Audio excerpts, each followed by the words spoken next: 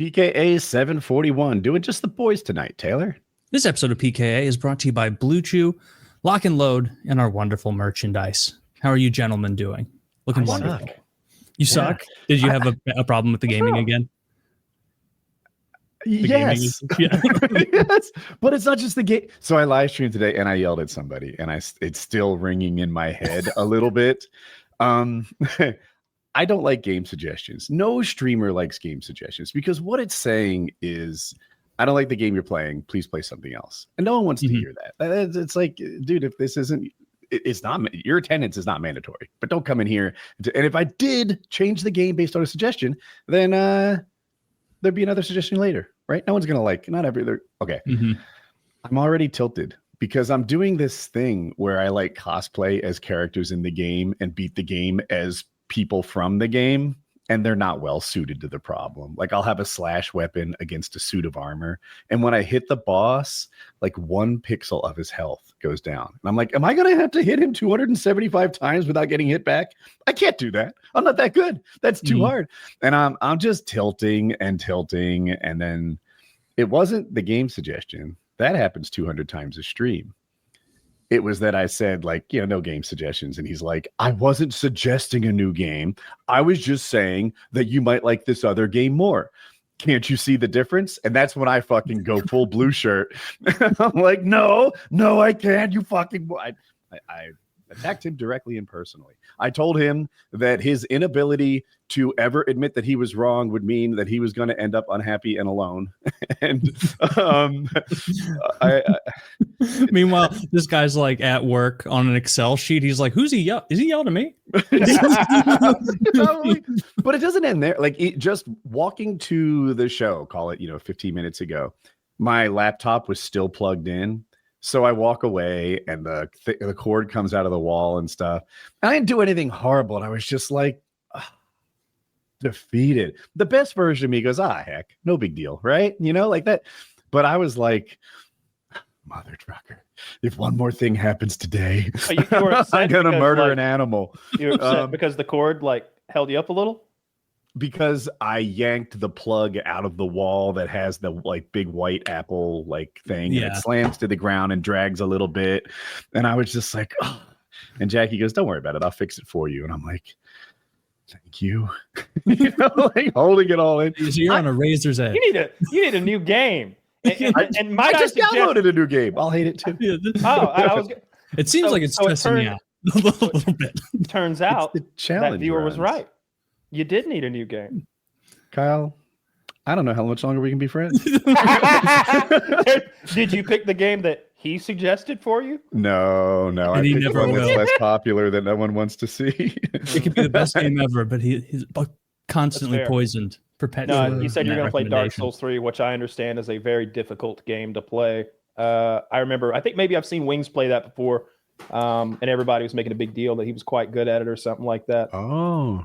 I don't know. But no, that'll be fun to see you play another game. I think they're very similar, right? The dodging and the parrying and the riposting. People in my chat have said that I should be very good at that game based on the things in Elden Ring that I like most. I'm going on about Elden Ring. I can do this for 4 hours. But what I really, really love in that game is dodging and punishing, right? I want a boss who wants to fight me. Do you want to be nose to nose, chest to chest? Bring it. That's my favorite thing. What I hate are dragons that fly in the air and blow fire all over the ground. That mechanic frustrates me. If the hardest thing about beating the boss is getting to the boss through all of his area of effect damage, I'm pulling my hair out. But if he wants to fight me with swords, ideally, or hammers or halberds or whatever, I love it. And I'm expecting Dark Souls 3 to have a lot of that. We'll see how it goes.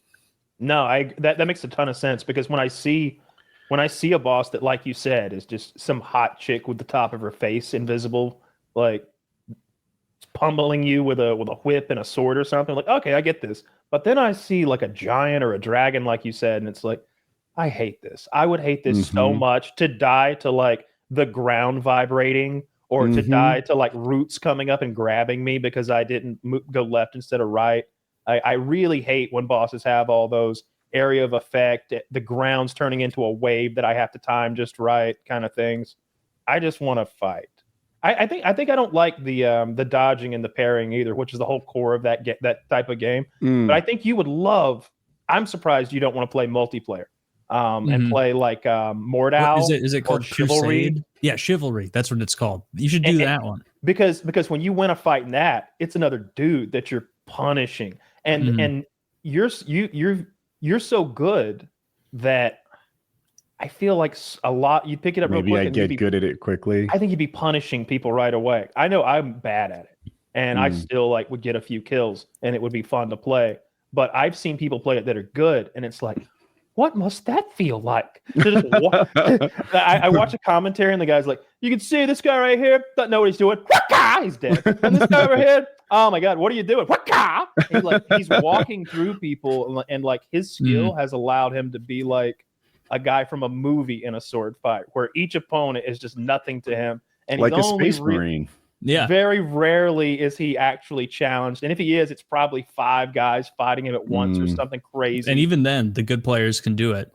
And it's one of those games, like, I don't think that, like, I know you can get better armor, better weapons, but I don't think, like, your baseline health is better.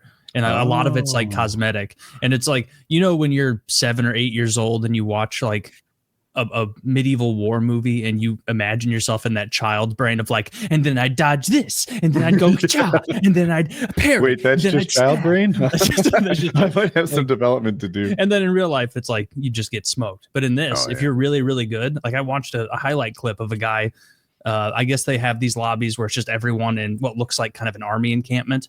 And you just kind of run around and you can hit some button and tell some guy like, hey, you interested in going right now? And I guess this guy had challenged like everyone because he's like backing up stairs correctly. Like you can see him like parry with a special kind of parry. So this guy's sword slides down and he's out of the fight for a second. And then while that's happening, he stabs another guy in the throat and backs up more and then jumps off this little parapet thing onto the ground.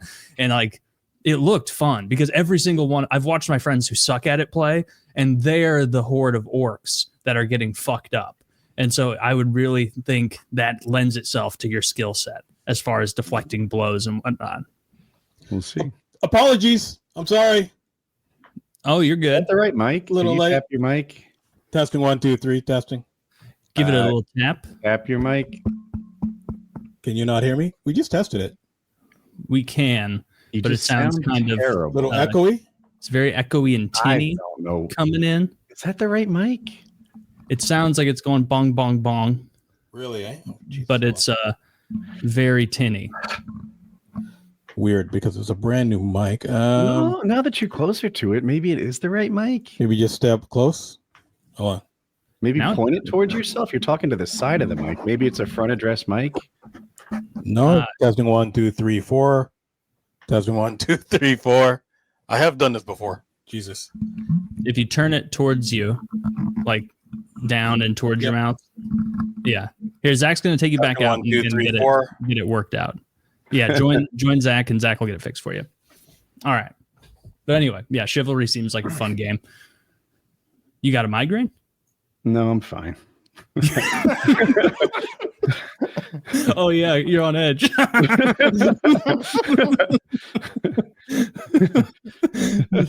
Unenthused. That right now. We're about to get twice a day blue shirt. We can't be doing that. I know you avoid salt for blood pressure, and we can't be allowing Woody to spaz about Mike stuff after that cunt so rudely told you, hey, you might enjoy this game. Actually, here, I'll send you a coat. Wait, is this talking about me? Well, I'm going to pop into my favorite host of my favorite podcast. I just arrived. I didn't hear any warnings about this. You might enjoy this game. In my defense, the first word of the description of the video in all caps is no game suggestion, please. When you type in the thing to chat, the rules come up. The number one rule is no game suggestions, please. And then he went past all that, and it's just that I'm going to get game suggestions wall to I feel wall lucky now. to have gotten away with my Chivalry suggestion here. You guys get a pass. I'll hush up. I'm sorry. You play what you want. What it is it vibes as I hate this street. And when you hear that like 200, maybe even like 1,000 times on a busy day, like it's a lot. Yeah. No, of course. That's fair. Yeah. I think you would like that, though. I just like you have a skill that would translate to it so well, and I love beating people in multiplayer games so much, and it's rare that I'm good enough to do it, like especially that well. But I think you could be a pub stomper at like Mordhaus or Chivalry or something like that. Possibly. I'd love knowing that everything that goes right and wrong in the game is my fault or to my credit. I don't want to win or lose because of latency or lag or some weird little glitch of unfairness. I watch what PvP looks like in Elden Ring. It's quite bad. That guy clearly missed that guy and hit him anyway. And on one screen, you see one thing. On the other screen, you see another. It's just a game that has timing so precise. It's not a network game, according to me. That makes sense. We're about to play or begin, a Baldur's Gate playthrough with me and Scum, and I'm gonna see if some more people want to join. But they have to understand going in, this is going to be a long session. Like this is probably going to be 100 hours or something. So are you planning a full completion run? Well, yeah, I don't want to start if I'm not going to finish. Actually, can I interrupt? Yeah. I had that same question. You got to finish, but are you aspiring to 100% the game? I don't know enough about Baldur's Gate to ask. You can. I don't 100% it, but I go pretty deep. Like I would say I 90% it, and that's really saying a lot. Maybe I don't even 90% it. The game's so goddamn big. But I take my time and I play through as many missions as come to me. What I don't do is like, I don't want to do that mission. I'm like, I want to do them all. I want to, even the bad ones. I want to do them. I want to kill the frog people and the fish people and the, what do they do to you? Are they inherently evil, or you just hate the way they seemed inherently evil? It's kind of like a joke encounter, but they like come from the murky depths, like a anime villain, like land dwellers, you will pay, and out real quick with some ice spells. Sounds like Jar Jar Binks PTSD type of scenario. You sound better, Wolf. Thank you. Oh, no. Thank you. Better. Yeah. Apologies, so you're gonna. guys. How's it going, Wolf? Oh, it's the apocalypse up here in Canada. Apocalypse. It's no. 51st state issues. It's a little bit of this, a little bit of that. What are you talking about? You guys won the championship match of the Four Nations tournament. I would think everything's looking up. No, honestly, everything's cool. It's actually an election here right now for premier and all this stuff. So we know. Is it a it's lot? Kind of crazy. So Trudeau pulled out. He's gone, right? He's not going to be the next. Well, guy. he's still prime minister technically. He's just not going to rerun next term, but they're kind of trying to find a replacement type of scenario. So I don't know how Canadian politics work very much, but my understanding is that the Conservative Party was ready for a tidal wave win. What do they call it? Not a landmine. Landslide. Landslide. I couldn't get off landmine, and I knew it was wrong. Landslide is what I'm like. Thank you so much. So the Conservatives were all set up for a landslide win, a changing of the guards, and then with the tariff talk, the Conservatives look less popular. What are you seeing? Essentially they pulled a Biden okey doke. So the PP Pierre Poilievre on the Conservative side. He was looking good. He had like 70% advantage with Trudeau doing things so badly, right? And so when Trudeau pulled out and the next guy was getting ready to go, all of a sudden it completely reversed because the next guy looked a lot more sturdy than Trudeau did. And then when Trump started talking about tariffs and all this stuff, everyone started getting back behind Trudeau again. So it's like the liberals are like feeling themselves right now again, right? So is Trudeau not running again because he's out? Trudeau he's still out of terms. He's still technically prime minister, but he said he's not going to run again, and he's staying in power until they get a replacement for the Liberal Party. Could he run again, or is it like he's done it twice or something and he's out? I'm honestly not sure about that thing. I'm actually more in depth when it comes to Kyle, politics and Canadian because that's where I went to school. But it's too late for him to run now. He's not going to run anymore. He's done. Even if he tried. Now, don't you guys have an election date set? Well, there's I guess you would call it like a state, or there's a provincial election today, but that's not federal. So it's it would be like finding state representatives as opposed to full-on federal election today. So that's what they're trying to do today. Most Are you guys like countries Europe? don't have like a 3 or 4 year running period like we do. So I'm like, how do you decide in a mere 6 weeks who you like? You know, Bro, that's it's complicated. It's weird. You have the two different parties, and it's like I said, I know more about American politics than I do what's up here. But again, I pay more in American taxes because I have more businesses in America than they do Canada. So I'm kind of weird. So I'm like, okay. I play both sides. Are you guys like America that you only have 2 parties, or are you like Europe where there's there's 6 of them? There's like 4 parties here, but there's 3 powerful ones. So who's the liberals? You have the NDP, and you have the conservatives. Who is the fucking losers? Who's the loser party that has nobody? The Green Party. The Green Party. Close. Yeah. What do they want? What does the Green Party want? Why are they getting trounced? They're just like an entry level party, and they're like the environment and hippie and this type of thing, and they have like 3 seats in the house of 300 people or something like that. So it'd be like our libertarians. Oh, okay. They sometimes win a thing or two, but really not one of the majors. That's the best place to be as the politician. Is you're like, guys, this is rough, and I'm definitely going to work hard to fix it. And meanwhile, you're just gaming. You're just doing whatever you want because you have no. I don't know why parties want to be in power. It's so much better to not be. Oh, is there a measles outbreak? Not my fault. It's the backup clearly RFK, who's had this job for 9 days, is to blame for the measles outbreak.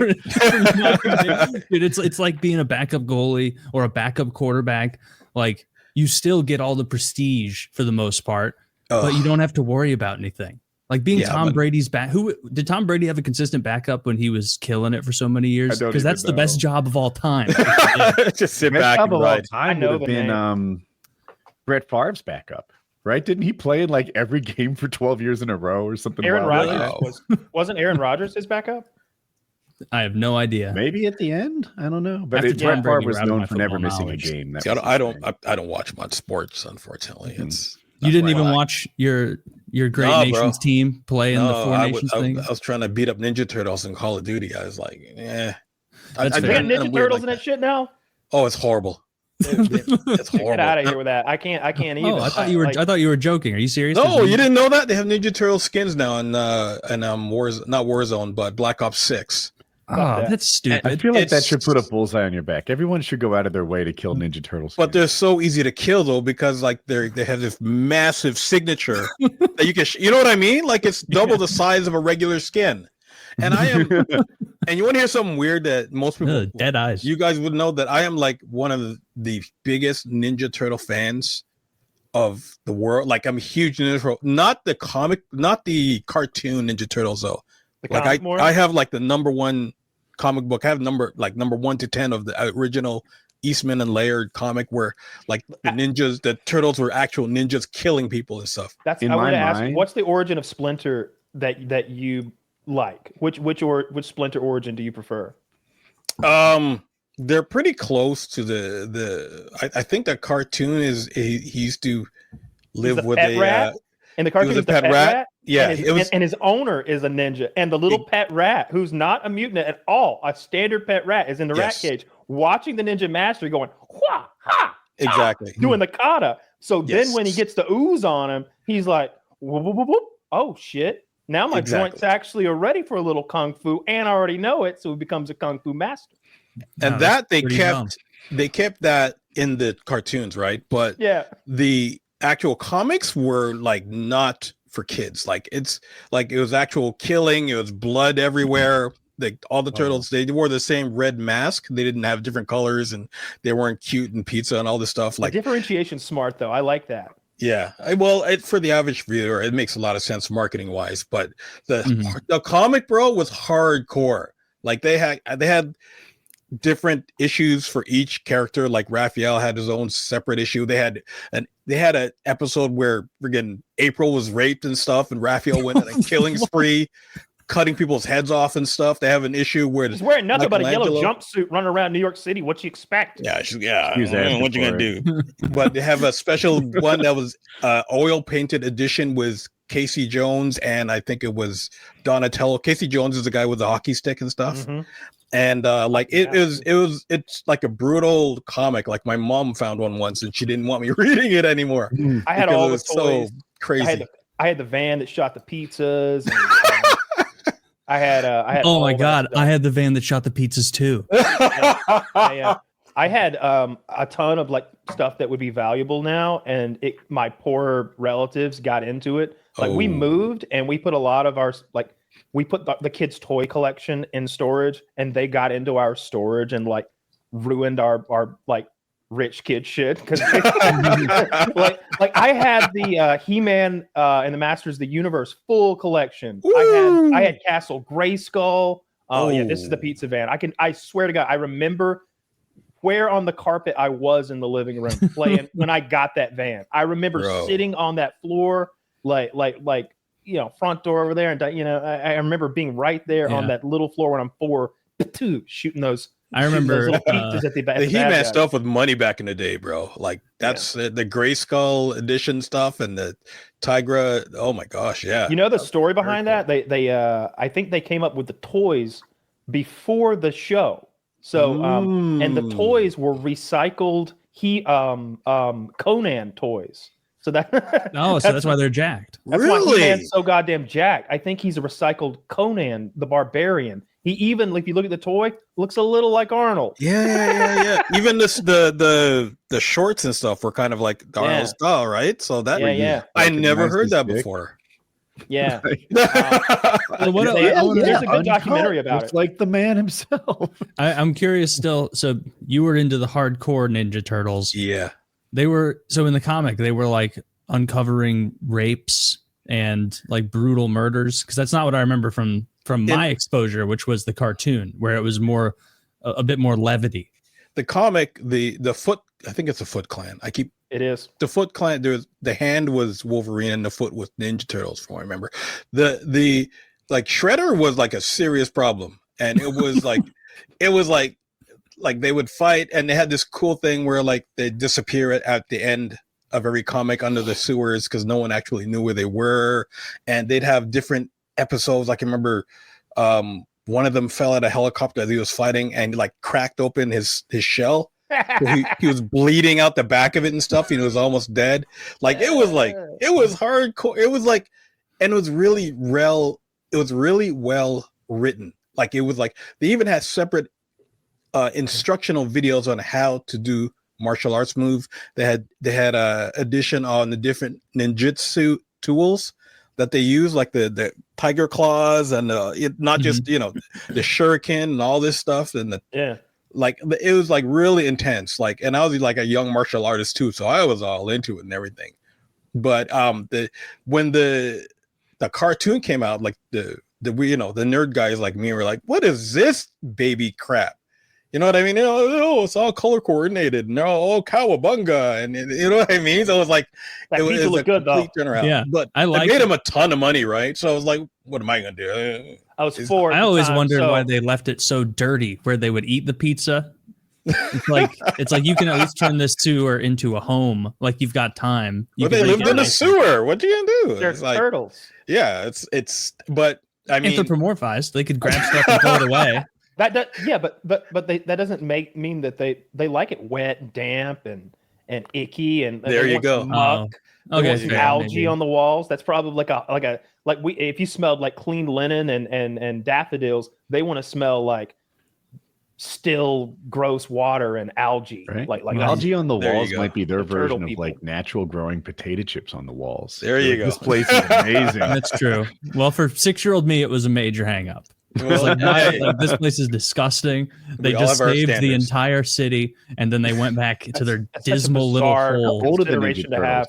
Like, how old are the characters supposed to be? They're like in their teens. Yeah, teenage. Right? So, Mutant Ninja Turtles. And there were also knockoff comics. Like, that's funny. There are also knockoff comics trying to imitate them back in the day, like geriatric gerbils. That was like another comic. Taylor, how many Lone Rangers were there? It was like 3, right? Half dozen. Baker's dozen. 3 guys. No. Did you say Lone Ranger? The Teenage Mutant Ninja Turtles. Yeah, there were the 3 Lone Rangers. You know, they go out together and but speaking of He-Man, you know they're redoing the live action, right? Who's gonna be? Wait, you said He-Man? He-Man, yeah. I like He-Man a lot. I know that they casted Jared Leto as Skeletor. You know who would do He-Man? Right, that's good. That's good. The guy from Jack Reacher. Yeah, he's big. Ooh, yeah. That's the best actor I can think of. That new He's the guy who does good. who plays Thor in the Marvel movies. He's big and jacked. He can be him. Pretty expensive. I don't know the nature of the show. But I miss the days when you had like bodybuilders doing this stuff where they actually look like, you know what I mean? Like, right? Conan was like hardcore, bro. Like, you know, there's no more Arnolds nowadays. The last one left was the dude from Guardians of the Galaxy. Oh, Zach was the last one. Oh, and that guy, Batista. Yeah, and that guy's not even big and jacked anymore. He lost it all on Ozempic, or he looks like he's on Ozempic. You need to stop taking steroids and lifting weights. Yeah, that's probably the more likely explanation. He was the last who stayed the character physically wise, I guess. You should have stayed big and jacked.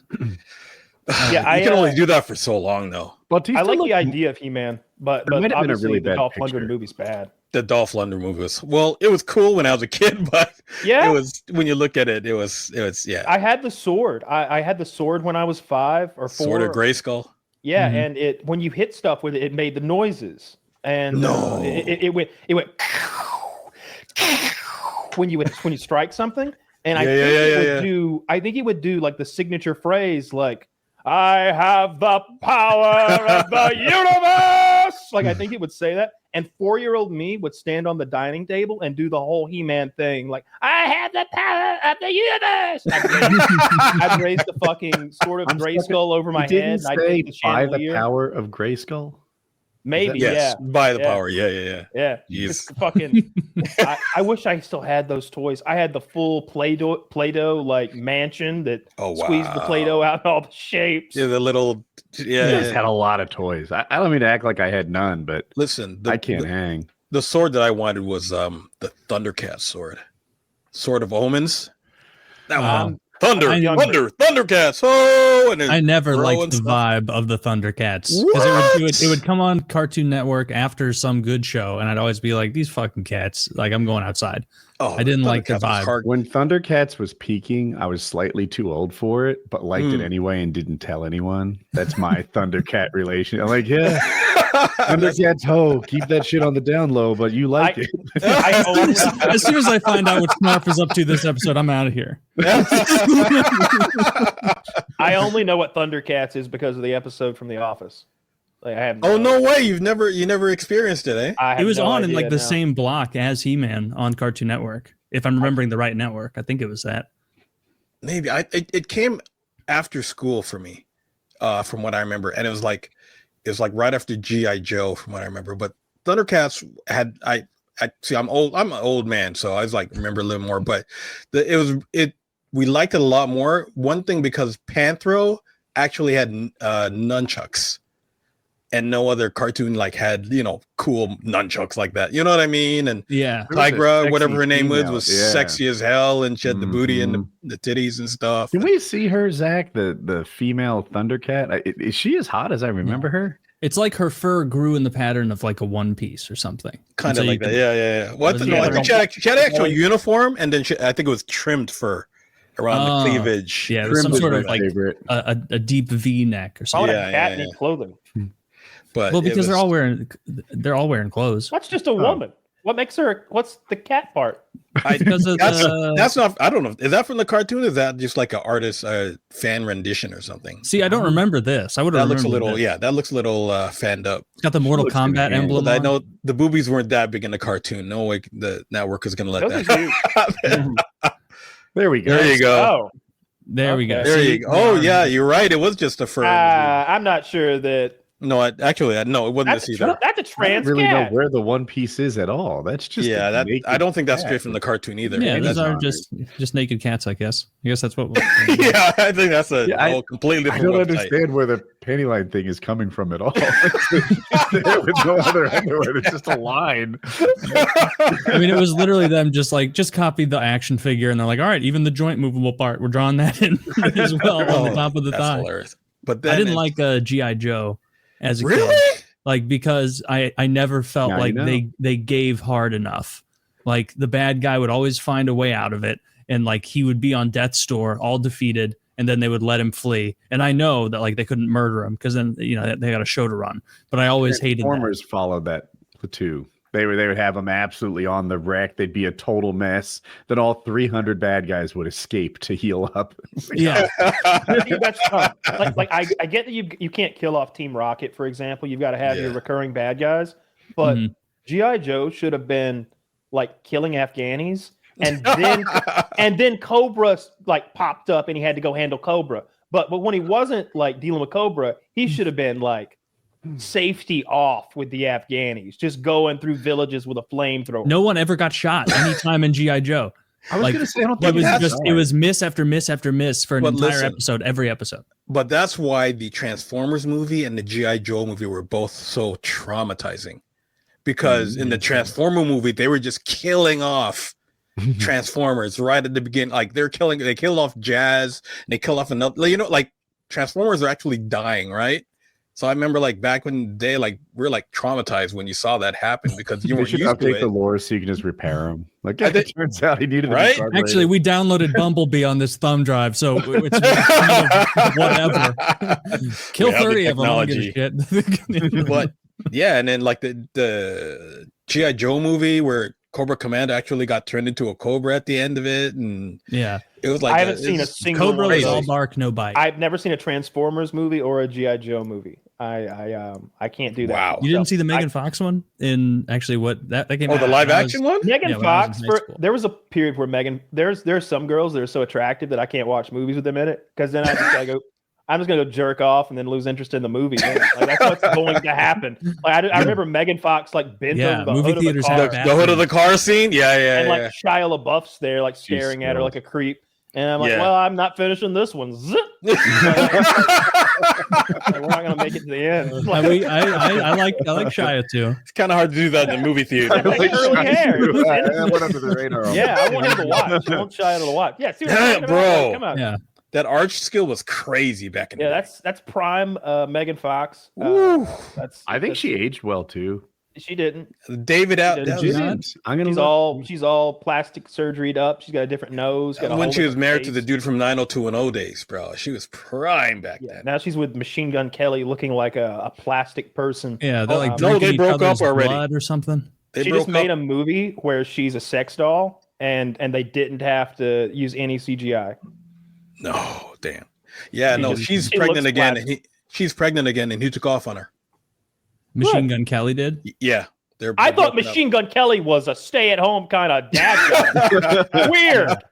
What the heck? Machine Gun Kelly ran off. He gives that traditional vibe, doesn't he? Yeah, they're not I- together anymore. Wow. She's another baby mama, honestly, okay. but she still looks good though. I'm not gonna lie. Come on. Yeah. I feel like it's somewhere in Holy shit. between what I said and what Kyle said. She doesn't. It's not like she's aging like Christy Brinkley, but she doesn't have. She's not a botched plastic surgery person either. True. Yeah. Mhm. Yeah. Yeah, I don't see her in anything anymore. Like I She just I don't Because see she a lot of was, movies. she was a problem behind the scenes, though. She, Oh, like, really? yeah. Like what the director of Transformers like literally kicked her off set because she had so much attitude. oh, Michael Bay. Yeah. Michael Bay has this thing where he tries to be the biggest piece of shit he can when he's making the movie because he doesn't want any infighting. He wants everyone focused on him as their adversary. He's like wardrobe and props don't have time to hate each other. They both hate me. Keep your focus on me. There's no infighting. There's no like drama. It's like it's just me. They've got to deal with me. I mean, it works though. His movies have a lot of camera flair, but other than that, he's got the pattern down. Well, Makes a ton what's the of last sense. movie he did? Star Trek? No, he didn't just do Star Trek. Is it- I don't. He did the didn't he do the new Star Trek series? Isn't it Christopher Nolan that's known for the? Am I messing this up? The lens flare guy. The lens flare guy. Yeah. Is it Nolan or is it Bay? I thought he did that all over Transformers, and they were complaining about it. I feel like Bay is known for big CGI productions, where it's like, all right, Shia LaBeouf, look up in the air and just imagine 10 robots fighting. Dude, the CGI fighting in Transformers is infuriating. It is the cinematic equivalent of a close-up shot of children banging pots and pans together. You can't see what's happening in these things. It's confusing, it's exploding, and there's no real flow to the fights. I heard the Bumblebee movie was really good, but I have not seen it yet. So, but he didn't do that one. So I heard that they stepped it up a notch. JJ Abrams, he's the. Oh, thank you. Okay. Yeah, okay. Oh, Kyle got it. I mean, I read it wrong. Okay. Well done. But yeah, that's a whole different style. Yeah, I want to see a new Star Trek, by the way, with Christopher Pine. I thought they're not gonna. That's all done. That think so? Yeah, I know so. It's that whole thing's done. And it's a shame. Well, I mean, I got lost. What's done? Transformers? No, the Star Trek. Star Trek with the Chris Pine Star Trek stuff. The JJ Abrams Star Trek side universe with all those characters. Well, Anton Yelchnich or whatever died. Oh yeah, he died. Yeah, the guy that played. He's the guy who got killed by his Jeep. Yeah, ran over him, right? Yeah. It didn't even run him over. Backed into him and there's something about those Jeeps that allowed people to think it was in park when it wasn't. I read. I think he was getting the mail and he like stopped, got out, and it rolled backwards and crushed him. I picture like a brick mailbox, like the really stout ones, and maybe a brick wall. Kyle, do you know more than me? I see he was pinned there and suffocated between the car and a wall of some kind. For some reason, I always thought of like iron bars, like one of those, like at a gated community, like iron bars, like 9 feet tall or something. I always pictured like a fancy iron fence. I always pictured like fancy stonework fence. Yeah, like you'd see in terrible way to die. And then I saw like Gene Hackman died yesterday, or they found him yesterday. His whole family, right? His whole family. Wife, him, and his dog. Yeah, I think carbon monoxide. I think it was carbon monoxide. Yeah, gotta be a gas leak. Right? Yeah, they're investigating right now. I heard no foul play is suspected. I read. If it was just the 95-year-old, that would make sense because you're 95. Yeah, he was 95. He was 95, and his wife was 63. Yeah, and then the dog, obviously, and Asian, and so a 63 Asian. That's like 47. Yeah, you think? Yeah. They don't age like they age like we do. My thing with Asian, I always thought they looked really young until like menopause, at which point they just like caught up with white people.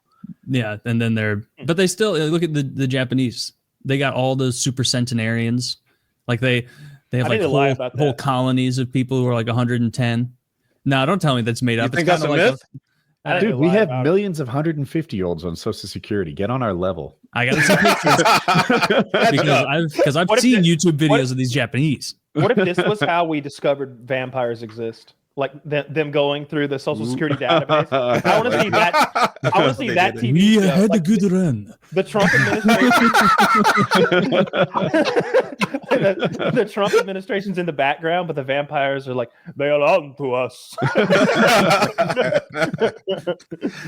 Why did you have to keep collecting those checks? The pros of being a vampire really seem to outnumber the cons. I could live nocturnally.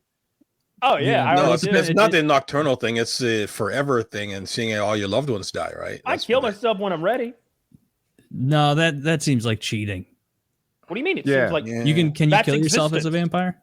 Yes, I guess it depends what movie. Yeah, you can kill yourself. It doesn't depend on what movie.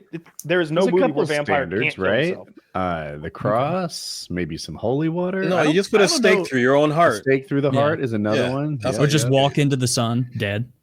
Sure. Right. What am I saying? The stake to the heart. I don't want to burn alive though. I'm going to take the stake to the heart. Yeah, if I just let Blade take me out, because when you die from Blade, you like burn up instantly. I don't know. What if he shows up with that UV radiation gun like he did with that fat bitch? Remember when he melted that giant fat vampire bitch? Oh, the library keeper? He's like making her tell him information. He's burning her up. I don't know. Yeah, that was UV. Did he kill that, or did I think he just burned roasted it up? her real good. He may have left it on and then left her. It was. I bet a stake to the heart doesn't. I've had a bunch of major injuries, and they're not that painful. Minor ones hurt more. Stake to the heart would probably be pretty awful. They do. Yeah. I swear, I've never had a broken bone that really hurt that much. I'm not really worried Don't about jinx it, pain, bro. right? You're only gonna feel it for a few seconds and then you die. I don't care about that pain. I don't want to be like burned and then The burn thing is messed up. Yeah, You know, like- I'd be nervous if it was like a 90-second burning to death. Like, that's a lot to endure. Yeah. your friends are trying to drag you in. You're like, no, get off of me! They save you, and now you're like gun shy, and you're like one of those people that tried to blow their head off, but now they have no lower jaw, and they're giving speeches at middle schools about appreciation. Oh, Jesus. What if a priest blessed your pool and you just jumped outside in the holy water midday? Right? Yeah, and if it's midday, you're already halfway dead by the time you're jumping in. Then you boil alive. But, I don't but yeah, wanna that's boil boiling alive. though. Yes, That's that's why double boiling. I sped it up, maybe. Ooh, actually, boiling alive might be as bad as burning up. I did see It's some worse. screwed up though. There was this series, and I can't remember. I think they were witches, or they weren't vampires, but there were two sisters, and they lived forever. But back in the day, they thought they were witches, so they kept trying to kill them over and over again, and they wouldn't die. Right? They'd hang them. They'd do all the typical witch stuff. But what they did to them instead, at one of the sisters, they locked her in an Iron Maiden and then threw her into the ocean. I know this. Yeah, what was it called? It was a Netflix movie, right? Like, But I can't remember what it was. But that would be screwed up because you keep drowning over and over again, right? She Forever. would wake up, like she'd die. She'd wake up a few seconds later and then drown to death. Exactly. And then just repeat that for like 1,000 And years. that- But she couldn't be exactly. killed. And an Iron Maiden, if people don't know, is like a iron sarcophagus. Yeah. Like, and they Yeah. just With the buried spikes it. inside. Oh, I didn't know about the spikes. And yeah, so she just lived. It was torturous. Yeah. And at the very Iron end of the Maidens aren't real show, thing, though. you meet her. I Say again? have heard that it wasn't really used, but maybe Kyle, you know more. Yeah, it's a Ooh. made up thing. It's like a. It looks like there's room. The Iron Maiden wasn't real in real life. That's like, This is where they'd put you if you lost on Legends of the Hidden Temple. this. Yeah. This is like I don't know what Olmec. this image even is. This is like if you wanted to 3D print an Iron Maiden. This is the file. Like you know what I mean? Like That's- It looks Smile pretty on- close to what I saw on the show. Yeah. yeah, I they don't didn't know. exist. It never existed. Really interesting. Okay. Not- We're going they to were never interrogate used. him, They sire. were- Don't worry. Well, we I- closed him I in the think- Iron Maiden, and he's dead. No more questions for him. Like, it wouldn't be a very good torture device. Yeah. It you seems just like a kill death the person. device. I think it's a Barnum and Bailey type thing, like one of those. I feel like they figured out Interesting. torture probably thousands of years ago, where like the first guy to tear out fingernails was like, "We've done it. Like we've aced the test. We've got it. There's never going to be." I think we're pretty good at it. it. I think USA is pretty sick at it. We spent like millions and millions of dollars on those enhanced interrogation techniques. It's rough stuff. I wouldn't want to do it. But I've seen stuff that what was the I wanna guy try it. they named BDSM after No, sadomasochism after. They named it after a certain guy who was tortured back in the day. Really? And I saw a movie about it, and it was very disturbing of the stuff that they did to this guy, and he ended up liking it in the end. oh no. Yeah, as They like named it after a guy, yeah, and I like can't Baron Devon Saint Marie. it's something like that. And of course, I'm going to remember it like 3:00 in a.m. after I'm off the show. But there's a sit up. guy that it was named after because they tortured him so many times they ended up liking it, and it was like they, one of they'd put acid in his eye and stuff, and he'd lose his sight. Like it, like The they did term is everything. named after the Marquis de Sade, a French, Sade, yeah, the Marquis de Sade. Yes, that's it. French author known for Yes. his violent and libertine works and lifestyle. Thank you. See, I'm not crazy. Oh, But it would yeah. be like And almost a Leopold von superpower. Schachermack, an Austrian author who described masochist tendencies in his works. So interesting. One person was the sadism side, the other was the masochist side. Yeah, Interesting. how intense were this guy's books that he cornered that, got the name? I don't Pretty know. intense. Must have been. Imagine torturing some guy and then he ejaculates. Ah! This isn't working. You'd be like, There's you'd a be whole. You can go to nightclubs to see that stuff. you go back to like your wench surf wife after work. She's like, how was work? And you're like, he came. Oh my God, are you going to lose your job? Did you try the know. fingernail thing? Yes. Yeah. That's what it took for the second time. I dated a dominatrix, so there's a whole bunch of stories I could tell you, but it wasn't my thing. But you know, I'd hear the stories, and it was interesting because all of her clients were guys who were like wealthy and powerful and stuff.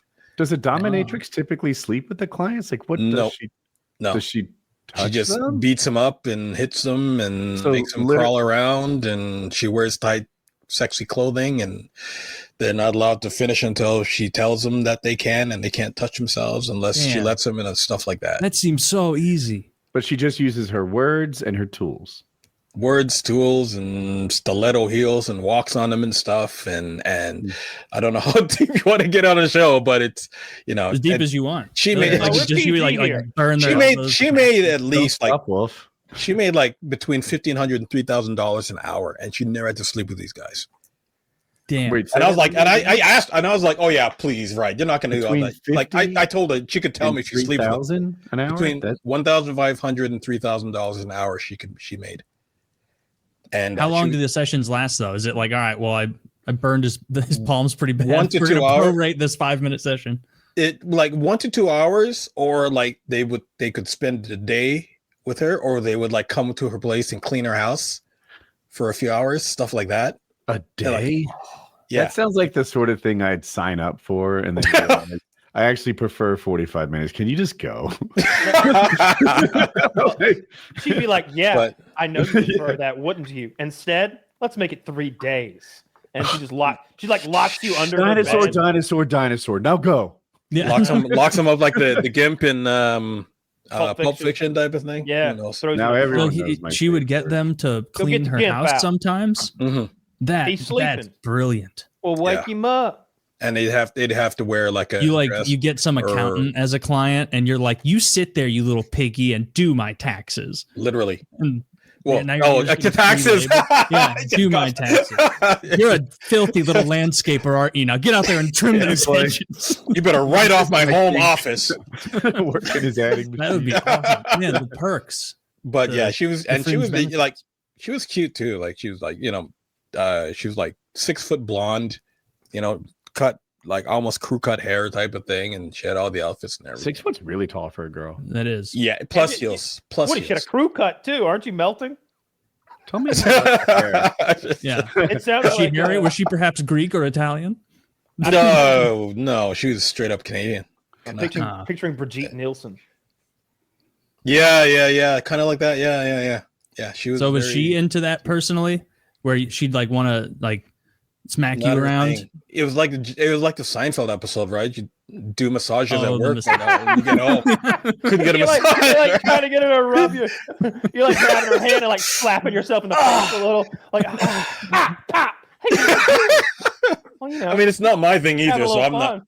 I wasn't asking for it, but yeah, she said she'd had previous relationships where they were upset that she Yeah. wouldn't do stuff like that. That's for sure got to be the easiest kind of prostitution to do is smacking.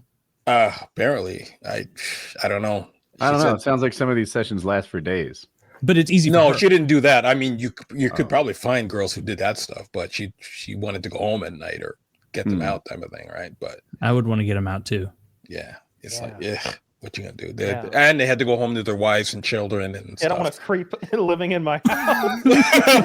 There's already one. Like, But again, it was all like friends of friends, and guys had to connect through offices. Like it wasn't like strangers right off the street. They had to have referrals and stuff, and it was a big thing, right? But Huh. it's funny. Did you guys watch the show? Is I think House of Cards? Yes. Yes. Yeah. Remember how that started? Was he getting BDSM'd? He was getting beat up by his wife at the beginning of the Oh, first episode. yes. I think I Yeah, remember 'cause- some of those scenes. I don't remember that being the very beginning though. Yeah, I don't remember that at all. That was the first. You know what? Am I saying is it House of Cards where he was he's trying to be president? Yes. Yeah, Kevin We're talking Spacey. about, yeah. Watch the first episode again. Opening scene, him getting beat by his wife. He was a freak that whole time though, because then he and his wife bullied that Secret Service agent into having a devil's threesome. Yeah, and it wasn't until afterward. And it wasn't even a devil's threesome. They both fucked him separately. That dude was into both of them. Because he was in the guys too, right? Kevin was in the guys too, They were both fucking him like separately and together. Like, are you sure? Yeah. I feel like I remember him being bullied a bit. No, I remember him being like, he was into it. Like ooh la la, the president and his hot wife want me. First of all, Robin Wright is hot enough to put up with Kevin Spacey. Bro, she was get Robin Wright after. She was fine in that show. Oh, dude, gosh. I'd be all over Kevin Spacey if Robin Wright's going to hop on in. I saw Kevin Spacey got accused again by again. Yeah, it's what's his name? One of his co-stars from that movie that I had you watch a while back. I don't know. I saw a video of Kevin like in front of his kitchen counter or something talking. Recently, I saw that one too. Yeah. But I can't remember what he said in it. Let's see. Where are you, Mr. Spacey?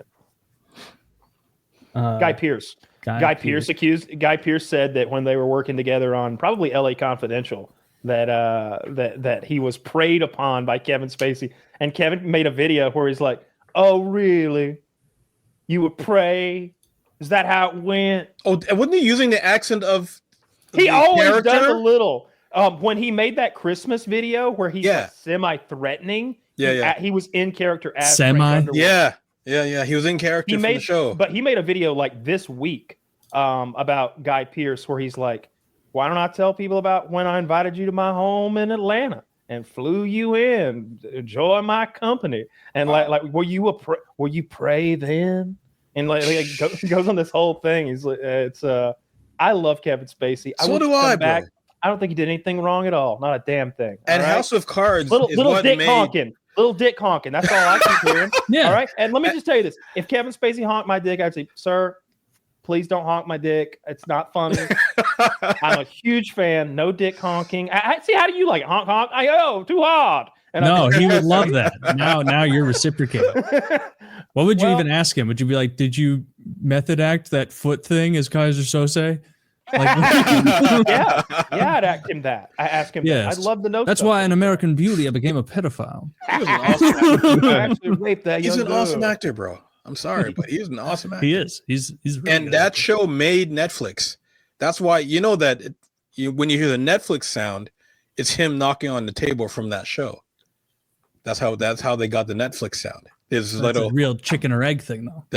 That's how they used to start Netflix when you signed in, because that's how big the show was for Netflix. You know, now he's not. When you like hover over it on Netflix, he's in none of the cover art. He's in none of the. They play like a quick blurb. They play you like a sort of I don't know, teaser trailer when you hover over stuff in the app, and like he's in none of that. If you were to hover over it and read and watch, you would think it was a show about Robin Wright becoming the president of the United States. Dang. You know? And it's like, it's a wonderful show. The first season is so good. I love that show. I was super into it at the time. I thought it was the bee's knees. It was. I know Taylor didn't like the later seasons, but I did. I loved it all except for the last season. Of course. When he killed Kate Mara, when he pushed her in front of that fucking train, that was great. Honestly, from the first episode, when he kills that dog and he's like, "There are two kinds of pain," I'm like, "Oh shit, this is a different kind of show. This is the devil." So he's a bad guy. He's murdering. But is he though? I did. Is love he that. though? Like, He's right. Though? You know, there's two kinds of pain. There's like pain that you learn from and you grow from and become stronger by, and then there's this useless, just suffering that he's ending by killing the dog. You know, he's got a good point. He's right. And he ended that lady's misery in front of that train. That lady's talking shit. She had kept her fucking mouth shut. If she didn't play along. Yeah. I did like that. How he like, as this old man, even then shoves her in front of a train and then just kind of emerges conspicuously from the other side of the platform. And everyone's like, who could have done this?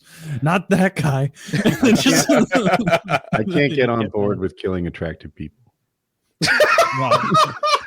Ugly people, hey, go have fun. But no problem. good-looking people, that's crossing the line. She's 10. She's a What 10. If it was some like big fat journalist who's like, well, I'm going to uncover all the evil Right? on Capitol Hill. Everyone was like, Don't no one damage the mind her. train. Mouth breathing and everything. He's got to go. Jesus. He's eating while That's he's so talking. bad. Yeah. Yeah, But well, that's Woody's always been consistent there. If you're a big fatso, you deserve it. You deserve for Kevin Spacey to get your ass. I remember that show was so good. I lost interest once like it became clear he wasn't going to be a part of it anymore because the whole reason I was watching it was like, oh, it's the Kevin Spacey show. Like he's the interesting character. And then that bald guy who was like unbelievably duplicitous and underhanded, who was his right-hand man. He was very good too.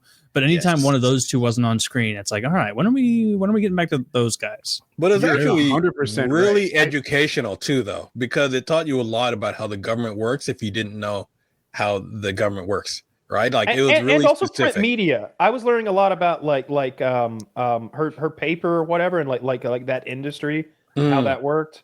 But I always say, like, most of my knowledge of the White House and its inner workings comes from the TV show The West Wing. The West Wing was so good for that. They teach you what each of those White House positions actually does and what the hierarchy is, and the judicial, the executive branch, who collaborates versus who competes versus one another. It was really good.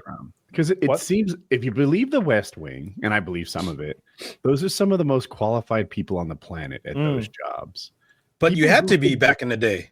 People who could make 10 million a year or as a minimum, right? People who could make 150 million a year, possibly. Yeah. They're working in the West Wing for what? 120 grand?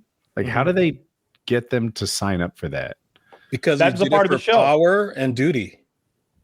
That was the part of the show, right? When in the first season, when they're recruiting the team, and he goes to Rob Lowe and he's like, "I've got a guy.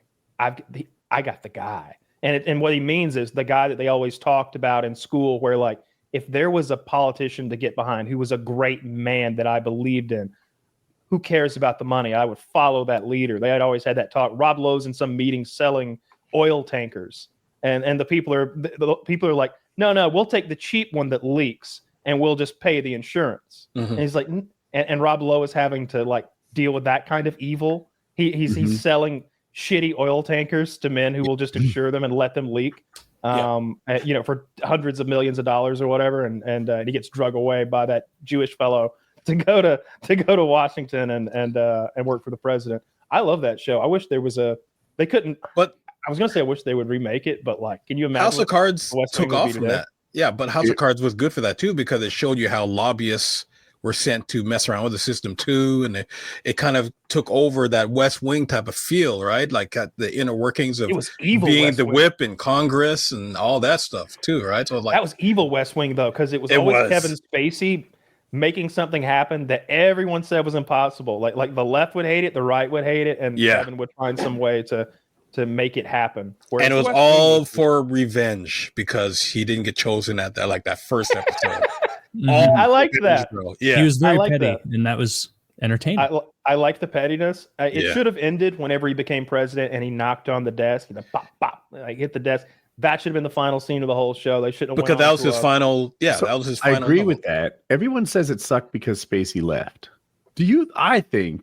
I don't know that the next season would have been as bad, but it would have also been on the decline if Spacey was still there. I know a lot of people like me stopped specifically because Spacey wasn't around. It's like, all right, well, that character I was interested in is gone. It was good, fun while it lasted. And then, it should have been one more season after he became president, and he should have died at the end of it. I had the death idea. You know what I'm saying? It was going to be an embattled presidency, and I wanted to see that. But instead, but for how long though? Yeah, for a season. But instead, they killed him off screen, which was just so upsetting. Stupid. They pulled a Yellowstone, and then they did this thing where a key plot point, a key MacGuffin, was that he had made these audio tapes, like long audio tapes of him sort of confessing to everything and pontificating. And it was like whenever he would talk to the camera, to the audience, those were recorded on tapes, and they had those tapes. And they would occasionally play them on the show. but they wouldn't play him out loud. They'd have people listen with earbuds and shit. They wouldn't even play his fucking voice. And you'd have people like reacting to him hearing Kevin Spacey admit to a thing. And it's like, you're not even going to let us hear his voice say the thing. And of course they're not, because he won't say the thing because you fired him. Yeah.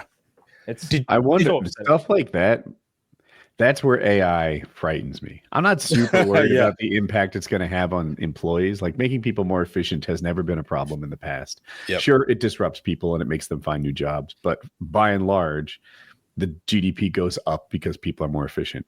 But the ability to lie, to show me videos that I can't tell are fake half the time anymore. Taylor's better than me, but even Taylor will be fooled before too long. And the audio, same sort of. I think I'm better at catching audio fakes than video fakes at this point.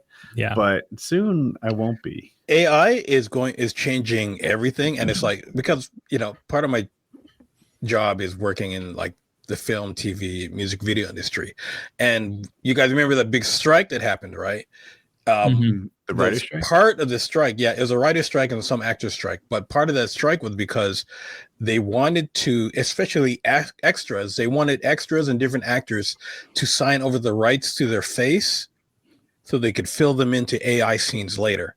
And now that's like, how crazy is that? And it's like, even like martial artists, like one of the reasons why Jet Li, amazing martial artist, but one of the reasons why he stopped acting was because studios are trying to pressure him to sign a contract that they could use his moves without him.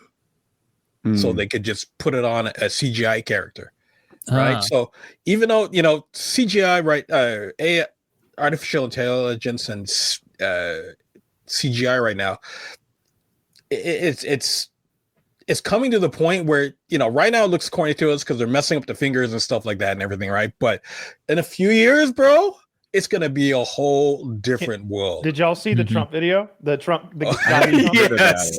I got it right.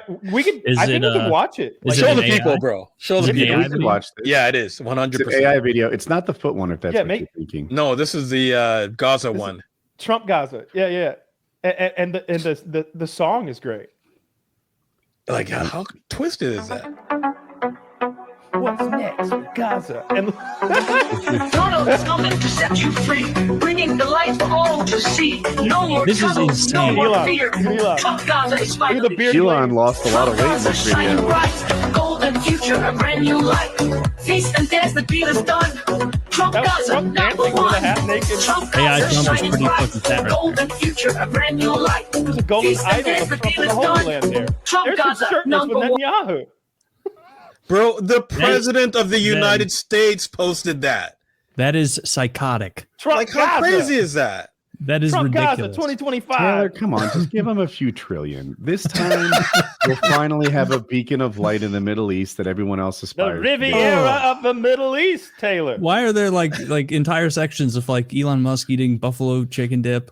No, that was that that Middle hummus Eastern, or something. Yeah. He's like dipping flatbreads and oily fucking chicken. They didn't do enough renditions because Trump was fat as hell when he was the non-statue version, and Elon was very Asian. I appreciated that. I appreciated the honesty. I like Elon is the one who paid for it. Maybe that's why. No, it came from an Israeli group. Oh, really? AIPAC, whatever they are. Yeah. Like AIPAC's an official Israeli group. It came from like an Israeli. Why did they have a section of the Instagram people not like that had their homes destroyed, like walking through rubble? Because they're showing you the before and after. Yeah, they're saying look at Gaza, it's ruined. What's next? And they're walking through like a tunnel into the future, it's like modern Dubai style skyscrapers. And I don't know if you caught it, the belly dancers, they had that Jasmine look. They have long man beards. Yeah, what was that about? That's AI. They AI screwed up. They told the AI to make like Arab belly dancers, and it's like, should they be exploding? Arab belly dancers. The AI did the best it could, and they threw some beards on. That's how you can tell they're definitely Israeli AI. Very negative associations with the Arabs. And I thought that was great. I thought it was great. I thought it was scary, bro. It's a joke. It's a joke. Is it really a joke? But it's a cringe joke. It is. The problem is these jokes, they normalize some extreme thoughts. Yeah. right? You know, Bannon was just kidding when he did a Nazi salute at the CPAC, and so was the Mexican guy. And Elon Musk, he's such a jokester. And you know, now that priest doing Sig Heil, like that dude laughs. They defrocked that priest, and his frock is gone. They frocked him. They frocked him up. Yeah. He's done. He's frocking solo now.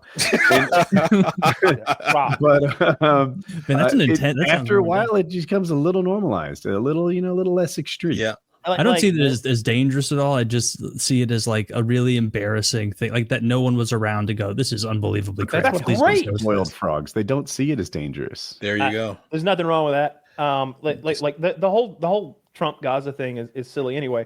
He's not going to send U.S. troops there, and he's not going to pay for it. What he's saying is, would you let us profit from your genocide, Israel? Well, could we do that?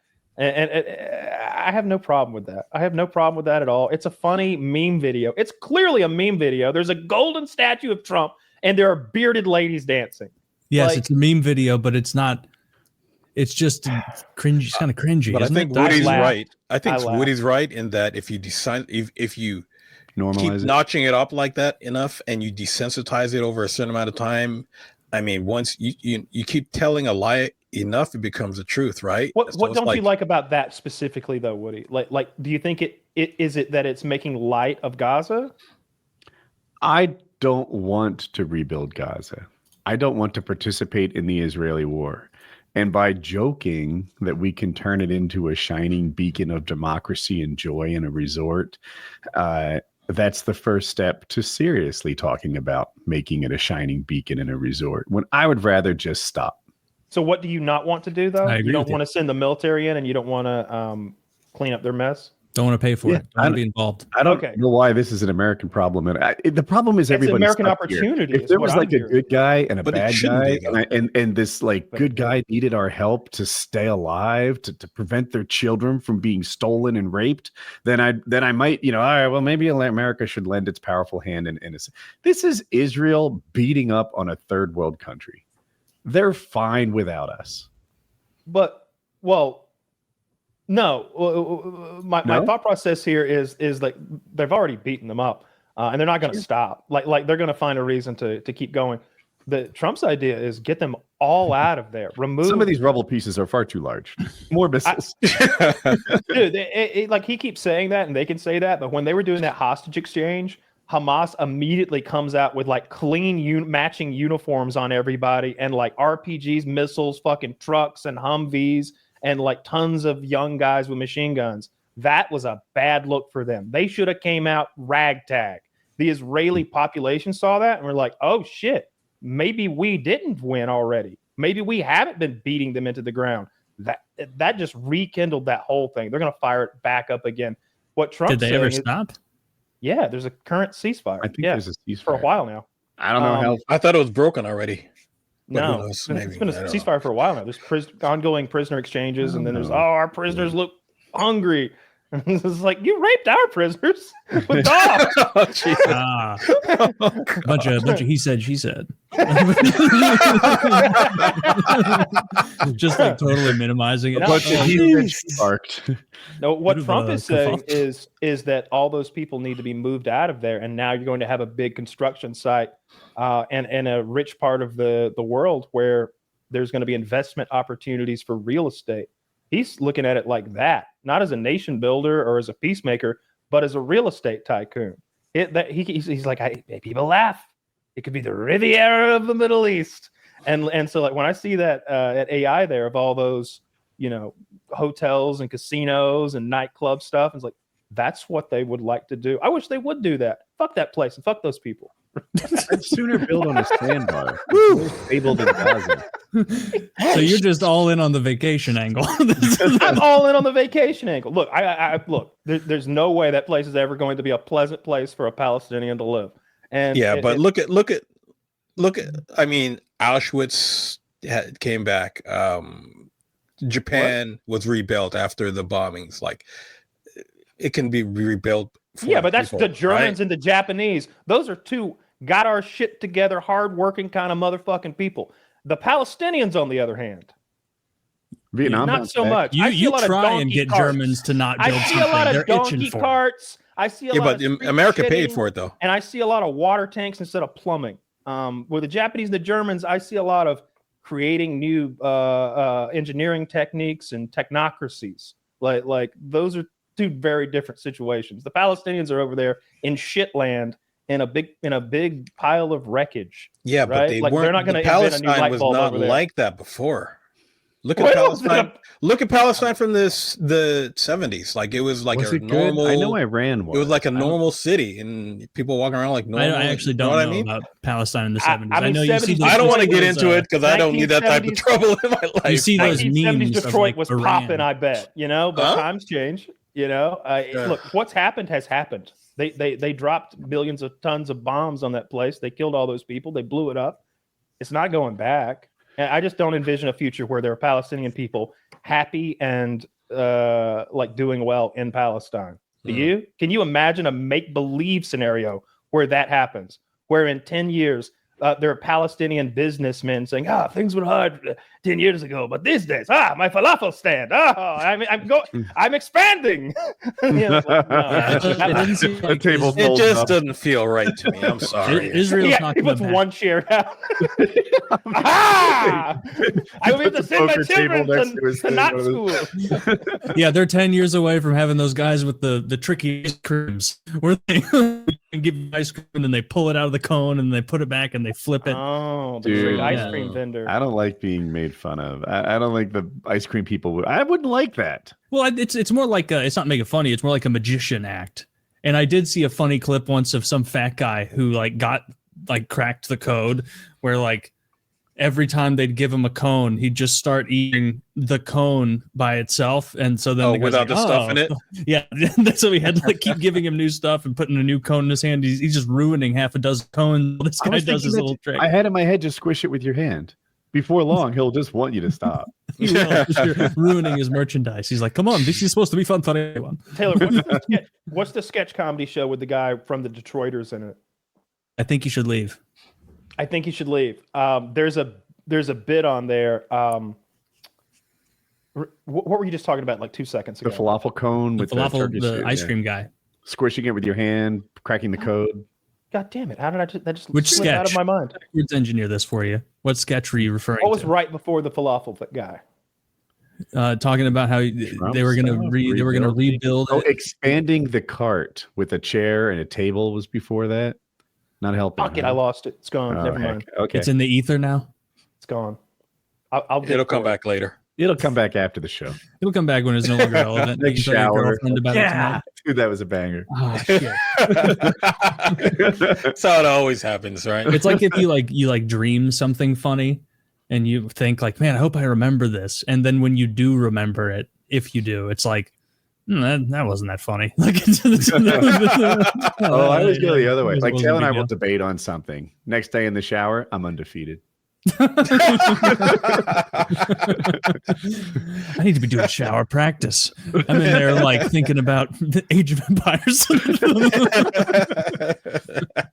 Never fails. Never fails.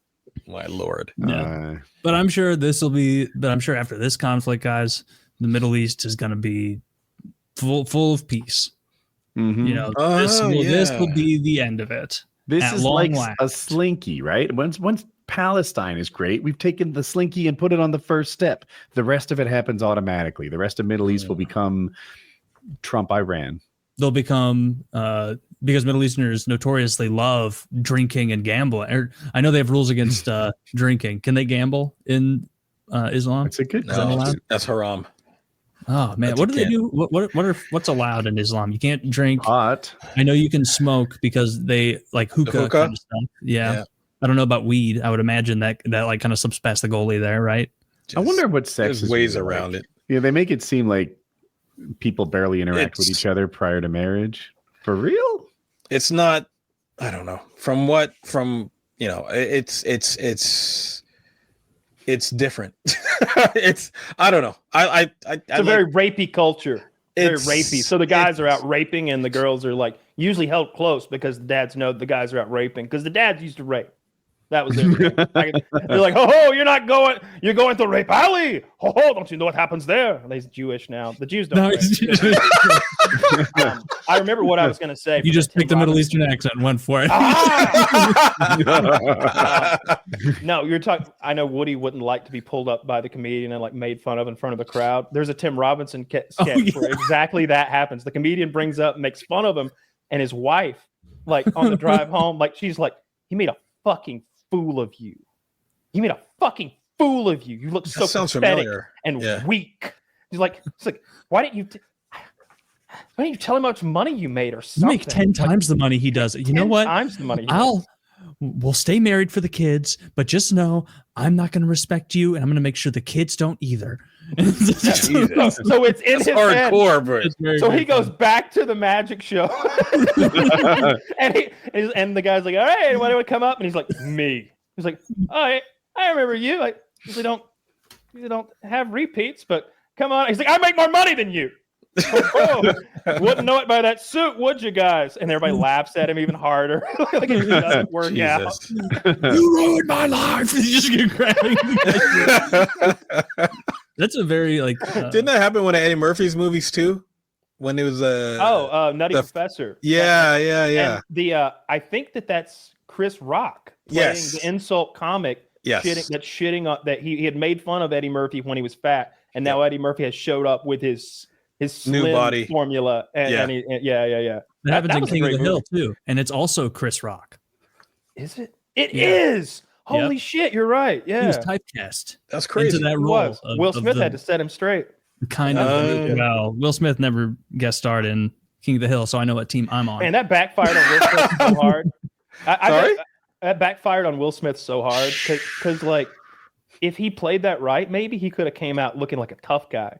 But instead, he came out looking like you would have had to throw a punch, like a bully bitch, kind of, like because Chris is like half of his size. Yeah, half Chris his size, Rock's a little fella. And like where they are is like, like Chris. Some black person said, "He's like, hey, the white people are watching. What are you doing?" Yeah, it's, you know what I mean. Part of me gets it though. Who sympathizes with Will Smith? Ooh. No, I sympathize with him too. I'm sorry. Part of me gets it because if that was my wife and he was, is going over the top like that, I would want to do something too. I'm sorry. I'd almost feel obligated. Like like imagine some guy spits on you and you're like, well, now we have to, right? Like, there's nothing. Yeah. What am I gonna do about? I got no choice now. Do this? Yeah, like, I'm not just gonna get. What was wasn't the impetus like relative? And I don't clearly don't. He made a Wakanda joke, wasn't it? I thought it was like a bald joke. It was a bald head joke with her alopecia in regard to G.I. Jane, some old movie she was in. Yeah. She was not in G.I. Jane. No. He's the joke with calling her G.I. Jane. Yeah. Oh, okay. Yeah. But she lost all her hair to a medical condition, alopecia, and Chris Rock was making fun of Will Smith's wife about her medical disability condition, whatever. And Will Smith, who has a bumpy relationship with his wife, felt like he needed to step up. And like, I get the pickle he was in. That's all. Will Smith, whose wife usually is just fucking his son's rapper friends, and he never slapped any of those guys around. I never saw him slap any of his friends' rapper buddies around when they were blinking his wife. And hung. Maybe Chris Rock is not. Chris Rock. I bet David Spade's got a bigger hog than Chris Rock. So when I look at Spade, I think that guy. That's David Spade. When I look at Spade, I don't see that when I see David Spade, bro. I do. No, I do. That's funny.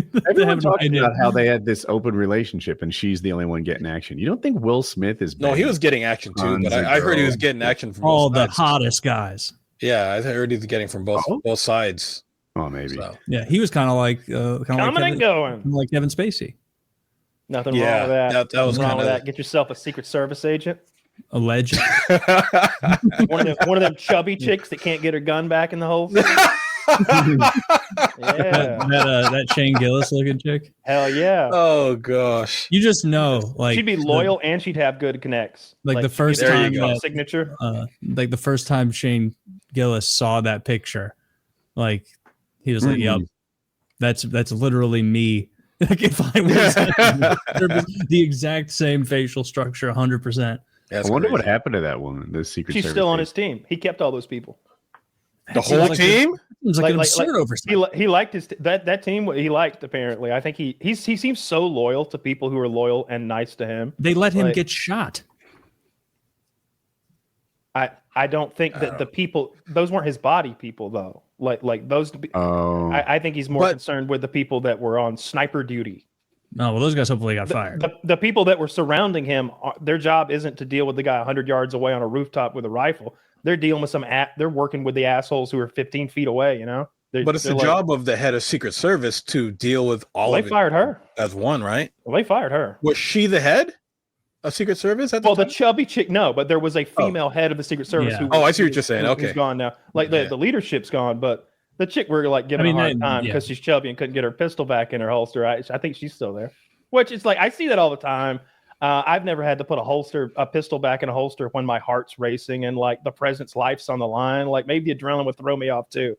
But not at that level. It should not throw you off, bro. Yeah, you should. That should be second nature, body, muscle memory, easy. Like, I'm with Wolf. Kyle was winning me over for a second, but like, I hate to make this about me, but Secret Service is tier 1. Imagine if I was like, you know what? During rescues, I tripped over my own feet all the time. Sometimes I didn't swim very well. Direction, like adrenaline's popping, so I suck at my job when times are tight. It's like when the chips are down, that's the woman you want on the line. No, you know what I want? I don't want someone with scared face. I want someone not scared face. That's determination. She's like, I wish one that kind of looks worried face. Yeah, she's spooked. She's like, oh no, it's happening. I'm a part of this now. Like, listen, for Secret, I want Joe from Lioness TV series on my Secret Service, bro. I want somebody who have you seen that show, Lioness? Day of their life. I want someone who is like, oh, thank fucking God, gunshots. This is what I train for. I can't. Where is he? Help me find him. This is me. This is my time to shine. Like that's who is the guy? There was a like when Reagan took shots. There was some guy with like an Uzi who's just that's Secret Service. He is salivating at the opportunity to return fire. That's the guy. Get that guy in the mix. That is who you want. Like I want someone Reagan, who was like Uzi, Secret Service. I want someone who was like kicked out of Blackwater for going too far. Some guy who's just yearning for the opportunity. There was the guy who scalped his kills. Right? Like, Jesus, that's the guy you're looking for. Honestly, yes. Get that guy in the mix. You want a psychopath who takes flesh trophies? They call him the Comanche or something. Yeah, this is the guy you want. Who are you talking about? Who took I don't Google it. Let me fact. Look at how dapper. Dude, I like that guy. Look how dapper he is. Also, look how ugly that guy is in the back. But Reagan got hit though, right? In the back. Yeah, he got 22. Yeah, in the back. He went to surgery that day and was fine. Yeah, that was always hard when you saw him with the Uzis. Yeah. And now the tech they have is like insane with some. That's great. They got like. Well, remember Trump when Trump got when Trump got shot at though, he wasn't president, so he didn't have the top tier team, right? He had the but I'd like to think that we've got multiple competent tiers. It shouldn't be like, oh no, I don't have tier 1 Secret Service. I've got the goobers, the Mr. Magoos who are gonna like trip into me and save me that way. Because all former presidents have Secret Service, right? So they're gonna have you're gonna have different tiers. Yeah, you're gonna have. Can you imagine how many who were they hiding in Jimmy Carter's service towards the end? Because there were people there for sure because he was still president. Yeah, but I bet that was either like a position of shame where it's like you failed your marksmanship so poorly, we can't fire you because of confidential secrets, but we're gonna put you in as a Jimmy Carter. I bet that's a good job. I bet that's the job they give you when you're 40. Yeah. And you don't want to work at a desk. And you can't keep jogging beside the limos. I bet Obama still has good ones. I bet Bush still has good ones. I want to be AOC's Secret Service. I want to be her confidant. Dude, she's still hot. I want to be jogging next to her limo. Damn. Like all the time. Ma'am, we have reason to believe there's plastic explosive in your underwire. Hurry, take it off. We have no time to wait. Jump up and down. I'm hearing something about a snook, ma'am. The snook. Remember the snook from I remember. In South Park when they had to go inside of Hillary Clinton's pussy and get the bomb the terrorists had planted in there out. It's a snook in her snatch. Snooking her sniz. Yeah. That was So very bad. funny. What is the lowest level you can have and still have any Secret Service at all? Is it just vice president, or do like Speaker of the House? Do they have a guy? No, it'd be like family Always. members of former presidents, right? I would think assume that you get a lot of cut. Like somebody's got to be keeping an eye on Barron because it's like okay, Yeah, or like the Obama girls, or Obama whatever. girls and stuff like that. Like all the way down, all the president's kids, right? They all got like old school Secret Service with them because you can't have some country taking a past president's child or something. Yeah. right? So you're gonna have That would be a good movie. cushy gig. Kyle, you are muted. that's a great part of The West Wing. There's a scene early on when he's melting down over his daughter. He's like, "Can you imagine if you were kidnapped? They put you in a plane. 6 hours later, you're in Iran. They're telling me I've got to pull troops out of the Middle East, or they're going to cut your head off, and I don't know what to do. Can you imagine? Because that's what's going to happen." And she's like, "Yeah, holy shit!" And he's like, "Yeah, that's reality. I'm the president of the fucking United States. You can't run off." And she's like, "Okay, I'm so sorry, Dad." And then like 2 seasons later, it happens. She's kidnapped for realsies. They give her one of those lady Secret Service agents, of course. Doesn't pan out. She gets kidnapped, and the president's got to tap out, and they bring John Goodman in to be president. John Goodman's the Republican, so he shows up he's Fat Goodman. Fat Goodman shows up Fat Goodman. with Right a off of Roseanne disrespectful Goodman. bulldog. He's got like a disrespectful bulldog that he brings with him, or a pug or something. He's like, "That's General." He's like in the Oval Office with General, the little fucking dog. It's sweet. Dude, Yeah. Fat John Goodman rules. I know he can't be fat anymore because he's so old he'll die, but Yeah. he was great when he was big old fat John Goodman. Sure, you The 10, And the scary. 10 Remember- Cloverfield Lane John Goodman, where it was kind of like I was disappointed by that movie I didn't like because I was hoping for a sequel to the city fight. I was hoping for an actual Cloverfield sequel, was like I was hoping for a sequel, not like the last 15 minutes of you didn't like the slow burn of like John Goodman slow. being. If I knew what was coming, I would appreciate it more. But it was like Cloverfield Lane. I like the Cloverfield Paradox movie more because it seems had like more they action. tried to make it a sequel by tacking on an extra 10-15 minutes of connectivity.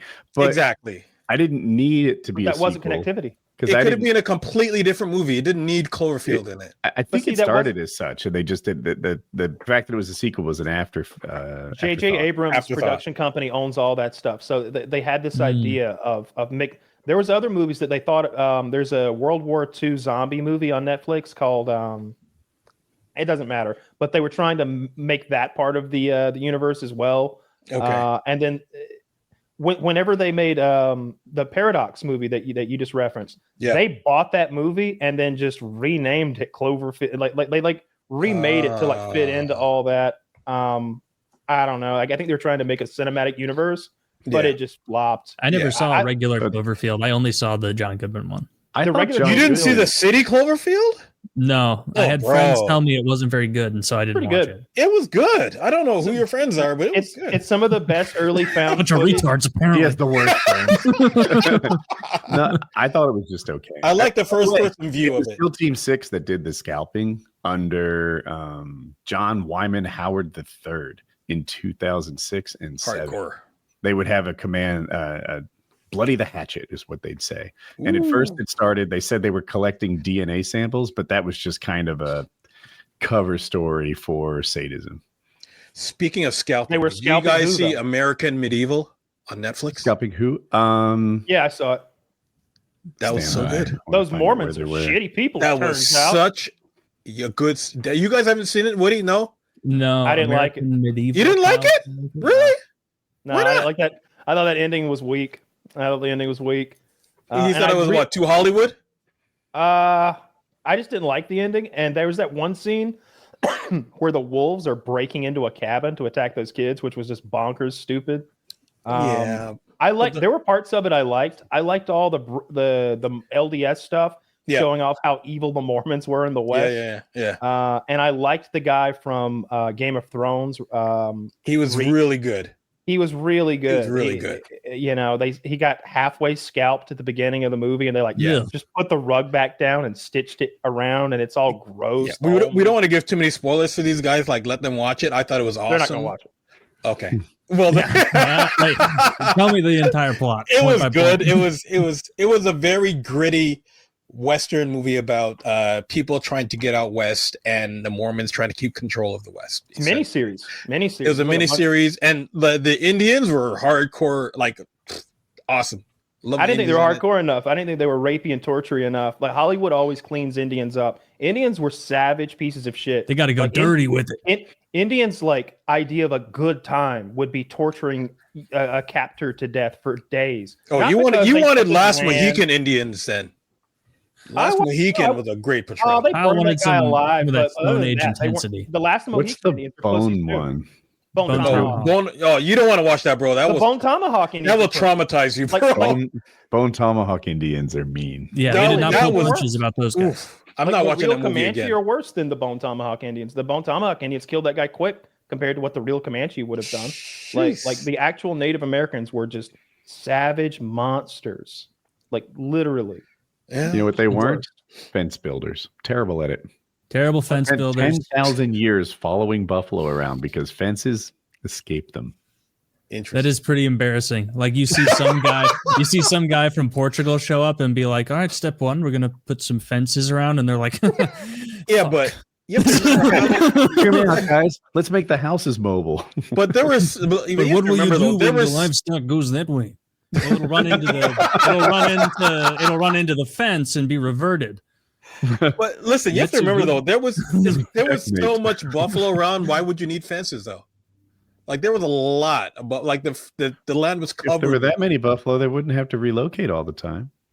Yeah, they did that because of like once you tear down, like it wasn't just buffalo they ate, they ate deer and other stuff, right? Like and plus it was all buffalo, the weather and stuff. But it was like 95% buffalo. They can look at the bones of those guys and the shit that's left over sometimes, so they can determine their diets. They ate like 95% buffalo. What happened though was when the white people came over starting in like the 1500s, that smallpox spread across the whole country. It killed millions and millions of Indians that we hadn't even contacted yet. And because of all those Indians dying, the buffalo population exploded in a way that had never done so before historically. There's no one there to hunt. But you know what? Because that was a common thing. Gaza. The dirtiness and the disease was a common thing in Europe with the Europeans, right? Because there's another culture. It wasn't the Aztec culture. There's another battle, and I can't remember what it was, but smallpox killed off them too. And I can't research it right now because I can't remember, but that was like a common thing when it came to fighting Europeans, apparently, right? So it was like when the Europeans came, they brought diseases with them and stuff. Yeah, and things like attack dogs with armor on and horses. Yeah, the armor and the guns were a big deal. And more agriculture, like the more agriculture you have in the closer vicinity to that, like when you have animals that close together, like it creates diseases and issues. And so if you fucking 50 generations, 100 generations back have just been around those animals, you don't even realize you're immune to a whole bunch of nonsense. To it, yeah. And then you go somewhere where they're like chasing wild animals and they're like, whoa, I got no fucking defense for like all these like having 1,000 sheep in a pen diseases that you guys have. Yeah. Pretty brutal. That would be awful. Have no idea what a disease is and it's just eating you up. Oh, they knew. Like even with Roanoke, like with the first people that came over, the Indians would notice that the whites would come to visit to borrow some corn. And then like a week later, like 8 people would get a fever and die. Yeah. Like they put it together, you know, like Do you think they had conspiracy theorists? They'd be like, hey, get a load of this. Sit under tree thinks that the white man magically brings things over to us and it makes us ill. Why not? It's like, no, look racist. Around. We're dying in droves. Yeah, that's sits under tree was always. You can't explain that. Hey, I am only asking questions. Diversity is the strength of our culture. There you go. Diversity is our strength. Oh, and that's not because I've got this dope ass new necklace. And this rifle. Like he's the only one they gave a rifle to, and he's always like, the whites are great. Man, these white guys. They've got the coolest shit. He's the only one. He's got a white girlfriend too. he's got like the ugliest white fat girl. Oh Jesus, that's so bad. But he flexes so hard because of her. Always. He's got good credit. Dude, that would be awesome to be the first guy. My wife crushes chairs. This is my wife, Broken Branch. because she's breaking the trees. But yeah, dude, think of how sick that would be to be the first Indian in your tribe to get a gun. You're you're the guy now. Like you're the guy. No one can do anything about it. I don't think we will go fishing today. So hold on. The Chinese invented the gunpowder, right? The gun. And then the Europeans got it from the Chinese. The gunpowder, yeah. They were making fireworks and rockets and shit with it. There's a legend about a Chinese emperor who was the first astronaut. I think the whole thing is a fantasy tale, but he took a chair and he mounted like there's a number, like maybe 80 rockets or something, tried to launch himself to the moon. Oh wow! You can imagine how that went. It's a true story. Like legend. The landing is the rough part. They would have like taped the chicken to it first or something like that. He wouldn't have. Like, they set several peasants up. They made it. I don't think so. They made it. If they didn't make it, we would have found the body. Well, depends where you land, I guess. Checkmate. Yeah, they invented like they were using it for fireworks and stuff. I think it had to go to the Europeans to folks that look a little bit like us for someone to figure out how to turn it into a gun and kill another person with it. And then they took it to the Japanese and they told two friends and they told two friends and so on and so. Yeah, there's a really interesting part of like Japanese military technological history where they were mixing in the firearms with the samurai stuff and trying to make that work. I've seen one of those. Yeah, because those rifles were the oldest of there weren't rifles. Those muskets or whatever were the oldest of muskets. They probably had that burning wick that you had to touch to a pan of powder or something. Yeah, probably weren't even flintlocks yet. So those guys were reloading back there and trying to make their piece of shit work. So you had to protect them with like pikes, like a phalanx of pikes, and then archers and still guys with swords and stuff. They had a really weird formation. Wasn't that like a whole military strategy for like part of a century? Maybe a whole one like pike and shot. Yeah. Or shot and absolutely. pike, like the name of it. And then like another type of combat that I find fascinating. And we didn't go over Napoleon in school at all. Did y'all cover Napoleon like heavily? No, like barely. Holy shit, what happened? Napoleon's so sick. I had to become a man grown to learn about Napoleon. Napoleon. I thought he was that short. I thought he was some short, like European, like French Hitler or something. Turned out he's like the greatest military genius. He was of all time. Next to like Alexander the Great, and he conquered Europe twice. Yeah, he overextended. That's why he lost. Am I wrong? He got betrayed by his own people when he came back, and he overextended and got screwed up in Russia. Yeah, he lost in Russia. But they sent him off to an island. They put him on that island. But then he probably immediately conquered that island. Of course. He died slowly on it, bro. Dude, you can't stop that guy from conquering. I showed you guys the picture of his cock the other day because somebody snatched his cock at some point in history, and they have it. I feel like that was something Zach fact checked for us, and he's like, I don't need to see the picture. They don't even know that this is a cock. Much less. And he wasn't even that short. He was like 5'8" or something like that. Like they made it sound like he was a miniature. Like it was. I think that comes from English propaganda. Yeah, exactly. That's us falling for some like propaganda back then that just became part of the ethos. Yeah, we're falling for propaganda from hundreds of years ago, where the English newspapers were making fun of him. Yeah. No, but you're right about like the Napoleon thing. We didn't learn about him barely at all, and I was like an adult before I saw like, wait, you're telling me this guy was like. Literally one of history's most successful generals, like in the top couple. Like you have to go to like Alexander the Great to find somebody with like a better win-loss ratio. Or like area conquered in a period of time, especially since he didn't have cars. They're doing all this shit on horseback. Yeah, they would have these big square formations, with rifles, and then the enemy would be riding around them with cavalry. Like we didn't learn about any of that in school. I felt so you were deprived. Deprived, yeah. What a terrible education system we have. How many? Learned What? about that. We learned about Hannibal in school when I was a kid, from what I remember. Napoleon and Alexander the Great we learned about in history class. We learned about Hannibal, but he was like kind of an ancillary character, like to the main tale. Yeah. Yeah. It wasn't really all about him. It wasn't in But yeah, depth. I wish we learned more about all the cool generals throughout There was history. way more Shakespeare than there was like European military history. Like we didn't learn anything about that. That's why Americans have this shitty view of France. If the French were smart, they'd give us some money to like just teach the truth. You know, they would because over here we just think of them as frogs and cowards, right? But, yeah. The French are pretty hardcore. I'm not gonna. The French are pretty hardcore fighters. Woody was like, ah. No, the thing might be more offensive than you realize. I like the French, and you know what? There's nothing. I thought Eating it was 'cause they ate frogs is frogs. totally fine. I eat frogs if they're around. The French Foreign Legion was some like hardcore dudes, and even but they're though not they're French. quote Foreign Legion, the fighters who taught them were like they knew their stuff. That was like Yeah, their but the Suicide fighters were Squad. from like I were like that. Gurkhas. Where they're like You know, they're there like are some runaways and French, stuff. The right? Foreign Legion, for example. Yeah, You know what I mean? The French Foreign Legion. some like quadruple murderer in Italy is like, yes, I join, and then then they let him in.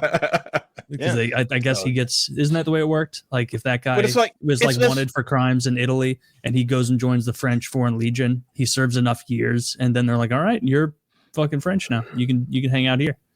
But Is that Americans, Not sure. Americans just like I don't know. A lot of you guys aren't taught about your history much. Like I had gotten an argument with a guy the other day because I told him that like Americans didn't get into World War II until late in the battle. Not true. It didn't start till we got there, and we wanted to. Okay, you know what I mean? No, I do. like the war was going for a while until the Japanese attacked Pearl Harbor. We were then kind all of of a sudden doing the it came. Ukraine thing where we just supplied, gave some materials, but not boots. Yeah, We but were getting- I the think we were Canadians doing- were in it before the Americans were. Yeah, because I at had- the and time some- you guys were just a Commonwealth of A England. Commonwealth of exactly. But So it was- you know, yeah. Well, it did make sense for us to be in it, right? Like we hadn't been attacked, so for Yeah. 2 years we just Mhm. supported the people that were getting attacked, and then I Japan wonder- made the greatest blunder in modern and then military there, history. and there was a attacked it. huge American following of the NAZI party too, right? Like there's a Henry mass Ford was a following, Nazi. too. Yeah, and so was Disney and a whole bunch of other people, right? But Henry like, you Ford could- received a Nazi medal from Hitler. directly, like he went there and got it. Yeah. And it's like you could look up the pictures of the Madison Square Garden Hitler meeting. Who do you think made their trucks for? Huge trucks and a whole bunch of stuff. I'm pretty sure it was Volkswagen. Yeah. No, it was Volkswagen, it was Benz, it was Ford, it was Hugo Boss, it was a whole bunch of stuff. Oh, that was like Ford wasn't sending trucks over after the war started, like after Pearl They- Harbor. not just There's trucks, no way. Ford produced around 25,000 trucks for the German military during World War II. These trucks were used for many purposes, including cargo transport, command and ambulances, radio, and workshops. Yeah. 1942, about 1/3 of the 350,000 trucks used by the German army were made by Ford. Do you think they had 42, the year we commercials? entered the war, 1/3 of the German vehicles were Fords. Before we got Over involved, do you think there were commercials where it's like, if it's good enough to conquer France, it's good enough for my rank?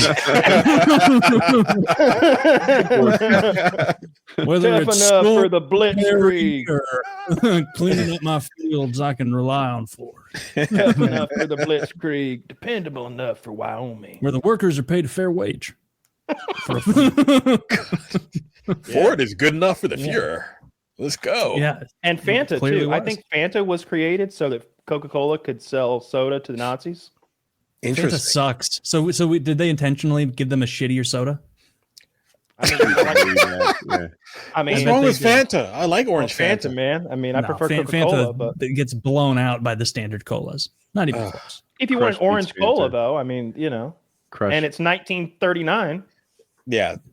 There's a Yeah. different. There was a whole different process into making. You've never even Pop had. drinks. It's 1939. Clean water is a rare treat. Yeah. All right. So you pop open a Fanta, you're like, holy shit. That's a What is luxury. this? Shit, this is pretty good. They used to Yeah, put ice nuclear cream on orange. it and everything. Yeah.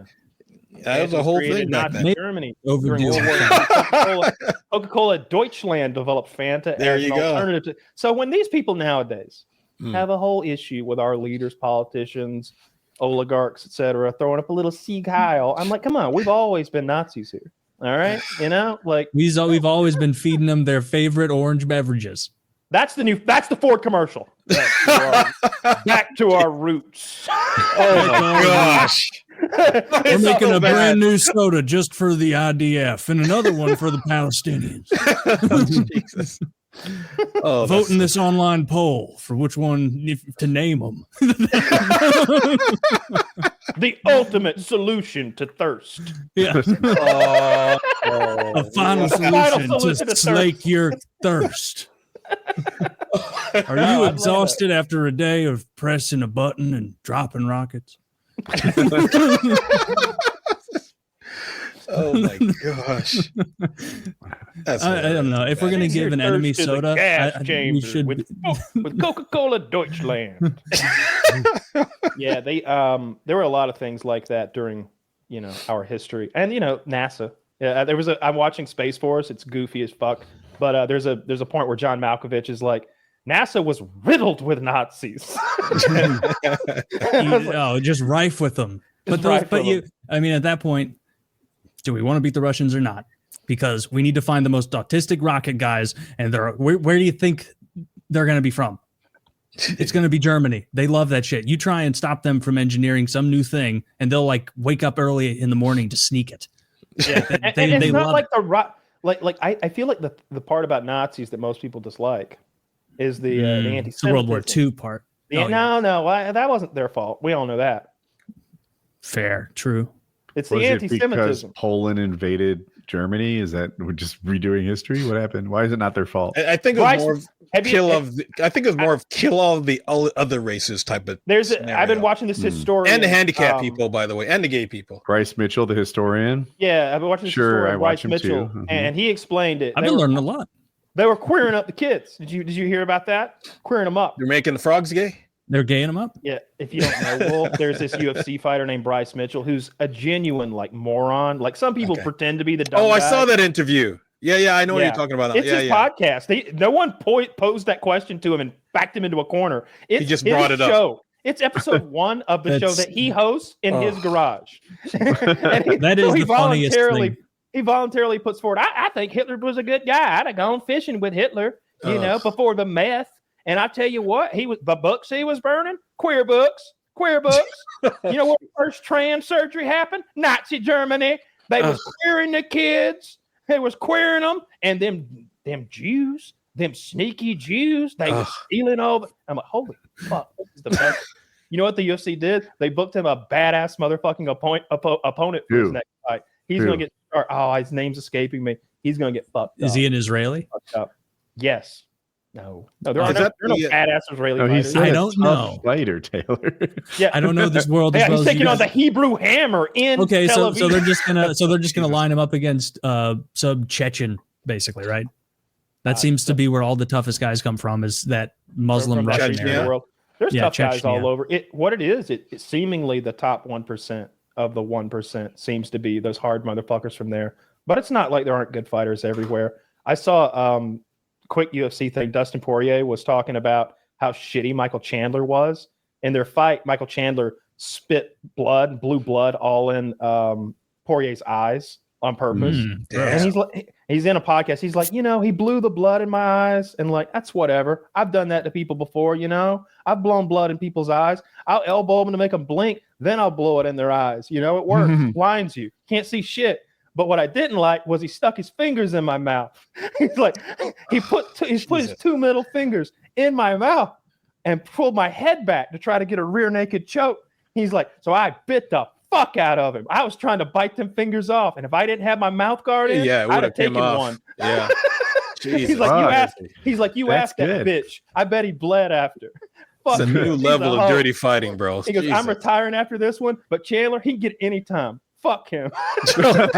Dude, Dustin Poirier, he's one of my favorite fighters. I like that interview. That was a good take. Saw that fight. We were talking about Israeli fighters. Did you see India had their first UFC fighter? Yeah, he got the shit beaten out of him. That was a while back. He lasted 19 seconds. Don't knock him. Yeah. I remember that. That was I think he debuted on an Arab card. It's been a few months ago when I saw him fight the first time. It was February 8th. Okay, it may have been his second fight then. But I remember them being like, "Oh, we got an Indian now. What do you think?" I think he's awful. I think he went to a country with 1 billion people and it found the toughest guy, and he's a loser. Indians aren't known for fighting. Their high schools don't have sports. They're not really known for athletics. Yeah, it's not even a sport thing. It's not a thing in the Desi. It's not a fight. Fighting is not a thing.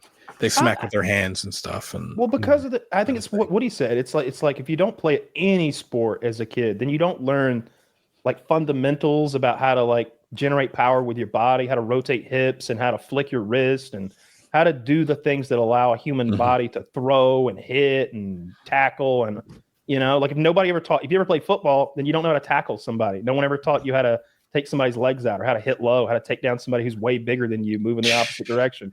I grew up as a kid playing hockey, bro. Trust me, you'll learn how to fight. Yeah. I was gonna say, if they had me. Hockey was huge in India, they'd be better fighters as a population. I guess be hockey players, or they'd be dealing with hockey players. Because when you learn how to pull a jersey over someone's head and knock them out, that's a whole different freaking lifestyle, bro. We learned that in freaking grade 4. Like I'm telling you, it's like a whole different thing. And yet you're not watching your team's games. No, I'd rather play, but I don't watch any. The only sport I watch is like FIFA soccer or English Premier League soccer. Really? Yeah, because I don't know. What are the commercials like when you watch that? Are there commercials during that game? Because I know very little about that game. It might as well be an alien sport to me. Yeah. I don't think there are a lot of timeouts and periods of rest. It seems like it's go. So how does the broadcast work? It's more of a, it's not like, see, it's funny because when you talk to English folk or watch footy or stuff like that, they make fun of like the Super Bowl, because they'll play for like 2 minutes, then you get 10 minutes of commercials, and they play for another 2 minutes. And that's why, a 90-minute game or an hour game lasts like 3 hours. It's like they don't even see them as athletic anymore at that point, because there's so many breaks in between. But when you watch like a Premier League game or something, you have like commercials in like the bottom screen and picture or something like that, right? Or you get a ton of commercials during halftime situation. That makes sense. But it's football. It looks very like a very slow sport to someone in Europe. I've got American football, I should say. Yeah. It's fast on the ground. I think they're moving so fast, and but there's so many breaks. It's ridiculous. There are that many breaks, but it's a sprinter sport, right? Like I bet if you took the fastest in the NFL and put them in the Olympics, they'd be competitive in track and field. Yeah, there's some listen. People. They are not there. There is no one more athletic than a soccer player. Athletics hard to define, right? Okay, there isn't a single more in shape, cardio. I don't know what to tell you. Could do well in the octagon to run constantly for 90 minutes and play soccer with skill. But if that's the barometer of athleticism, then a super marathon runner is the best athlete of all time. And so it's like I see what Woody's saying. Like it is more. I see what you're saying. Yeah, like there's it's like it depends. I guess I hear you. Like if you take the best 11 soccer players ever and make them play the Jacksonville Jaguars, they're gonna have to bring coffins. Like there's what do you mean? There's no is that football? Jacksonville Jaguars. Yeah, it's American. Okay. So like, but then if you take those Jacksonville Jaguars and make them play soccer against them, like they have no shot. They're gonna be gassed in 2 seconds. Yeah. So like GSP's a fighter. He was defining what athleticism was, and to him it was reacting appropriately. That was the big thing, right? Maybe a goalie would be very athletic by his definition, a baseball player, a fighter, a guy who can sort of sense the way things are unfolding and react appropriately physically. That to him was what athletic ability was. And I was like, that's as good a definition as I know. I think it's combining 2 or 3 things at the same time. It's speed, power, athleticism, accuracy, and there's got to be a mental thing there too. Like hitting a baseball is so goddamn hard for like 10 different reasons. The same way like cutting a route for a running back is so hard for so many different reasons. Or getting an interception for a cornerback when you read the play or whatever. Or running for 3 fucking hours straight in a giant field and then still doing some of that. And twisting a soccer ball in the air. Like you know what I mean? Yeah. There's also a resilience that I appreciate a ton. You see it in fighting, but it might as well be marathon or whatever. Heart, the guys who You know, like Chael Sonnen has this thing. He says quitting is not an option. He's like, quitting is always an option.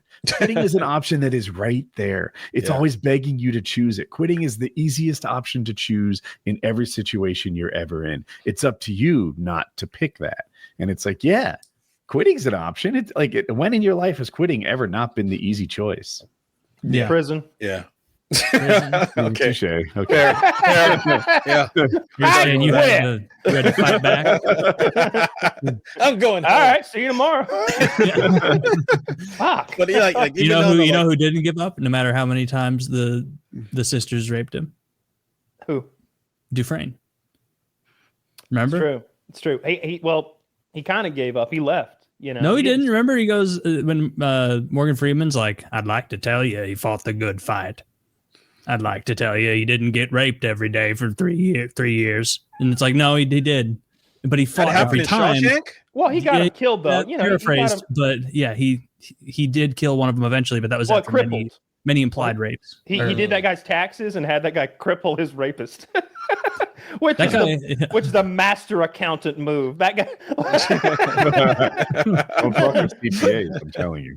You can't walk anymore because I know how to tax defer investments. You fucking asshole. Yeah, that was a funny scene where like he's like about to get pushed off a roof by some roided up cop, and he's like, "Wait, let me look at your portfolio." And like trust your wife?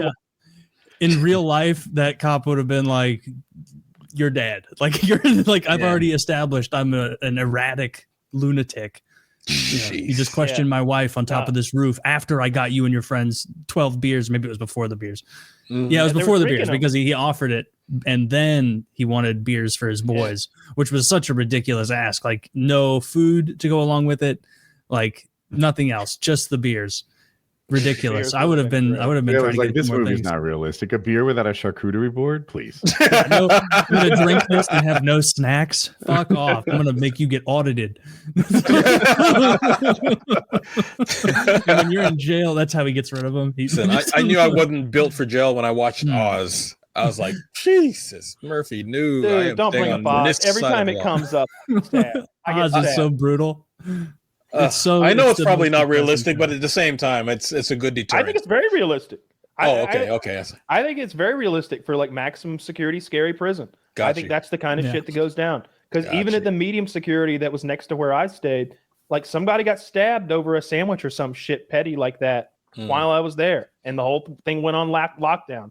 And it's like, well, the people at medium can't behave.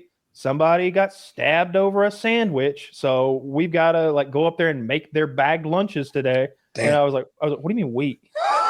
What do you mean we? I actually didn't pass my physical exam yet. You're not sending me on sandwich making duty to the medium security prison, you bitch. No, well, Harry's right about to get his wand. I got things. Harry's right Dude, wow. I read through that Harry Potter series in like 6 days, and I was like, okay. 7 more weeks to go. One of the stories to me was Kyle making a friend in Snow who was unfamiliar with the Harry Potter series. So he would retell Harry Potter to Snow. He's like if it was a story, awesome. Yeah, you know, he just laid out the background of Harry Potter in a language that Snow would appreciate. It's a skill set I don't have. Were you ripping it as your own, like acting as though like you were writing? No, I can't believe this, dude. You got to put pen to paper. This is brilliant. No, he always asks. He's like, that book you always reading. What is that? It's Harry Potter. I heard of that. What's that about? And it's like, well, there's this kid, and he's like getting picture this: 5 8-year-olds with magic in their eyes. Taylor's got jazz hands. Yeah, Kyle, that's pretty fucking gay. No, he was like, you think I could read one of those books sometimes? Like I gave him Harry Potter, the first book, and he didn't make it through it. But you know, he tried. He did the best he could. He made you just regale him with tales.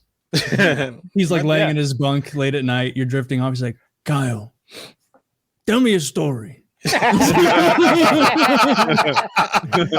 You start being like, well, it was the tournament of the 5 houses. He's like, no, you did that one already. The Tri-Wizard Tournament. The death of Cedric Diggory. Ooh. What happened? Was Cedric okay? Cedric, he's a cute one, right? That Robert Pattinson is very talented. He's sitting up on his bunk. He's got a thin prison blanket wrapped around him. He's eating popcorn. No, we're both under the same blanket with like a flashlight. There you go. We've got the flashlight under the blanket. Those so got his like anybody. It's like 10 prison tans on. Kyle's in the noob prison oranges. There you go. Nah, Kyle, you don't think there could even be like you don't think the mentors are real, right? I don't know, Snow. There's a lot of stuff we don't know about in this world. Could be. You ready for your workout this morning, Snow? I didn't sleep a wink.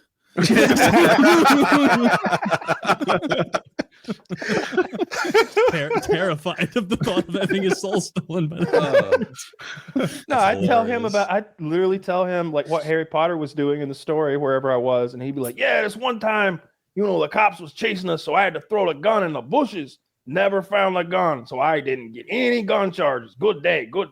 But they got me on that hit. Jeez. Really? What the fuck are you talking about, man? It was always something awful. It was always some story about like selling drugs or like intercepting a package or like we saw the guy who had done us wrong and we got him and then we ran, and it was always some like crime shit, like real crime shit. It was always smuggling methamphetamine and smoking fools. Like it was stuff I didn't want to hear about. Absolutely. Oh, and he would say the N-word loud, but not in a mean way. He was like telling me how to fit in prison at one point. He's like, give me some tips for the road, and he's was he Chicano? Yeah. Yes, all right, but and he's like, he goes, in the blacks, there's a word they don't like you to say it. And I'm like, this isn't just a prison thing. No. You see, there's a certain word in prison and they hate it. You cannot say it. And he says it loud. Yeah.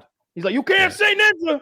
Don't ever call a black man a ninja. You start calling him a ninja. Oh, he's ready to fight.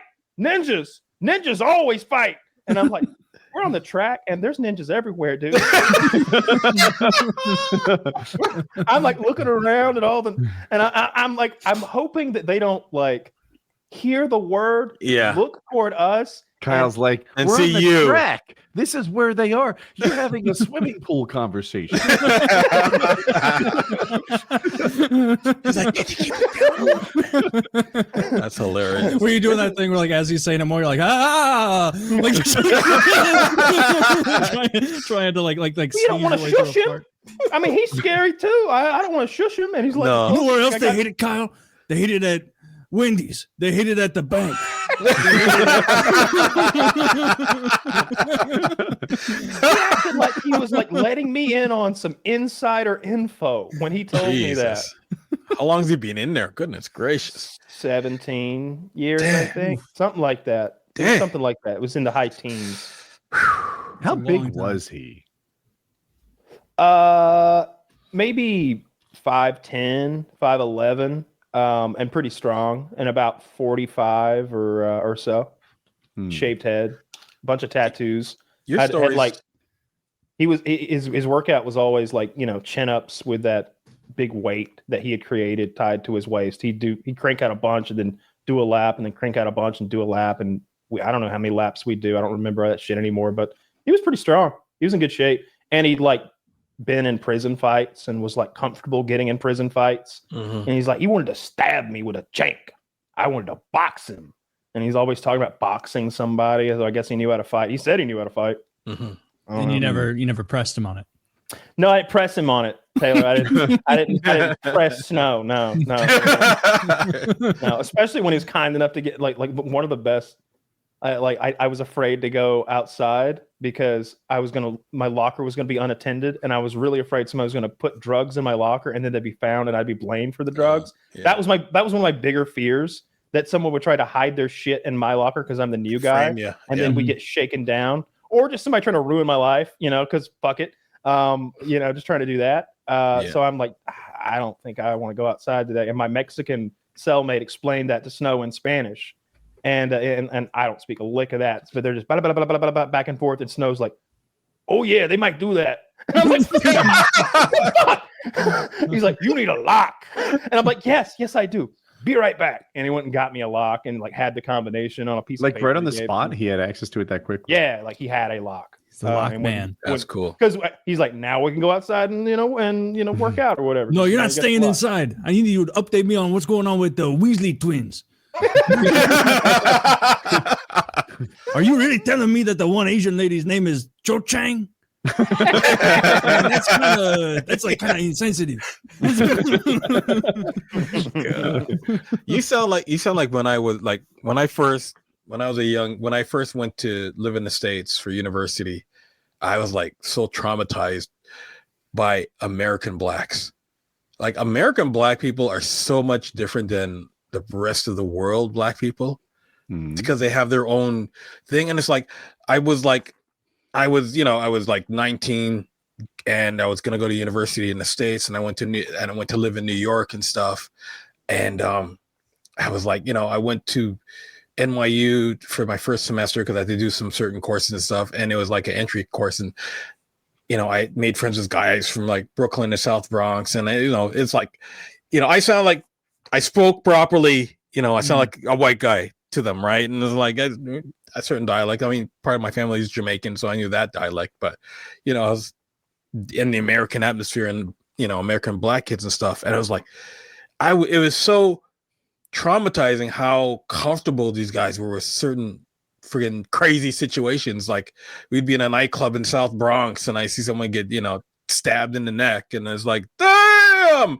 And I'm like almost ready to need therapy after seeing, you know what I mean? Like I came from a little town, like it was pre-internet. Toronto's a little, well, compared to New York, Toronto's a little town, but I came from, friggin' Canadian city, regular suburban dude. You know what I mean? You got those Canadian sensibilities, and it wasn't. I really do. And like and it's like, I remember this one thing that messed me up was we had a movie night and we went to a screening of Menace to Society, and I don't know if you guys seen that movie, but street kid movie type of thing and everything, and I was fucked up, excuse my language on the show, but I was like, is it, one of the drive-by scenes? And I was like, you know what I mean?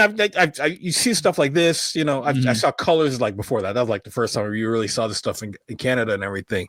And then I'm watching this drive-by scene, and then half the guys around me are laughing at the scene because how the guy died when he fell. You know what I mean? And I'm like here, like, you know what I mean? I'm trying. I don't want to look like a complete pussy, but at the same time, I was like, oh my gosh, you just killed that guy for no fucking reason. You know what I mean? Did you say that? Did you go, oh my gosh? Yeah, I almost did. I almost did a full-on whiz. But golly willikers, this is goodness gracious. It's bad enough I don't curse. You know what I mean? It's like, damn. But it was like, and these guys were like just so accustomed to seeing stuff like that. And I was, it's just changed my life. I'm glad I did it. And living in the States was a whole different thing. But it's like, then you realize how different the two countries really are, bro. It's like such, and a lot of Americans don't know, like, it's funny because Americans don't know anything about Canada but Canadians know everything about America because we get all the TV shows and channels in like Toronto and along the border and all that stuff, right? But at the same time, when I lived in the States for like 10 years, I completely forgot what was going on in Canada. I didn't even know, after a certain amount of time, I didn't know who the prime minister was. I didn't know anything was going on with politics. I forgot. I was studying Canadian law. I was in the States. I was studying international commerce, and I was studying law, constitutional law. And I was like, I even to this day, I know more about American stuff than I do Canadian stuff, which is weird. But you can understand. In any of our media, it's not taught in schools. Nothing. It's not learned about on TV, and none of your TV shows make it to us. Very few. Degrassi. Trailer Park Boys was Hunger my Green. first. SCTV, you guys probably saw. Did you guys watch SCTV at all? No. It sounds What's familiar, on- but I heard don't of that. recall. I don't know. That's What where is it? Martin Short came from, and Oh and no. Oh, John no, Candy and those Canadians guys. boycotting American products now. Reddit Yeah. would have me believe that they're doing that really. Yeah, they hard are. Oh, Yeah. it's true. You can go to like a lot of the stores, and you'll see little Canadian flags beside certain products, and it's like. But saw I know a picture of a it Canadian sounds shelf. silly I because see there's some so t-shirts few or something, Canadians. but the American ones were like fully stocked, and all the other ones were empty. Yeah, it's kind of happening right now. It's kind of weird, and it's like Mm. it's funny because I have dual citizenship, right? So it's like I can benefit.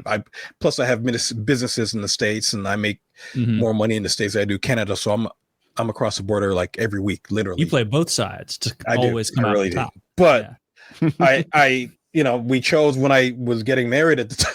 Funny story. I was with my soon to be wife back in 94, 95. And I remember we were walking down the street and we were judging. I had a nice offer from Chase Manhattan for a good position when I graduated from university, and she was working for a pharmaceutical firm up in Canada. And we were trying to decide if we get married, where we wanted to bring up kids and start a family and stuff. And we were weighing the pros and cons between, the health benefits and all this stuff and the more money in the States. You know what I mean? Mhm. And then as we're walking by, someone drives by us and goes, "Hey, you fucking N lover," to my wife, who was white.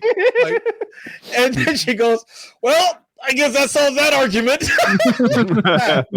And we even told that story at our wedding. It was like there's such an American thing, but it's like, damn, it's such in two different. That guy didn't know you were countries. Canadian. Sorry? Yeah, right? Jeez. How dare he? But Yeah, he would have known cleared if it you would up. have turned and been like, "Well, son of a gun." it's like, even though the two countries are so close, it's like two opposite coins, two opposite sides of the coin.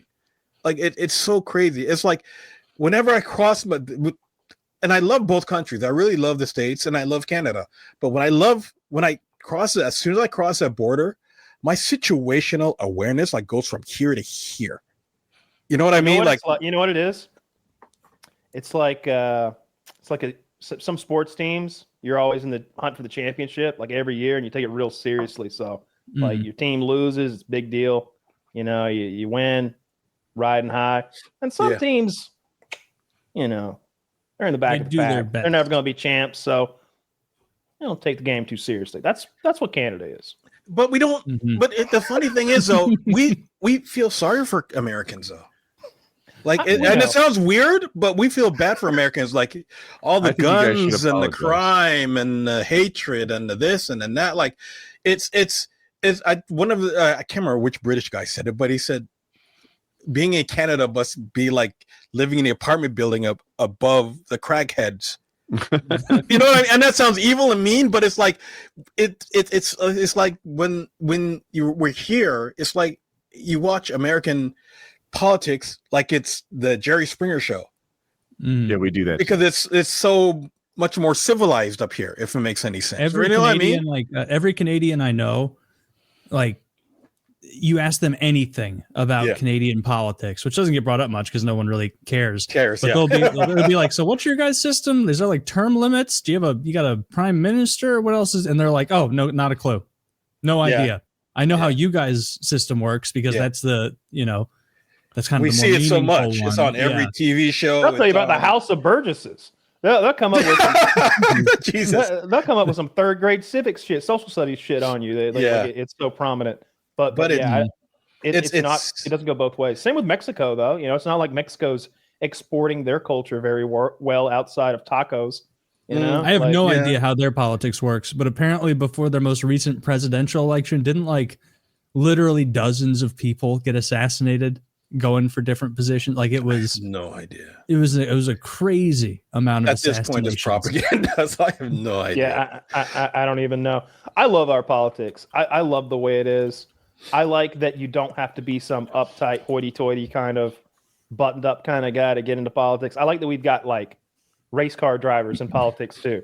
Like, you know what I mean? Like, Arnold Schwarzenegger was the freaking governor, right? So, was he governor? No, this is from recent. This is from like 7-8 months ago. Mexico City, May 31st.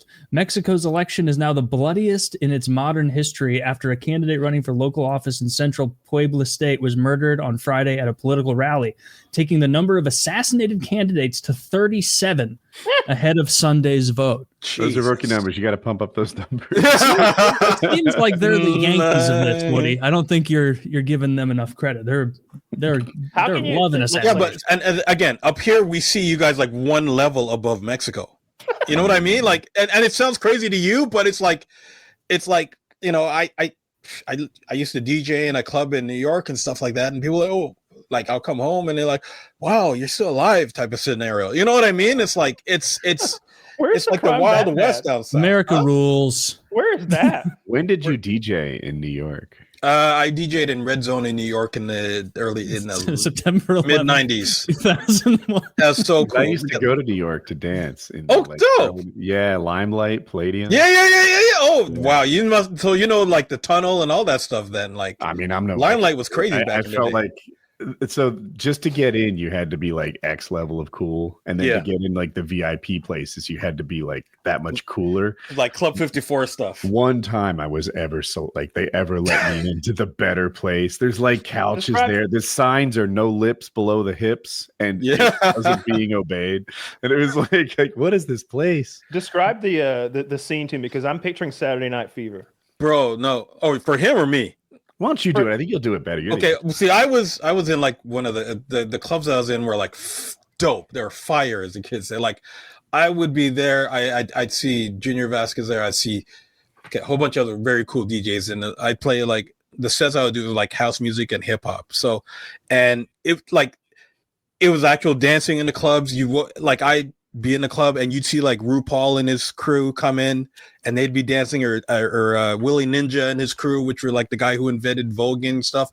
But then you'd also have like the hardcore hip hop heads, the guys who used to dance in like the Mariah Carey videos, and the guy, you know, the breakers and all that stuff. Like and like you get to the club at 1 a.m. and leave at 6 a.m. and it was like an amazing scene. And you'd see like different guys from hip hop groups come in, and different artists and movie actors and stuff like that. It was one of the best times of my life. Like it was one of the places I went to. I think it was a gigantic cathedral converted into a dance club of debauchery. I remember walking past this woman who was a 10 by any standard with two different guys, one on each boob, just sucking it. And here's single Woody not getting anything. Like, is this like for anyone? Is this just like a Wi-Fi? We can, is this the line? This is the line. Right? And then you try and sneak in like the way puppies do. What he's trying to think of a good line is like, ma'am, if you had a third tit, let me tell you. I remember there were all over that wearing like just daring outfits, right? Picture like leather bikinis and snow goggles and stuff. And I'm like, she's making it work, right? She couldn't be, the people there were as good looking as any human who's ever walked the planet, at least the coolest ones, right? And then there's me. College me was a pretty good looking guy, but not in this crowd. Not in this crowd. In this crowd, I couldn't get into the better sections. I'm like, is it my silk shirt? What shirt am I supposed to be wearing? I don't know. You're like, I ordered an orange juice, and they're like, like, this is my going out outfit. Like, spit on your shirt. I look like I'm from Friends at this time, and all these guys look like they're, I don't know, a cross between a bikini model and a skier or something. Like they were just cool. Some of the girls we went with were that cool. I think that's how I actually got. Yeah, that's how you get in as the hot chicks. Yeah. But I remember trying to leave the club and I couldn't get taxis because the taxis wouldn't pick up black guys in certain places, and I have to like walk home for like 2 hours through the city. Like it was stuff like that. But again, it's the States. You know what I mean? It's like it was like a Canadian thing. The taxis wouldn't stop for black people at night. Oh yeah, that would look great to the locals who would see a freaking tourist and not rob me. but okay. Yeah. You just explain why they won't pick you up. Why won't they pick me up? Why don't you wear a Canadian flag to let them know you're not from here? Because I'll be robbed and beaten by the locals.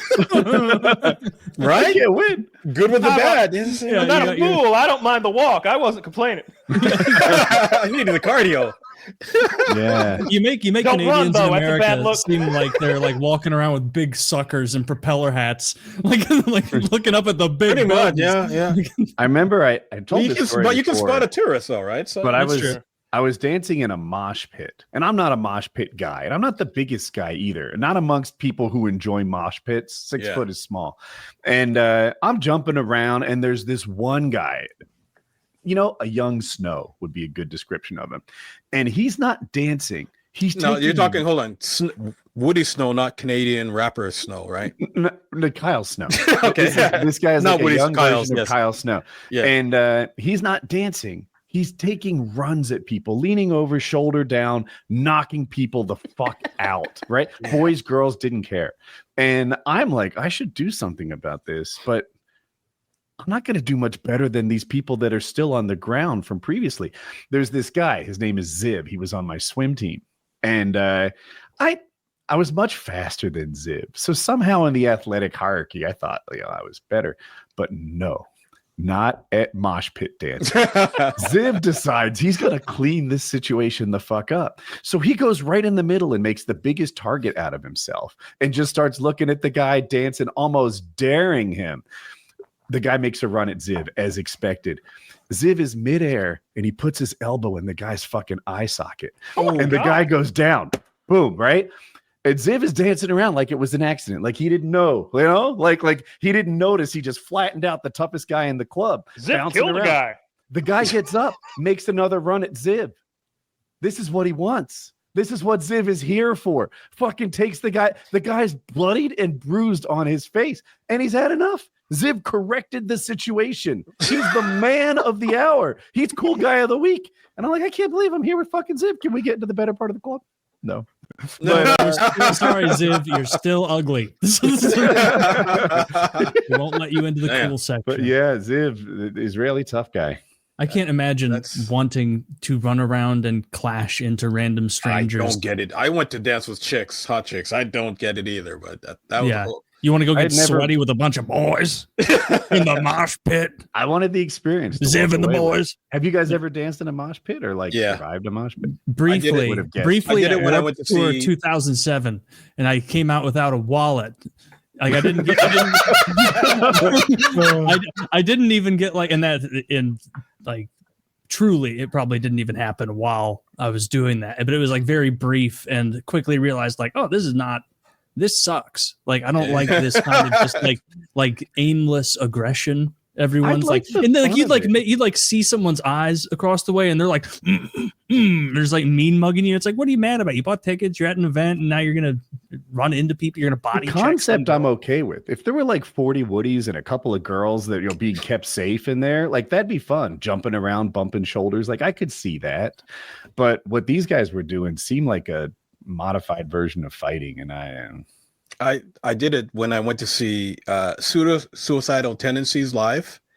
I remember doing that. It was kind of fun, not my thing long term, and I did it when I was at the University of Syracuse, and Onyx came to the school, and Onyx was like a throw your guns in the air, and they had a whole thing, and they were bald head guys, and they were like, it was kind of a weird hip hop group, and people were doing black guys were doing a mosh pit there.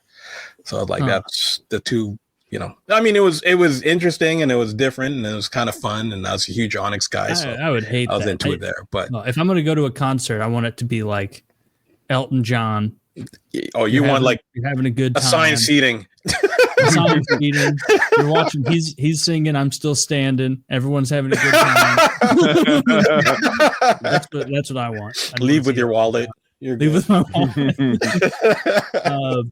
So real quick before we jump on to continuing the show, I guess this episode is sponsored by Blue Chew. Blue Chew, folks. Let's talk about sex. Guys, shouldn't you always be at your best? 2025 is the year to maximize your performance in the bedroom. Listen up, BlueChew.com. Blue Chew is a unique online service that delivers the same active ingredients as Viagra, Cialis, and Levitra, but in chewable tablets and at a fraction of the cost. You can take them anytime, day or night, so you can plan ahead or be ready whenever an opportunity arises. The process is simple. Sign up at BlueChew.com, consult with one of their licensed medical providers, and once you're approved, you'll receive your prescription within days. The best part, it's all done online, so no visit to the doctor's office, no awkward conversation, and no waiting in line at the pharmacy. Blue Chew's tablets are made in the USA and prepared and shipped direct to your door in a discreet package. Blue Chew wants to help you have better sex. Discover your options at BlueChew.com. Chew it and do it. And special deal for our listeners, try Blue Chew free when you use our promo code PKA at checkout. Just pay the $5 in shipping. That's BlueChew.com, promo code PKA to receive your first month free. Visit BlueChew.com for more details and important safety information. And thanks to Blue Chew for sponsoring the show. Again, that is BlueChew.com, BLUECHEW.com, promo code PKA to get your first month free. Just pay the $5 in shipping. BlueChew.com, code PKA, first month free, $5 in shipping. Just check it out. You know, you've been sitting there, you've been thinking, I will eventually. Well, today's the day. So take a little page out of Kyle's book, follow his recommendation off the start of Tadalafil. And you can always switch it up if you prefer, but you know, Kyle's recommendation has sent Woody and I in the right direction, and so I recommend it. Which is pointed up. Pointed up. That's the right direction. Correct. So BlueChew.com, BLUECHEW. This episode is also brought to you by Lock and Load. Lock and Load, wonderful product, high efficacy, excellent ingredients put together by Derek and his team of scientists. You're going to love it. As always, we wouldn't have gone through the fucking rigmarole of 9 pills and then 6 pills if we were trying to just get a bunch of shit out that wouldn't work. We wanted repeat buyers, and that's why it actually does work. Because, well, it was like the funniest option to have one that actually does work. So Lock and Load, check it out. Use code PKA or code JIZ for 10% off your order. And that also applies to any pre-workouts, workout supplements, protein powders, protein bars, energy drinks, dream supplements, weight loss supplements. Derek's got a ton of stuff. He's got flavored collagen powder now. Collagen is getting much more popular in the workout sphere for people to supplement with. So check all that out. Any of it you want in your cart, no matter how big your cart is, make sure you include Lock and Load, and also make sure to use code PKA or code JIZ for 10% off. And finally, check out our merchandise, t-shirts, hoodies, mugs, stickers, long sleeve shirts, I guess, anything you would like to dress in other than pants. We don't have pants, but everything else you can be, juiced up in PKA gear if you want. And be sure to use code PKA10.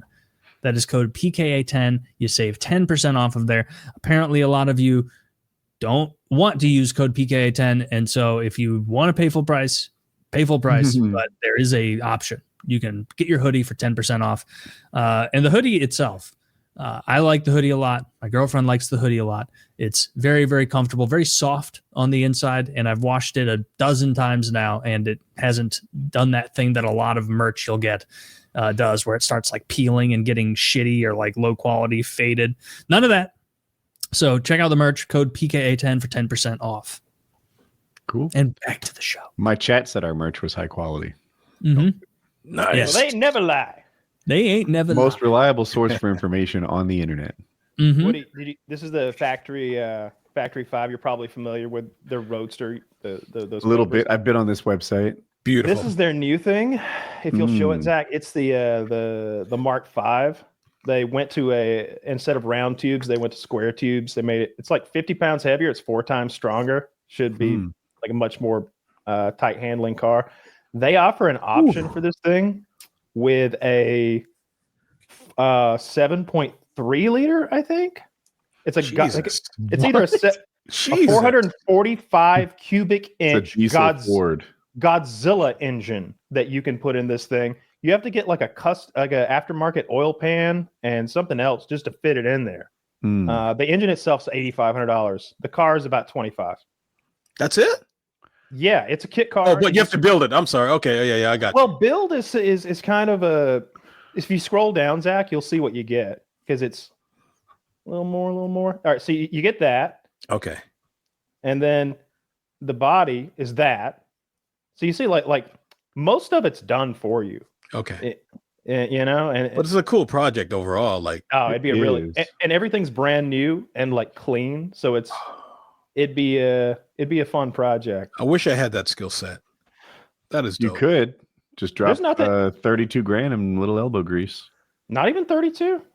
Did I do the math? Oh, you don't want that Godzilla engine. You want to put like maybe an LS, or like I'd put a fucking 327 or something in there. You don't. LS that's a little. They're car. so small. The most I can do is change oil and the tire. Like that's not my thing. Is mechanics? Nah, that's not me. Really? Yeah. I'm not a great mechanic, but I have fixed I've done a lot of things I didn't know how to do until I did it. YouTube is awesome.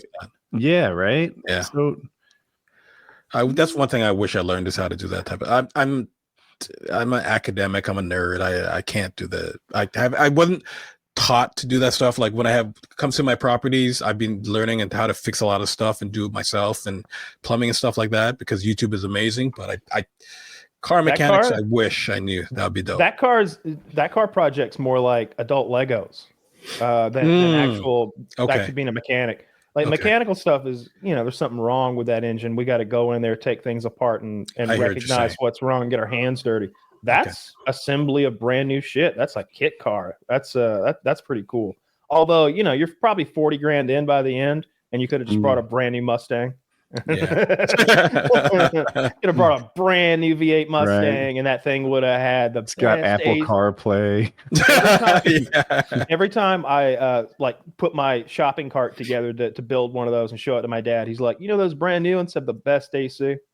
They got navigation system too, airbags as well.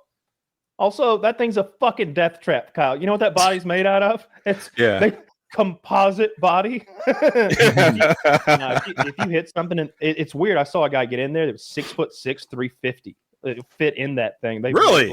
They've made enough space where your feet go, and roadster. In that little roadster, yeah. But it's a death trap. If you crash in the thing, you just fucking die. There's nothing between you and the car that hits you.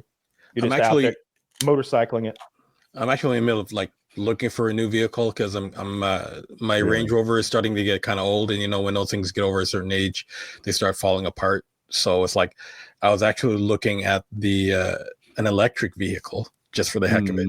Okay. And I'm one of those weird guys who like the look of the Cybertruck. Might trigger some. You are weird. I do, but the Hummer truck, though, the range on that thing with the battery is pretty cool too. What's the charging availability like in the circles that you travel, in the area that you travel in? But I'm around the city, so there's tons of charging stations. But I also do tons of road trips for paintball stuff. So it doesn't sound like it wouldn't. I need something for the city though. But didn't Tesla just update the Model Y? Something? Yeah, that's a small mid SUV. I need a SUV. He's wanting a big boy. The thing about that electric Hummer, as cool as it is and all, for 115 grand, you could buy a lot nicer car. I think. I think. Though? Because I think the Navigator or the Escalade. I'm not going Escalade maybe, but I'm not going from a Range Rover to a Navigator. I bet there's similar price points. It is. Jeep but also has a thing that competes. Jeeps get such bad. Jeeps almost get worse ratings than Range Rovers now, bro. Yeah, they're not doing well at all. No, they're not selling. But I saw the Hummer do the. Go. The reason I know about the Jeep thing is because I was watching a whole video about how bad Jeep is doing as a company and a product. Yeah, it's really bad. Like the company that owns Jeep, almost wants to drop them at this point. I don't know if it's big enough, but the Scout comes out in a year or two, and that thing to me looks cool. Zach showed the Scout. The Scout is who makes a Scout? Scout. Scout's an old car company that went by the wayside. But for some reason people like that brand name, and they're coming out with a truck and an SUV. They're both electric vehicles, and they have a really nice look to them that's somewhere between nostalgia and futuristic. I love it when they do. Oh, looks like I do like that. Looks like a Bronco. It's like a better Bronco. They're a little expensive.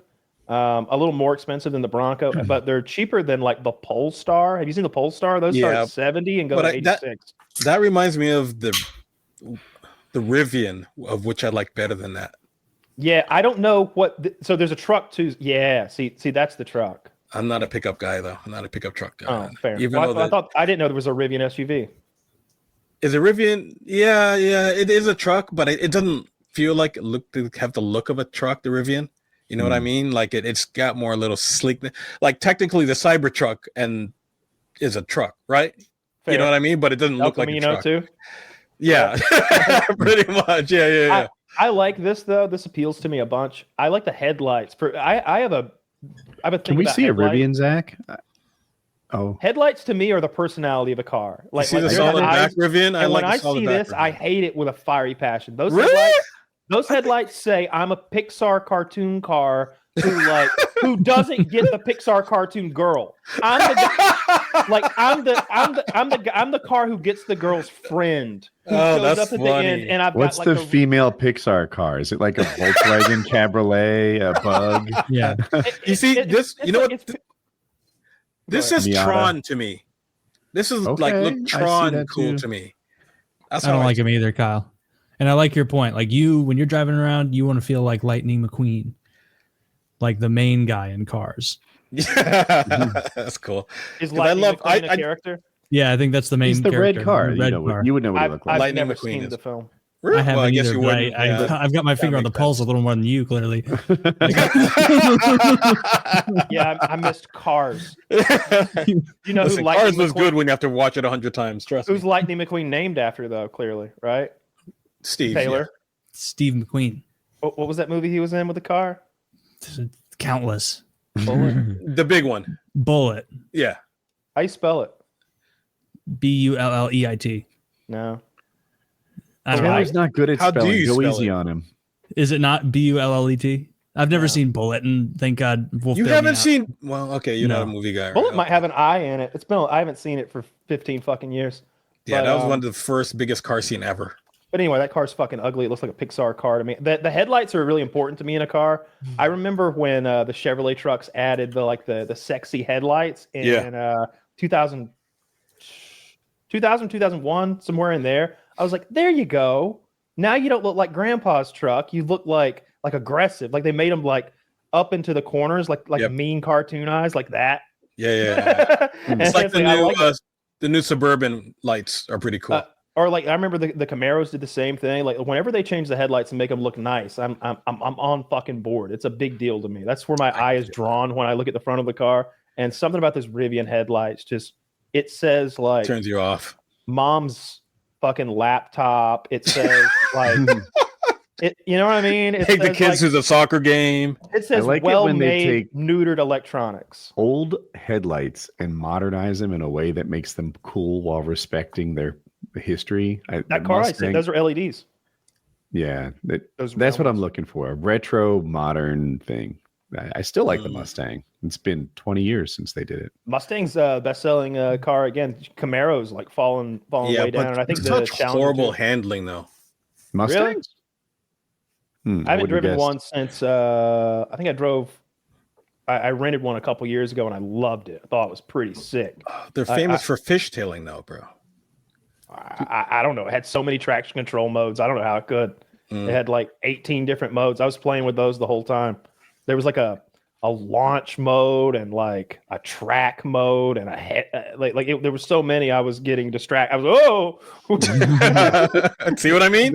But yeah, I would get off the exit just so I could stop and play around with it and like play around with the launch mode and everything. They're pretty cool. Camaro and Challenger are canceled currently, Zach says. Damn. That'll help the Mustang be the leading seller. Yeah, you would think so. Mustang came out with that ugly SUV thing too, right? That thing's the so EV ugly. one. Yeah, really? Yeah. They shouldn't have called it a Mustang. I don't know why they did that. That was stupid.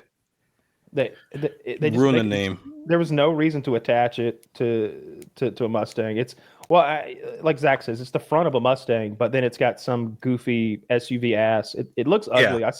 I've seen them up close. Like there's somebody with a parking space near me that had one, and I got a good look at it and like walked around it. I was just like, this thing's ugly. Yeah, and then wasn't even the Mustang.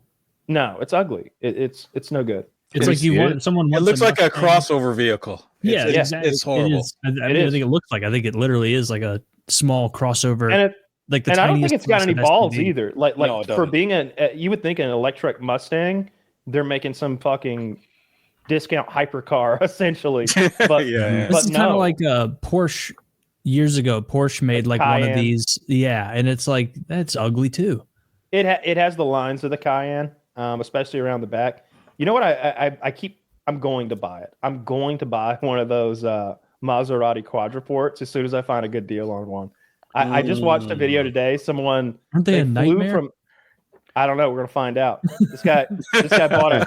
I saw this video on YouTube. This guy flew from Massachusetts to like Arizona to buy a $9,000 Maserati and then drove it back home. And I was like, so that looks great. That looks like. And when I heard the exhaust, it sounds so good. That's like convincing someone else to take the monkey's paw from you. Like, there's no way it's going to be good in the end.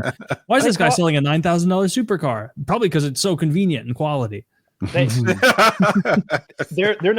have the most depreciation of any car in North America, I believe. I think we looked it up before. No, I'm pretty sure Range Rover has worse depreciation than the Maserati quadruport, I think it is, and especially if you get the V8, it goes from like a $85,000 car to a $10,000 car in 10 years. Okay, that's pretty bad. like it goes from 85 to 35 in like 3 years. Like you can pick up a 3-year-old four-door Maserati with like 500. You can get that car that thing's in 3 years for like $35,000. It's pretty. Yeah, they're all over the place. Like in St. Louis, I could buy one of these for $20,000, and they're like 4 years old. Yeah, but you don't buy those for resale value though. Like it's not you just buy them to have fun in one. You know what I mean? I kind of just want to fuck around in one. I also watched a car video today. The guy was looking at 2006 Maybach. It was $500,000 in 2006. Yeah. And that was the most luxurious car I'd ever seen in my life. And they made this extra long wheelbase. So the guy in the back seat is extra long. Yeah. You have a divider between you and the driver, and you have an intercom to talk to him that works like you have interrupted access to him. You can immediately patch into his side. He has to ring you, and then you can accept it. You have volume control with a little button. The sunroof was that glass that with a touch of a button turns opaque instantly. My mind is racing. That's cool. Well, Jackie, let me sit in the back. I don't have another driver. She's like scraping up your Maybach rims in the Wendy's Exactly. Yeah. Maybe I should be driving. There was those have footrests too, bro. That it had footrests that automatically come out. Yeah. It has curtains. You can be completely enclosed by electrically controlled curtains. With a touch. But that doesn't look fun to be the driver of. No, it would be fun to be driven around. It's to be driven. So, like for you, like if you would never consider that, right? Well, it's a $500,000 car in 2006, so probably not. Oh, I thought you meant it was also very cheap now. No, it's probably hundreds of thousands of dollars now. And the one that I was watching in this video was so immaculately kept, it looked brand new. It was really interesting to see something like that. I think it had a V12, a supercharged V12. Like I think DJ Khaled has one of those. Like he's always in that thing. Yeah. Is it just a Mercedes? Is it the same? It's a type Maybach is like Maybach is a brand of Mercedes. End. Yeah, it's the highest end of Mercedes shit. It's a brand they revived for that. So it's car. like their Lexus or yes. What's the it came because the one I saw came with a sunroof. It meant that the mirrors that normally flip down couldn't be applied. So they give you Maybach branded mirrors that like come out like switchblade knives and store in special holding containers in the car. There's storage for 2 champagne flutes. There's in the middle console. There's a picnic table that's like rosewood with like shiny silver around the edges. The whole thing was just luxury on top of luxury. It was really cool. What about Rolls Royce? Isn't that another one where it's like awesome to be driven around in, but like you wouldn't buy that to drive? Rolls Royce, Bentley, yeah. That's one of those things too. But now they come up. They have the smaller coupes and stuff like that you don't have to be driven around in. But you know what the problem with the Cybertruck or getting one of the Cybertrucks for you would be though? I keep seeing people vandalizing them because they don't like Musk. You know, that's true too. I've seen that lately too, and I've seen that's one of the things I've taken into consideration. The good thing though, they come with they all have those cameras on them, so you catch the person who did it, who's doing it. Yeah. But it's no. Everybody knows. Here's the question though: would you drive a Chinese vehicle if they let them into the country? Yeah, because BYD has some of the coolest. Yeah, they do. Most affordable looking SUVs. Zach, show us some of those cool electric cars from China that we're making sure don't come over here and rape our vehicle market because they're I think there's one called the Yang Wang or something like that looks like a Defender. That's beautiful. Remember how I said tariffs make you uncompetitive in the global economy because they protect you? This is what I'm talking about. These things drive like sideways. Holy shit! Put that next to a Tesla, and the Tesla's going to look like what it is. And it's half the price of a Tesla, though. It's called a Yang Wang. How much for a Yang Wang? That's not the Yang Wang. The Yang Wang is the SUV, I think. But this one is beautiful too. The Yang Wang looks like a goofy looking, kind of ugly Range Rover a bit. Yeah, but no, it's a beautiful looking goofy Range Rover. Like I would buy one of those in a second if I could because. And they have more range than Teslas. Like it's not even close. Like if we had to compete with these in America, our cars would be better. What are the price though, or the reliability? I don't know where you're getting that from because what's the price? The prices are so much lower. That's why they don't let them into the country because they'll destroy the market. You know what I mean? And it's like top quality stuff. 300,000. What's this car? This is 45.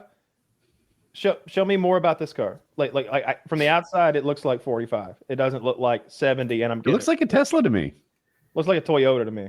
It does. Yeah, I was gonna say Teslas don't look extraordinary. Although they did like update the Model Y, maybe, which looks a little cooler. Yeah, this looks like any plug and play standard sedan to me. But these are ugly cars so far. Didn't the president of Ford drive like one of the Chinese vehicles around for a while, and he was bragging about how good it was? And that's a bad move. They should never be allowed into the country because of how good they are. There's no way he did that. Why would he do that? It's like a spy. It's like a Chinese guy in a cowboy hat and like a fake handlebar mustache. No, it was America's so much better than communist China. We can't compete with I have tough cowboy with a big cock. Yeah, look at that, bro. Look at that interior. That's insane. That is dude. Show the new Model Y. But like, what is this interior? Is this that white Toyota looking thing we just saw? Yes, I believe so. That's a gorgeous interior. But again, that's beautiful, bro. I gotta touch it though, because like, is that the nice leather that's in I think it is from what I've heard. Acura? Is that the nice like carpet that you'd see in a luxury vehicle? Is that grippy shit on that steering wheel like in the Mustang? When if I squeeze it, I keep getting more and more give, and it like feels really nice. I know what you're saying. Yeah. Is it? Which was this? Is this the Rolls Phantom? No, this is no. This is that $45,000 Chinese car. Really? Chinese vehicles, yeah. Dude, wow. Like protectionism. It makes you fat and bad. It says this is the new Model Y. This is the that looks ugly to me, bro. Yeah, it is ugly. Well, why don't we show a real picture of it? What is this? This is the new Model Y. It's coming. The image file. Oh, you don't like the image file? Well, look at the seat. It looks like I drew it. It looks like they drew it. It is what it is. It looks like that car. Yeah, the Yang Wang U8 is 160,000 USD. You feel better? This is what Tesla has just come out with. I think white is not its best color, if you know what I mean. I think that would look better in black and red. This is Tesla putting their best foot forward. That's a pretty nice car, dude. That's not bad. I don't think any of these are. What's the price, though? Isn't that like a $35,000 car or less? You can't buy it. What the hell just happened? I'm afraid the price is a lie, right? Like they always say it's 30 grand, and then you go there and you can't find one for less than double that. I mean, they all look like around 30. The $30,000 car, it's $15,000 cheaper than the Chinese one that has to be shipped here from China, right? Like I think it's pretty. Is that real? But he's doing that on purpose, right? Because of the threat, the perceived threat, right? I don't know how much Elon has to do with the pricing of Teslas or how that's influenced by the world market. I just feel like that's their market share is $30,000 for a Tesla Model Y. I was looking around. That's cheap for a Tesla, bro. That SUV thing, that Yang Wang. Yeah, it looks like American price for that is 160,000 USD, and so that car, if it's 160 grand, is dog shit. Like that's well I don't know. What 160 is tariffs. The new Model Y starts That's at $1,630. Why did it say 30 there? I don't know. Let's build our own Tesla. Where did your number come from? Car and Driver magazine. Where did their number come from? Yeah, who's influencing this? I don't mean to be argumentative. It's just that on Tesla's website it says 28 grand. But Tesla always does that. You can't actually buy it like that. Why not? Why They can't I did put it with the buy? Model 3 too. You literally can't order like that one in that configuration from Tesla. Why isn't this letting me build my fucking car? Yeah, it wouldn't let me either. It wouldn't let you either. Some bot wants to chat with me. I thought Canada was censoring me or something. I'm not sure. I'm not even You fucking scumbag. Let view me inventory. build. Maybe it's not available. Maybe that's why. I don't know. Actually, can I just look up Tesla dealership? So They don't what have does- dealerships. What does Zach have here? They Zach says- have showrooms. Yeah. So the launch model, I don't know why the price discrepancy is 46 versus 63. I can't explain it. Well, What's here's their a main one? Is it 2024 3? just to give us an idea, like a 2024 used one is 35,000 here with 10,000 miles. You know what I mean? Okay, this is weird. I don't know what's can't going buy on, it. but I can't go to Tesla.ca. Well, maybe the Canucks have put the hurt on. No, Elon. I'm having a problem on Tesla.com too. It's doing that thing where like you're supposed to click accept cookies and then it like ungrays out the site and lets you interact, but it's staying grayed out. It's not letting me click anything. Well, that was your chance, hold Elon. on. I'm never buying one now.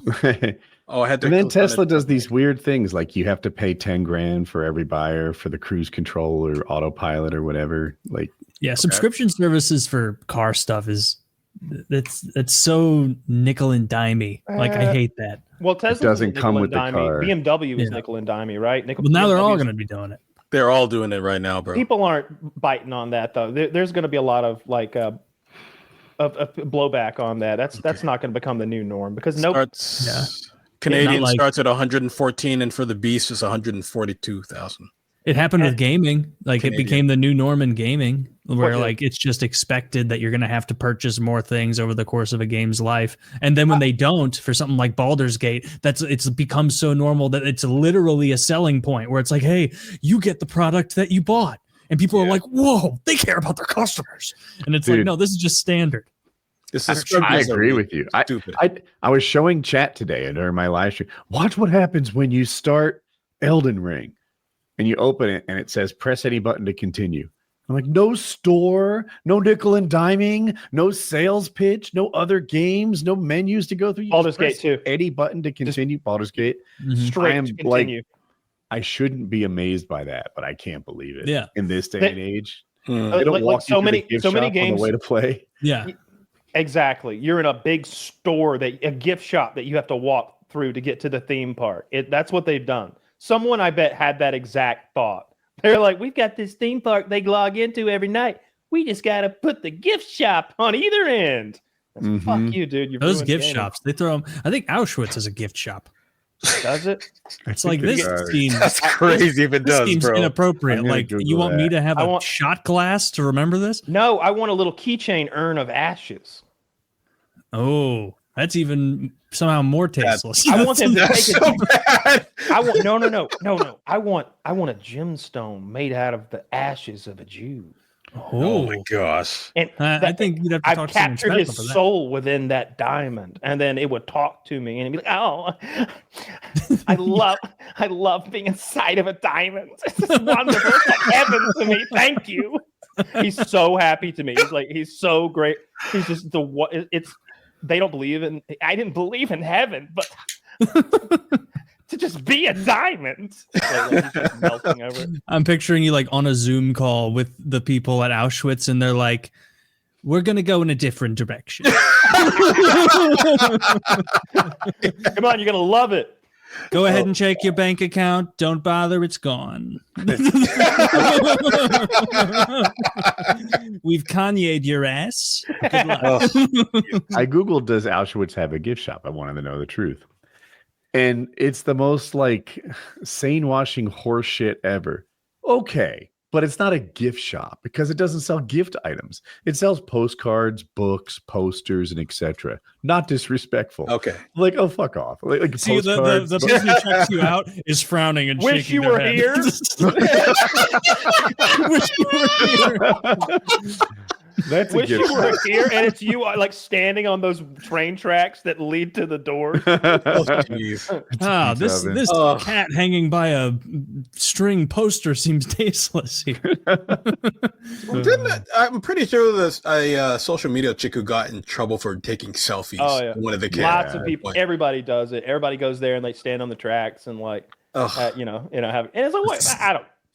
She got a little singled out for something I bet that happens a lot. It felt tasteless. When I saw it, I was like, wow, what's wrong with you? And then probably it happens a ton. Yeah. Nuts. I mean, I wouldn't go to Auschwitz anyway. It's like, I'd like to see it. I went to Ghana to see the where they kept the slaves before they were shipped out and during the Middle Passage, and that's the slave house, and that was traumatic. Like that was rough to see. Did they have a gift shop? I knew you were going to say that. I Two-thirds don't remember it. I'll take him. Wish you were here. That's vegan. But yeah, it was, and it's crazy. Like one of the dungeons were under a church that was regularly attended and stuff, and it was like they had like one hole for food that you had to fight for food, and it was complete darkness. It was just insane. Oh no! Why would they do that? The Arabs were worse though. If I'm going to Africa on vacation, I'm seeing elephants. I'm seeing giraffes. I'm seeing rhinos. I'm not going to sad places. It was a pilgrimage to see a bit of history, and it was just rough. It was like I didn't take obviously any pictures. Like it was like just crazy. Yeah, I would never want to go on a sad vacation. It wasn't really a vacation. It was just more of a pilgrimage trip. I don't know. Like I said, a pilgrimage. It wasn't for fun, obviously, right? So it's just something I felt like I needed to do. So they should put, what a good idea for places like that is they should have a super fun place nearby. So like a theme park near whatever the sad place is, because they're guaranteed going to pick up a lot of business. Being like, man, I did not like the Auschwitz Museum and they got me on the rope with this fucking towel. And, now I'm going to go and ride. Anybody feeling David Buster's? Anyone go to D&B's? Little rollerball, take the pain away, eh? Come on. Oh, they got the Jurassic Park game where it really moves. Well, they have a big city like Accra. I'm not sure. I can't remember if I'm pronouncing it right, but that's like a couple hours away, and that couple hours away. But Ghana is where those politicians keep getting in trouble. American politicians keep getting in trouble for their pilgrimage going there. There's Democratic ones anyway. Something about funneling campaign funds to these political trips to Ghana. I know the mayor of LA. That's where she was during the fires. She was having some sort of American politician fly to Africa to get back to your black roots kind of trip. Yeah. Well, and you can get your citizenship there now also. Yeah. Like they're trying to get more people. You have to pay for it. Is it like buying the gold card in the US? No, it's not that bad. Is it like becoming a black card? It's just not the gold card. What do you think, Kyle? Is it good or bad? Oh, it's great. So it's no different than the program they already have. It's just making it $4 more million. Really? Pretty much. They already have this economic development plan. You're not buying a citizenship. You're buying a pathway to citizenship and preferred treatment. Yeah. There's already a program like that that's not well implemented. Corporate does it all the time. $1 or $1.5 million. Yeah. If you're bringing that much and investing it, you get that sort of pathway to citizenship already. So and he's like, wait, if we sell 200,000 of these, it's $1 trillion, right? And I'm like, yeah, that's the math, but what the fuck's your point? Yeah, and how do the rules work? So like, can one really rich Indian guy buy one of those and be like, or a few Russian I need 500 employees for my company. Where am I going to get them from? Oh, I'm going to hire only Indians. from fucking India, and it's like, okay, well, so you just opened a company in Cincinnati, and like you should have to hire Americans or whatever.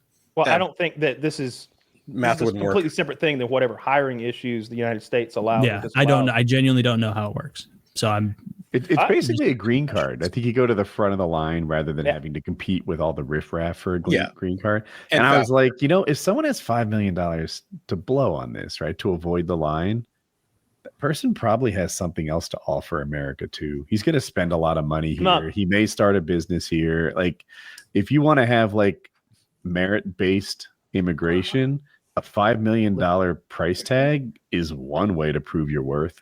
Or if they start a company here, criminal, they should have to. You want to get out? They should have to hire Americans. Like the company wouldn't have been here otherwise. I don't care who they hire. They'll hire whatever along with whatever our hiring practices currently are. Those are separate laws. This is bringing money into the country, and it's a wonderful idea. It's already a program. They're just making it cost more and regulating it better and advertising it. Like making sure that I'm sure somebody's like, I got five. What if Coney does it? What if old Coney 2012 has been socking money away? So they say. Well, guess what, Kyle? Guess what, Kyle? I didn't know that. You think he's like the last 13 years he's been wreaking havoc across Africa? I think he's just been goofing off, doing whatever. I never heard of him before Coney 2012. Why would I have heard of him afterwards? He did. He had a child army, and then what happens? You think that just disappeared? Those children grew up, and now they're cutthroat. They're hiding their King Coney somewhere. King Coney. Oh, King Coney. Scary world out there, bro. That's a good title. No, I'm not afraid of child soldiers. Think about that. Like, wouldn't a real soldier be way scarier than a child soldier? No, because the real soldier friggin' can choose to do stuff. Like, you trust a child more than you trust an adult. Like, a child could just shoot for no reason. You know what I mean? Like, yeah, but I want that. If I have to fight a child soldier or an adult soldier, I'm picking the kid every fucking time. I'm with Kyle. Hey, it's me, your dad. What do you mean by fight? Dang. It depends on the situation. Yeah, if I need to coexist with a soldier, I'd rather him be an adult. If I'm going to be hunted by a soldier, I want him to be a child. Yeah, maybe there you go. Okay, that makes a little more sense. But if you're trying to get through a checkpoint somewhere, and you don't want some kid freaking aiming an AK at you. What about Kyle? I just thought of a new guy. So Coney's. Would you rather be hunted by ugly child soldiers? Like, what's the point in that? I would want to be hunted by fat. I want some cute little darlings pouring through the jungle looking for me. That's all I'm saying. I think the younger the better. Actually, I'd rather them be 6 months old. Oh yeah, but they can't even. I like variety. Dude, I don't know how many 6-month-olds I can beat up, but a lot, and I could destroy all of them. I'm gonna if it comes down to it, I could also win in a debate. Exhaustion would be the limiting factor. Or ammo. Yeah, I'd be tearing those AKs out of their little baby hands. I don't have any fear of those child soldiers. I'm just not afraid of them. You know what I mean? It's like Woody's not afraid of those fat guys in The Sopranos for some reason. I'm not afraid of those child soldiers from Africa. Yeah, I'm not buying it. That makes sense. Well, the fat guys in The Sopranos killed a lot of people, though. They killed so many people. It's not that I'm unafraid. So are those child soldiers. I think of tough guys, like when they locked the biker bar in the bar, and then a bunch of guys came out who were literally morbidly obese. Yeah, I'm like, come on, dude. Have you ever knocked a morbidly person off balance? Like, it's not if Wings. Yeah. Look, if we were behind a bar and Wings charged into you with everything he had and like forced you against that bar, and then he was able to reach around you and grab the other side of the bar and pull. You'd be in a tough fucking spot getting him off. I think within 30 seconds, I'd have that situation turned around. You'd start biting, huh? I think if you know how to fight, it's not a thing. I would. I start screaming.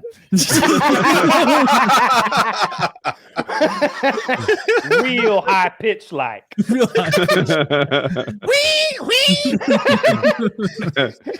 When he hears the pig screams, he'll of course become aroused naturally. He didn't expect me to shamelessly shit my pants. Dude, did you see that video? UFC. There's a video where I think the guy's shoplifting or something. They're trying to grab him. He's done something. They're like, bad guy, let's catch him.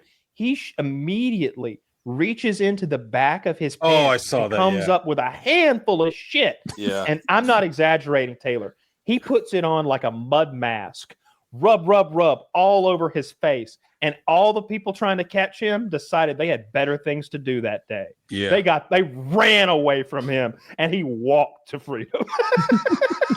Yeah, of course. No one's going to tackle that guy. You could get hepatitis. Pink eye. Did you see how Instagram went completely violent yesterday? Yeah. It was. What are they violent Bro, about? that was I was like watching like last night till like 3 a.m. There was some kind of an error with Meta changed something in their algorithm. And Every person, like people getting shot and killed and stabbed, and Lots of it just porn. kept going and going. Dude. It was like insane. I couldn't stop watching. Was I don't know. it just violent content that was getting all posted? the most No. violent content you can find on the internet was on Instagram? And sexy content For like porn. Holy cow. Straight up like intercourse. No, I didn't see any porn stuff. I just saw violent stuff. I'm just going from what Zuckerberg said. Oh, really? Okay. No, I just saw like all the. he's trying to put a good drive-bys. face on it. Yeah. He really is. He really Sure, is. you Like, saw that fucking Belarusian guy get his head caved in by a bunch of degenerates, but you may have also seen tits. That's what he was trying to do. And by the way, the yeah. Belarusians are the bad guys, Taylor. Get that straight, okay? If someone's Well, caving you in a tell me where Belarusian's that head, video they're was a from. hero. But, Where was that bro, video from? That Belarus? Was somebody getting hammered?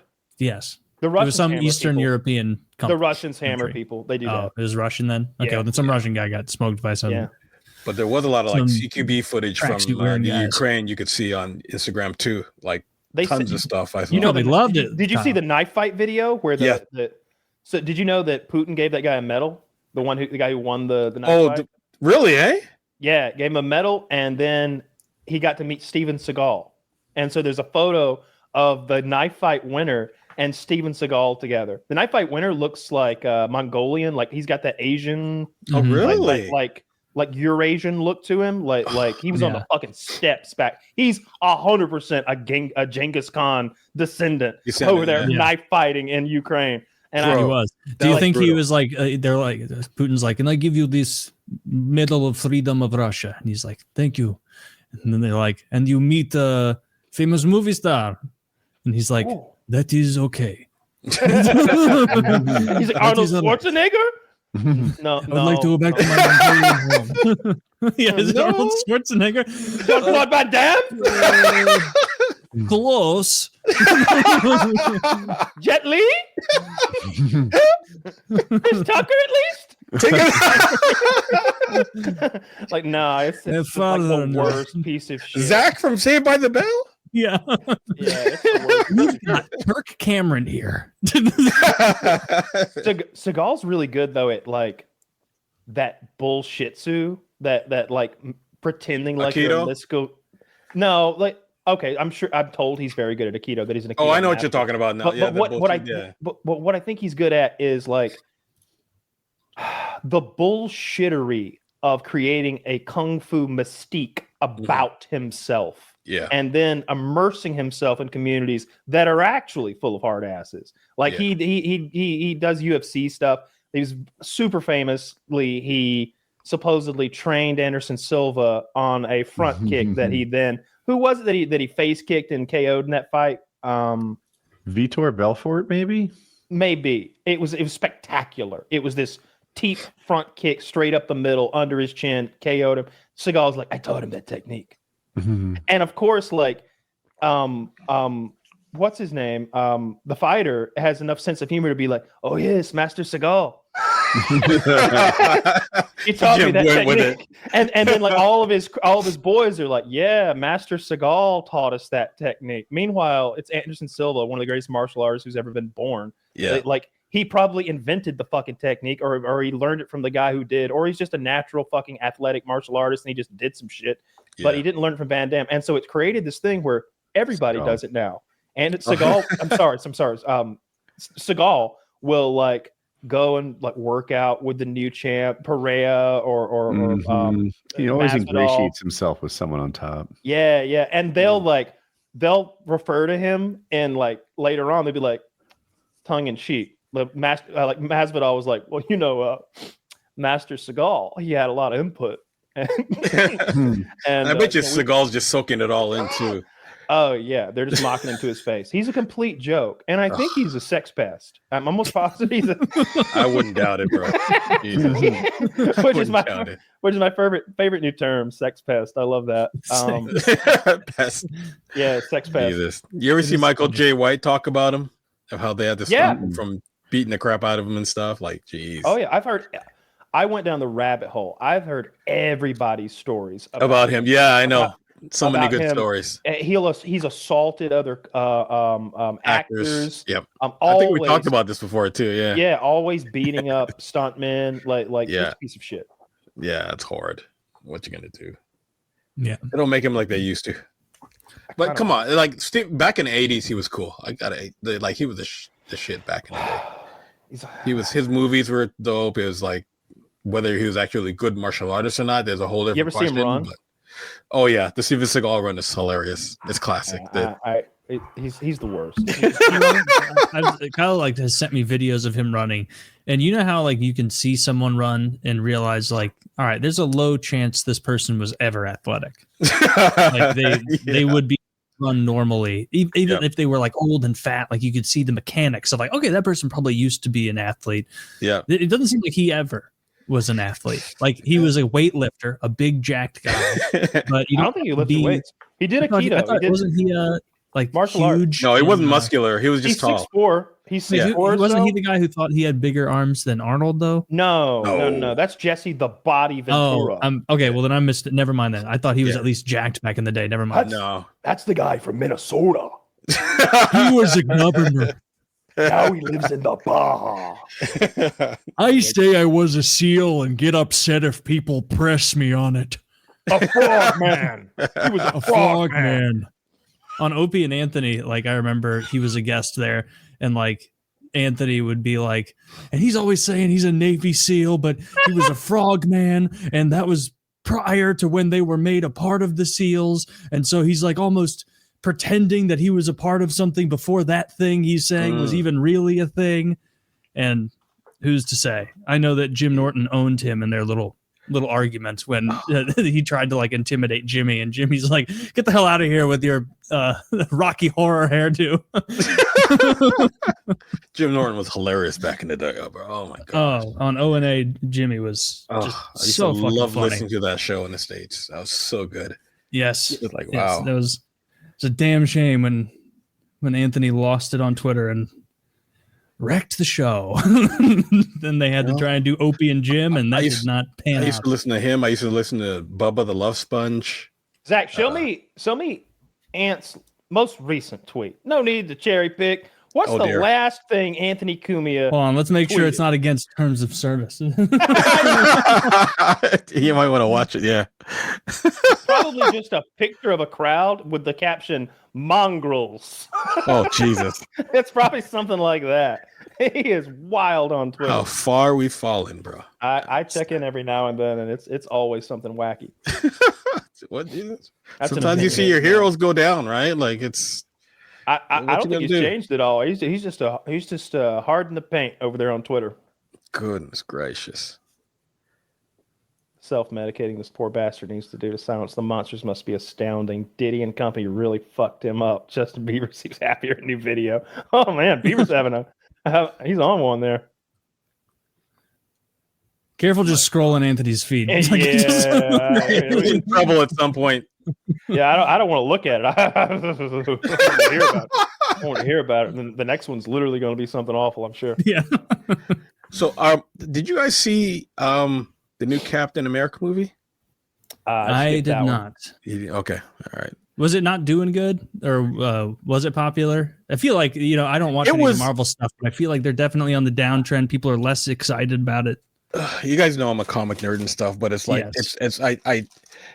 I wanted to see it because I just wanted to support the actor, but I had a bad experience meeting the actor the other day. I was very let down about it. You met Captain America? I did. And I'll wait till when he gets back. But it's like that's why I said sometimes you don't want to meet your heroes because you'll be so let down. You know what I mean? And it's like, have you ever met like a famous person that like totally kind of messed your head up when you saw them in real life? All the famous people I've met have been like good. Like I've never had a bad experience. It's always been like I met the Logan Paul. I met Logan, and I found him to be really nice and polite and considerate. Okay. And like it's kind of the opposite. Now, was that recent or when he was just starting out? That was probably over a decade ago. No, like 7-8 years ago, maybe. Yeah, it's 2025. Yeah, I know what year it is. Wasn't it during like 2015? But it was before his boxing stuff. I don't remember when it was. Yeah, way before the boxing stuff. Okay. Yeah, but I don't think he would. He was still like enormously popular, and like he was on YouTube then. It was just YouTube stuff, and it was that movie that they were doing. It was before he was like soy facing around before Japan, Japanese people. Yeah, I was gonna say, was it before Japan? Yeah, I don't remember if it was before or after Japan. I didn't think the Japan thing was that bad. I didn't think that was a big deal at all. I didn't know why everybody had such a meltdown. Like, I don't know. I guess it's a taste thing. Like, he didn't create. Look, they're the ones who have a suicide forest. They're the tasteless ones. That's on them. That's true. But wasn't he making fun of the body though? Well, he was. I believe he was wearing a silly hat, and he took a. I think the thumbnail for the video might have been him going ooh with the body like back behind him. Okay. But he didn't hang the body. Yeah, you know what I mean. Look, I had no problem with what he did. To me, it was analogous to like a Japanese person coming to a rough American neighborhood where everybody's like leaned over on fentanyl and like passed out on the street and being like, oh, it's like, yeah. I mean, they have a suicide forest. They should get on that. That should have been the point of the news story. Logan, famous YouTuber, exposes Japanese shame. Well, apparently, like it's known well enough that like authorities go in there from time regularly. To time. And like, all right, trim the limbs, cut them down, them down, and get them out of here. Somebody needs to go in there, trim those limbs, right? Somebody's got to trim the limbs. Yeah, that's kind of crazy. Too low. They're too low. Too low. Don't give them something to use. Maybe, that's exactly true. Make it so they have to bring like a 15-foot ladder. They'll get in there and be like, maybe life are worth a living. They'll do a physical activity. That you get a little physical activity, get a little dopamine in your system for the first time. But those Japs they're probably laid up somewhere, goon into fucking tentacle porn their whole lives. There you go. In the dark, not getting any sunlight. All of a sudden, you're in a suicide forest, climbing a tree. Little dopamine, little sweat, fresh air. No, you don't want to hang. Feel a little better. How about a hot lady patrolling the area with a huge amount of candy?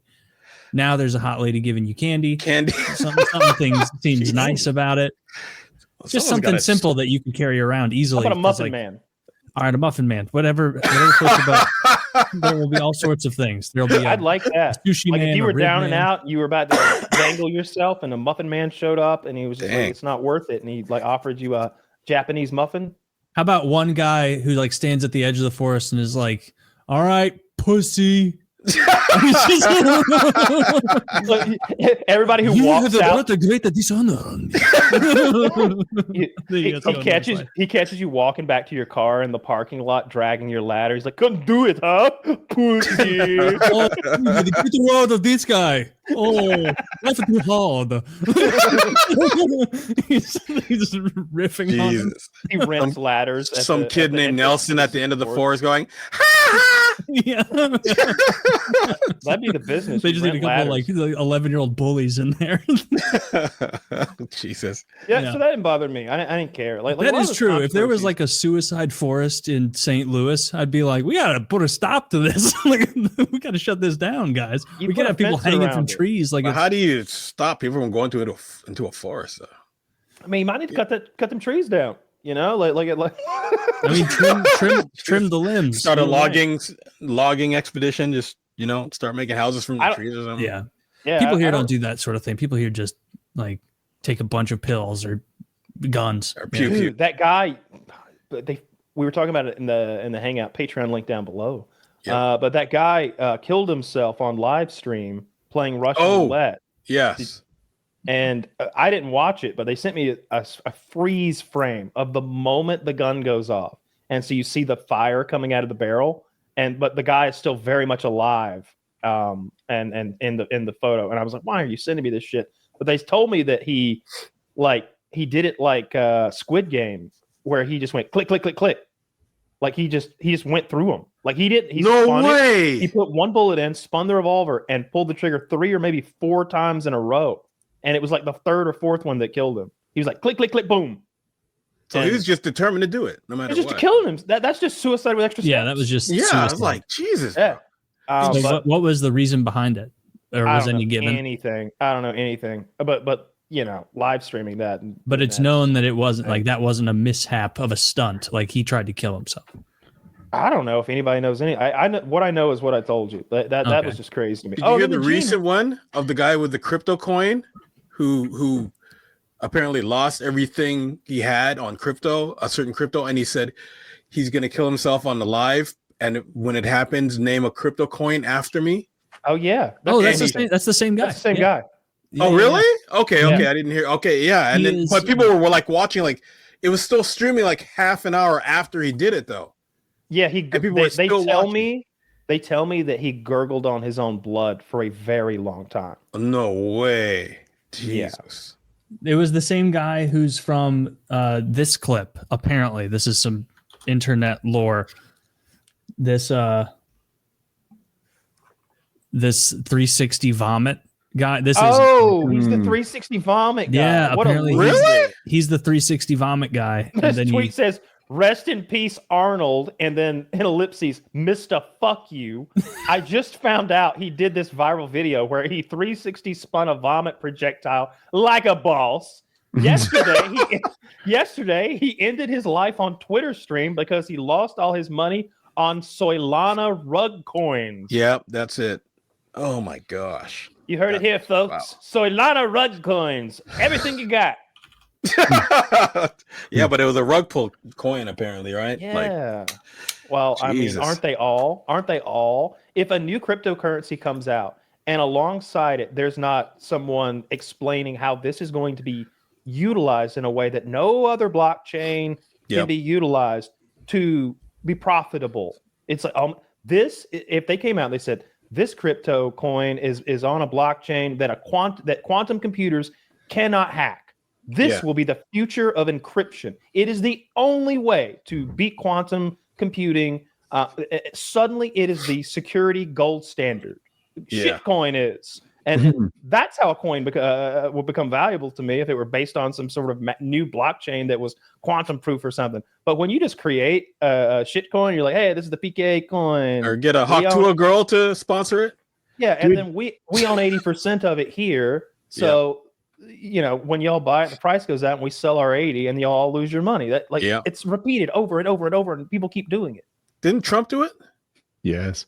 Well, he hasn't sold this. 5 or 7 years ago, we were like the fools for not believing in NPC pictures of bored apes or whatever. Oh yeah, and that turned out to be what are they called again? NFT.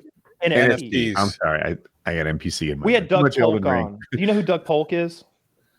He's a famous poker player. He's a bit of a genius. He's one of those in his own little avenue. The calculations he's doing in his head are very impressive. He's a bit of a genius in his own right. And he makes good poker content. He's a world-class poker player. He's done some impressive stuff.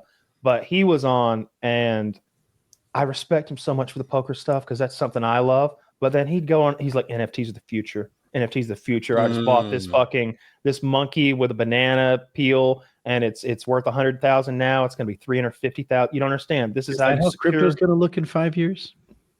No, I don't think so. I think because you're seeing a lot of governments are buying in. Governments are buying. I think not Bitcoin at least. El Salvador, maybe one of those South American countries bought an enormous amount of Bitcoin. Yeah. Multiple countries are buying a lot of Trump. Oh, South American countries are buying it, known for their economic prowess. Well, it went well. Is it Argentina? Like no, Brazil, El Salvador? Yeah, it's been a boon because they bought and then it went way up, and they bought a lot. So like they heavily invested as a country in Bitcoin, and it hit. Is what happened. All right, here are the top countries holding Bitcoin globally. USA #1. Close behind is China. Huge drop, and then UK, Ukraine, Bhutan, El Salvador, Finland. Are these governments you were looking at, or like, Yeah. It says Bitcoin holdings of countries and governments. So it looks like USA has sure 207,000. China has 194,000. UK 61,000. Ukraine. I mean, Bitcoin's 46. down 4.5% today, which is kind of huge. But again, with this stupid coin, you never know. Your coin has a wild beta. It doesn't. It is so weird. Germany doesn't have any yet. They missed the boat. I'm interested in this Fort Knox thing too. I hear they're going to audit Fort Knox, and I've wondered about that my whole life. And I think to some people on the left, maybe they roll their eyes and no one's getting audited, bro. And they want something. Audited. I think they are. What if they have even more gold than we think? Because no one's getting audited. Why is the left unhappy with an audit? I haven't heard. I don't know. That's the big question right now. From I don't think they're unhappy about it. I think they question if it's going to happen. I don't think anyone's actually unhappy about it. Well, it's like they're unhappy with the ongoing audits that are happening now in places. They keep they're like there are 19-year-olds raiding the treasury. That's a quote. You know, they say there's a 19-year-old raiding the treasury.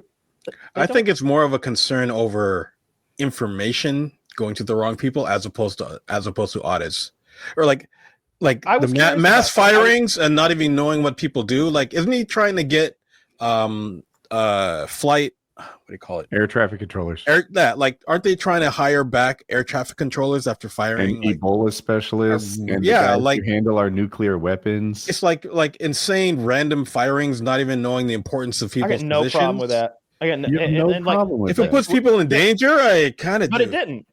They asked him about that. They're like, yeah, there were some guys who were fired for 6 hours. We hired them back. Like it was a mistake, and there are going to be mistakes as we prune the largest government on the planet. Like there's going to be lots of that. Yeah, the Ebola guys did. But again, you think the Ebola guys stayed home that day or didn't work on Ebola extra hard or something? Did the Ebola did they lose the research? I bet they were updating their resume and contacting unemployment. Why would you keep working if you don't have a job anymore? Ebola's not new either. It's not like we just, you know what I mean? I just think we're making things up when we're like, I'm sure they were at home unpaid, still working on it. Like, were they home? I don't think they were home. I don't think that they even took a day off. You know, when they make it sound like Ebola's coming now, Trump turned our Ebola shield off, and it's like, actually, no, it's not what happened. And as they immediately recognized, I saw Musk talking about it. He's like, we of course hired the right back. Because Ebola is important. But at the same time, I think it's a lot of a show and pony. Is it show and pony show? Dog and pony show. Dog and pony show. Whatever. I think that they were supposed to release the numbers of the money they saved, and they released the wrong numbers, and then they hit it back. There's been no proof of any actual money saved yet. I think they've definitely saved money. They get it wrong, incredibly wrong, right? They said they saved $450 million, and it was actually 500,000. Yeah, there's no proof of anything being saved. Those numbers, don't gloss over that. They said they saved 450 million, and it was actually $500,000. So what's their total? They said they saved 8 billion, and it was actually 8 million. 8 million. You go to Doge.com. There's a list. I saw a thing today. They deleted the list. But at its core, you like. I think it was yesterday. Rid of bureaucratic waste. That's the thing. It's but I don't like the lies cataclysmic around it, and they're not mistakes; they're lies, right? Yeah. They say they cancel these contracts. These are contracts that ended years ago. They're not canceling anything. They're just or they were already paid out wrong, or they're incompetent. It's a problem, and I want it to be done. I just want it to be done better. You know, They hired 5 kids to just go and run fast as they can and cancel and get rid of everything possible. It's bad. So what is this we're looking at? Savings list?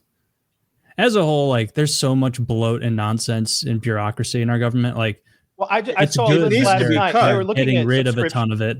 They were looking at little things last night. They were looking at Microsoft conference subscriptions. They had 268 or so, and they're expensive. And they were only 50 were being utilized. And it was thousands of dollars there that was saved. It's one little thing after another, I think, that's going to add up. Oh, there's some numbers. If you say those numbers aren't accurate, then I don't know what to say. They keep coming out as inaccurate. Yeah, but it's supposed. We're supposed to be. Well, they've saving- even said they're going to make mistakes. If they hired a correct them as they competent go. firm to audit, like a big accounting firm, I'd be so excited. That'd be different. Yeah, To see exactly. Those guys go through and be like, look at this bullshit expenses. Look at this wrongness. Like, look at where your money's going. You're paying for this, but instead, these guys. One thing I don't like, they talk about how much money was spent, but they don't talk about the period in which it was spent. Sometimes it's dozens of years. And I'm like, man, what? They spent this over 14 years? You made me think this was an annual savings. I feel like a lot of this is looking a gift horse in the mouth. Like we all want to get rid of. I'm like, looking at a liar nonsense. lying to me. And it shocks me that these people like being lied to so much. They shouldn't. People do like being lied makes no to. sense. Like, all for over. instance- That's what our media is. But like the whole, like the gift horse comment is like everybody who's like not kooky realizes we spend a crazy amount of money in government and bureaucracy, and it's really a good idea for us to audit it. And so if they either fuck up or do like PR number, augmenting or whatever nonsense they're doing, I don't like that. Like I'd rather get the honest number. But to have someone doing it at all is something we've never had. Like it's just been a foregone conclusion for all of our entire lives that number go up and we're the government, and so money's this magic thing that we always get, and so we'll waste this here, we'll waste this there. It's not real to us. Like it is good to segment this out, and then if they fuck up or lie, you should notice that. But as a whole, like having this sort of auditing, I hope it's something that doesn't go away once the next administration gets in. Like I hope that they continue to be like, hey, this money for basket weaving in the Congo, this is ridiculous. This doesn't help Americans. We're nixing it. Yeah. We're done. Hey, there's a bunch of people fraudulently on some program. We're slicing that out. So like as a whole, I think it's a good agree. thing. Yeah. I'm glad you said that because you have to like it for the next administration too, right? Like the one that I'm stuck on, I think it was $28 million, and it was basically Sesame Street for 10 years. Don't quote me on that. In Iraq. Pretty sure that's right too. And it's like, dude, 28 million over some long period of time is pennies. They give 2.8 million a year. I'm not sure about the 10 years, but call it 2.8 million a year. Compared to how much we spent to go to war with Iraq, it is so cheap. And it was the number You dropped one $28 million worth of bombs on Iraq? It was the number one children's TV show in Iraq. The number one, the very top show. If you want to export American culture and have Iraqis think differently about America, $2 million to have the number one TV show is a bargain compared to what you'd spend in the Department Hard of Defense. disagree. And now Hard disagree. the new budget says culture, if you wanted to spread American culture to Iraq, you would have translated Sesame Street, something that takes place in New York borough. Like you would have put that in Iraq. Instead, they got like some Iraqi puppets teaching you how to wash your hands and not be a filthy savage. You want to drop $28 million worth of virus bombs on Iraq? I'll sign off on that. But you trying to send them $28 million for cartoons? Go fuck yourself. How about But you know how many houses? There's a giant housing complex like a couple miles from here just got built. I bet that whole fucking thing, those 30 houses, didn't cost anywhere near that money. You could fill that thing up with like homeless people or homeless veterans or just random fucking Americans in a lottery system. I don't care. Anything but a Sesame Street for fucking Iraqis. If he wanted to cut real budget, he would look at things like trillions of dollars spent on defense budget jets that are never seen. $1,000 toilets. No, he renegotiated Air Force One and got the price down significantly. No, but I mean like private defense contractors. That is a private defense huge. But okay, Air Force One, yes. But I'm talking about the other stuff. Like there's a lot more that could be trimmed that should be looked at, and then we end up finding out that Tesla might be getting $400 billion for armored cars. Or we find out they're not doing that. Or they might they might be using Starlink. Oh well, that's instead of what you know what I mean? Like, look, I think you don't think that they're not going to like it anytime Musk gets paid by the U.S. government because he's working so closely with Trump. Yeah, but it's conflict of interest. It's so simplistic that you shouldn't be doing that. What's the other system though? Like Starlink is the only thing of its kind. Like it's there's no like Pepsi Cola to go with. You know what I mean? Like there's Verizon has. You don't think there's something wrong with the guy in charge of the budget making money from the budget? Well, he's not in charge of the budget. He has no. He's in charge of cutting the budget. You don't think that there's a conflict of interest of what he's doing in charge of versus finding what he ways can make? and presenting that to the president of the United States that we elected. Just like all the other people that work for him. I'm sorry. He's not running it crazy. by Trump. The guy's got. He's not running it by Trump. He's not running anything by Trump. No, Trump is Trump is sleeping during the press conferences, bro. So you think that Musk finds the waste, and then he goes and writes an executive order to stop it himself? Like obviously. You think there's an executive order for these things? That's what you're saying. You're saying that Trump is signing an executive order to cut Sesame Street. That's what you're saying? I don't know how. Well, you made it up. I think. Like I really think. I'm not making. He can literally them a day. They're often based tell people on not to go to work the next day. I've seen it on Twitter, right? There's no procedure happening here. Autonomy. Yeah, there's no procedure happening here. I don't understand what you're suggesting is happening. You're making it sound like Elon Musk is writing laws and implementing them and cutting and altering our budget. Decisions without laws. What decision is he making? What to cut and what to fund. That's a huge conflict of interest. There's no way. No, you're telling me Donald Trump signed an executive order to send the Ebola employees home? No, it's done willy-nilly. Whoever sent the Ebola employees home, it wasn't Musk. He didn't order them home. It wasn't his. It wasn't. But it's under his watch. It's his people doing it. Yeah, it's his organization doing it. Yes, it is. Thankfully. So it is Musk. That's like saying the Secretary of State is working autonomously, or the Secretary of Defense. Because they follow they follow. There's a judicial. That's why you have 3 separate forms of government to watch over the other. You have the judicial. I know how our government system works. It's our system. Okay, what I'm saying to you is the president is perfectly within his power to hire someone to go to work for him. You made it sound like he needs the president needs to be in there hacking through, like running through code. No. I think he's saying that I said you make the president has no idea what's being. As if the president has to have complete control and he has to have his hand in every pocket. You're making it sound that way. He said that Elon's doing it without the president, and you're like, no, the president is signing executive orders, making sure that like the checks and balances on everything Elon does. I'm like, no, I think Elon's working with a lot of autonomy. A word I don't know. Autonomy. I don't think that anything is happening. I don't think any changes are happening without Trump's okay. And if you watch did you watch the meeting yesterday? The cabinet meeting thing where Elon spoke the whole time and Trump was sleeping? Up there. He's like, Trump's the boss. What Trump says is what I do. I work for the president. And then you laugh at that. It's like, oh, he's lying when he says that. He's really in charge. Who's in charge? I wasn't laughing. I was laughing. I was laughing because I don't think Trump. Why would you think that? You didn't laugh. I don't think Trump has any inkling of what Elon's doing. Okay. Well, you've probably got more insight than I do on the issue, but I don't think it's a matter of insight. It's more of a matter of I don't think that Trump is signing off on what Elon is doing. I think Elon's just doing stuff and sending out emails and give us 5 points or you're fired. And Trump. Oh, I love that. I love that. But no one's doing it. Well, even the new head of the FBI told his people to ignore that nonsense. Well, yeah, the guy Trump just appointed, and they fired a bunch of. And the reason you can ignore it is because he doesn't have any real power, right? Well, but yet people are being sent home in other departments. So yeah, they asked for a list of all the people who didn't reply. So apparently, not everybody's standing up to Elon. We need that list. We need to look into that list and see how many of them are alive. Yeah, I don't see what's wrong with like asking IRS agents to be like, "Hey, what are you working on?" Because like we all just admit, like we all know, there's a huge amount of bloat and waste. Like we fund this. Like every government employee who's sitting there on their ass doing nothing all day. Like this is what we're talking about with the left.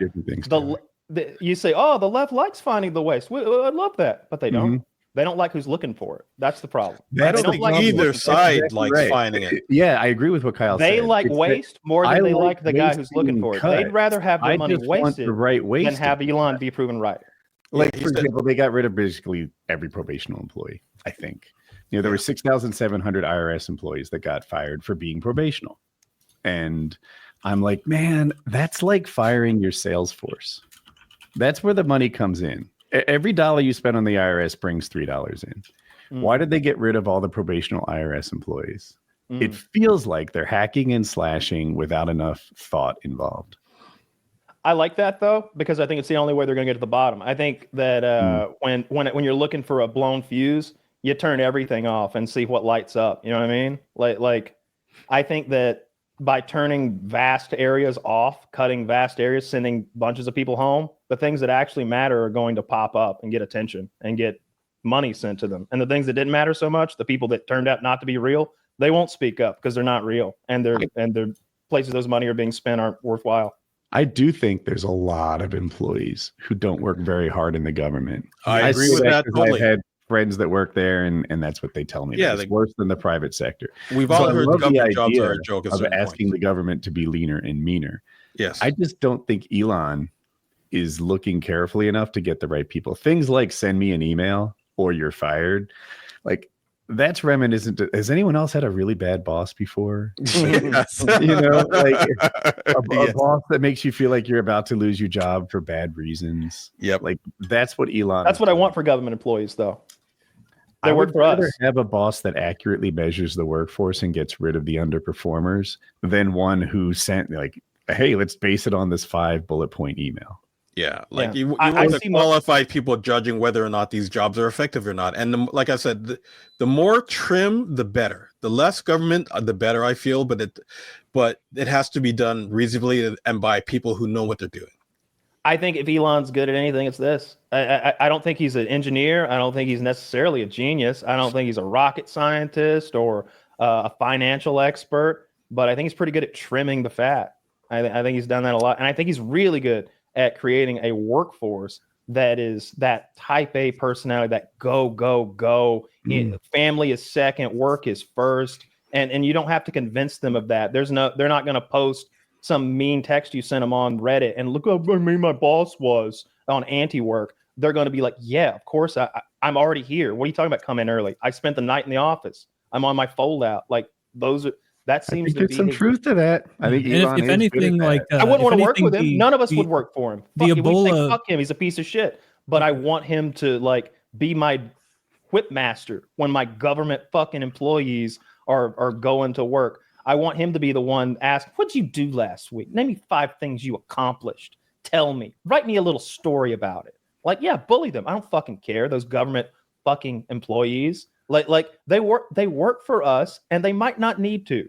They get all of those benefits. I think we all agree with you on that point. Security. Yeah. I think everyone agrees with you on that point totally. Yeah. But again, it's to have anyone doing it is better than the history we have of no one at all doing it and just letting this grow into a massive bloat monster with like no KPIs at all. Like no KPI. What is KPI? It's just like it's like metrics through which you can determine the success of a job. So like someone who's sitting on their like ass, a return on investment per employee kind of thing. Yeah. So like someone sitting on their ass at the DMV in the back, there's no metric by which to determine they're successful. And so if they get fired, they're going to go, I'm being attacked here. And it's like, no, actually you haven't been doing anything. Like no one's checking on you. So this is what Cisco did.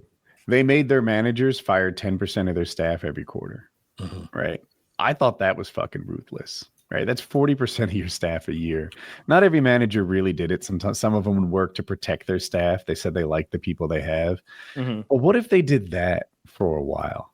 You know, hey, 10% of your staff gets cut. And then instead of Elon from 10,000 feet, 30,000 feet in the air, making guesses at who's good and bad, using shitty fucking incompetent metrics like who replied to an email, having their manager pick out their least effective employee. I do see the 30,000 feet thing about the email, but like if Jeff Bezos sent that out at Amazon, like you bet your ass every employee who's actually working is responding.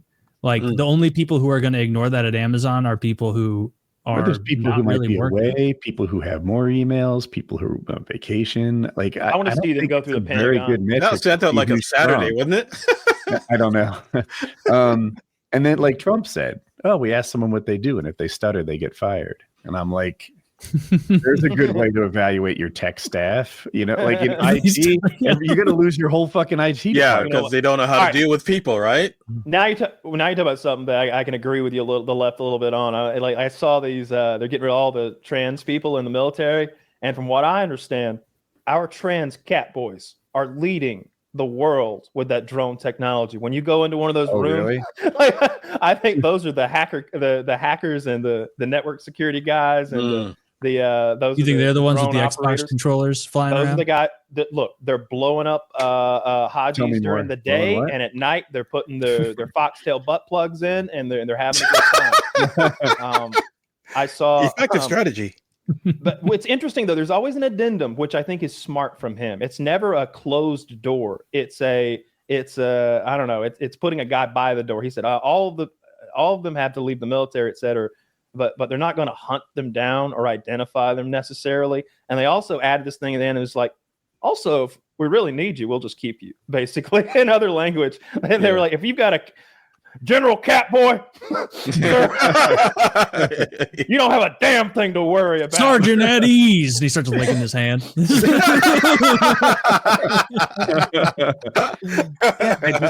It's like, I love the concept. I hate the incompetence behind the firing. And to Taylor's point, I do get where he's coming from. Hey, I'd rather have someone incompetently try to trim the fat than no one at all. You know, and I see that. I get that. I just want better. You know, the security thing, right? The Republicans went fucking bonkers when Hillary used a private email server. But they take all taxpayer information and put it on Musk's private server, and they don't have a problem with it at all. They put it on his private server. I think so, yeah. I read it. I'm only as good as my sources. They copied it and put it on his server. Yeah. And who's even regulating about it? Only I would love to see some proof of that. What I read was that he has no more access than college interns, which there are many that are working with the government, and there are lots of those guys who have the same sort of, they called it read-only. I don't know anything about anything, but read-only sounds to me like you can only read the data, you can't alter or copy it or take it out or anything. Or execute it. So that sounds to me like the exact amount of access that you'd want to give Elon Musk so that he can read it and find any waste. And then again, report back to the president, since he has read-only access and he has no power to change or access anything. I don't see anything about sense to me. Yeah, I don't see anything at all about Elon having access on a private server to any IRS information. It looks like he wants DOGE to have access to IRS taxpayer data for attempts to unroot fraud. Zach has a paragraph here that says it's all on a government server. Yeah. They brought in their own servers and made copies, I read. I don't know. Keep getting stuck behind paywalls. I can't find it in seconds. But this is just from ABC. It doesn't. I control F server. Well, again, I don't quite grasp. Looks like he's just asking security. for access. I don't grasp the security risk, I suppose, of that being true. Even dude, I don't want the government knowing my social security number. Right? Tell him, Taylor. That's between me and God. And the men's warehouse. That's between me and God and my Quick Trip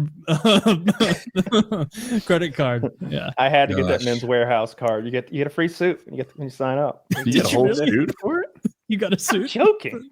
I don't know. I bought a suit forever ago. I didn't hear that deal. Shoot. Dude, if you've ever dated any woman ever, you've had that conversation like at a checkout where they're like, well, maybe I should sign up for the Michaels credit card. And it's like, oh, like, no, don't sign up for the Michaels credit card. You don't need that. Just buy your that all the time. No, I sign up for all those cards. Anytime there's a bonus or something, like I've got an Instacart card, I've got a DoorDash card, all that. I want all my reward points. I want to transfer them after over. my divorce. No credit. I have one card I use for sometimes renting cars and stuff, but I don't use any credit of any kind. Took me a long time to come one back. credit card that I use often, and that's like it. I use my miles. Yeah, I use my miles card on just about everything. Anything. Is it worth it? Yeah. Okay. Do you actually use it on trips or use it on like buying compiling objects? them? I've been compiling them for years. I have hundreds of thousands. Which one do you have? Maybe millions of miles. Is it Delta? Delta. Because those don't expire, do they? They don't expire. I've got. So are you loading up? How many do you got? Like enough for like you could take a full trip on them? You think? Oh yeah. I could go first class, like a good trip. Country and you're not going to Tallahassee for. Are you? We haven't talked for a while. Are you off? Can you travel yet? Yeah. I can go. Your probation's good. Yeah, I'm a felon, so I can't go to Canada. Okay. Any place that allows felons. Okay. yeah. Well, maybe Trump will change that. I doubt it. I think he gets a free spin on that. I think Canada will allow him in, even though he's a felon. Right. But yeah, I don't have any travel restrictions within the country or anything. Okay. Do you travel? Not much. No. Pretty much a no interest these days. No, I don't really have anywhere I want to go. Bro, go to Bali, bro. There's some cool stuff there. I'm the worst. Since I got addicted to Elden Ring, I'm not sure my truck starts. I mean, it's been a month. I heard the key on that thing. Like, I've been traveling a lot more lately. Like I want to go to Bora Bora. I want to go to different places in Africa. I want to go to Brazil. I want to go to these Rio. Are all places that are outside. What about like Japan? I've never been. Absolutely. To Japan. My brother just came from Japan. He spent a month there. He said it was amazing. A month in Japan. That's awesome. Yeah, he said the technology, the architecture, like it makes North America look like we're in a Stone Age in Japan. I don't like that. Society. It's the way it's that society. It's the politeness and the way they trust each other. If you go to the Apple store in Tokyo, there's no wires connecting the iPad. Yeah, it's not chained down. You can pick those up, walk around the store, goof around with them, and then everybody puts them right back where they go.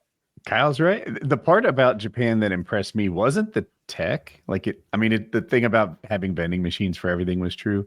It was the respectful and polite culture. You walk around in the subway and everyone's on the right side. Yeah. There's an escalator. I want to say one for people that walk and one for people that stand still, and nobody breaks the rules. Mm-hmm. It was just like, wow. Have you ever seen that video of someone dropping their money? I saw someone drops their money in a crowd in Japan. It flies everywhere. Everyone immediately snaps into action and gets this guy's money back. Really? Like, everybody's like immediately like grabbing the money up and like getting it back to him. But aren't they trying to decrease the amount of tourists in Japan because of so many bad tourists now? I hope so. They showed one street that it was completely packed with non-Japanese people from the tourists, and they're all like taking awkward pictures of the geishas, and they're all being rude and stuff. Like they're trying to actually decrease the amount of people coming into the country now. I heard them like trying to decrease immigration, but I didn't hear anything about them being like, all right, no more Aussies in our red light district. Because can you imagine how bombastic some Australian guy is in fucking Japanese? That's funny. Drunk. But yeah, I remember there was that shitty streamer who was going to like the Asian countries and being a Somali kid. Yeah. Somali Sam or something. Johnny Somali or something. Yeah. They whooped his ass in South Korea. Yeah, they caught up with him in South Korea, bro. He was being a real douche. I get it. Totally. The Koreans are like, you're making a mockery of our entire country and just mistreating Koreans everywhere you go. You can fuck go in yourself. Stores and eat in front of eat inside. Go do this in Mogadishu, bro. It turned out there's a lot of South Korean dudes that are ready to fucking throw down. like a lot of them. Everywhere he'd go, there'd be a new South Korean tough guy there to just blindside him and fuck him up.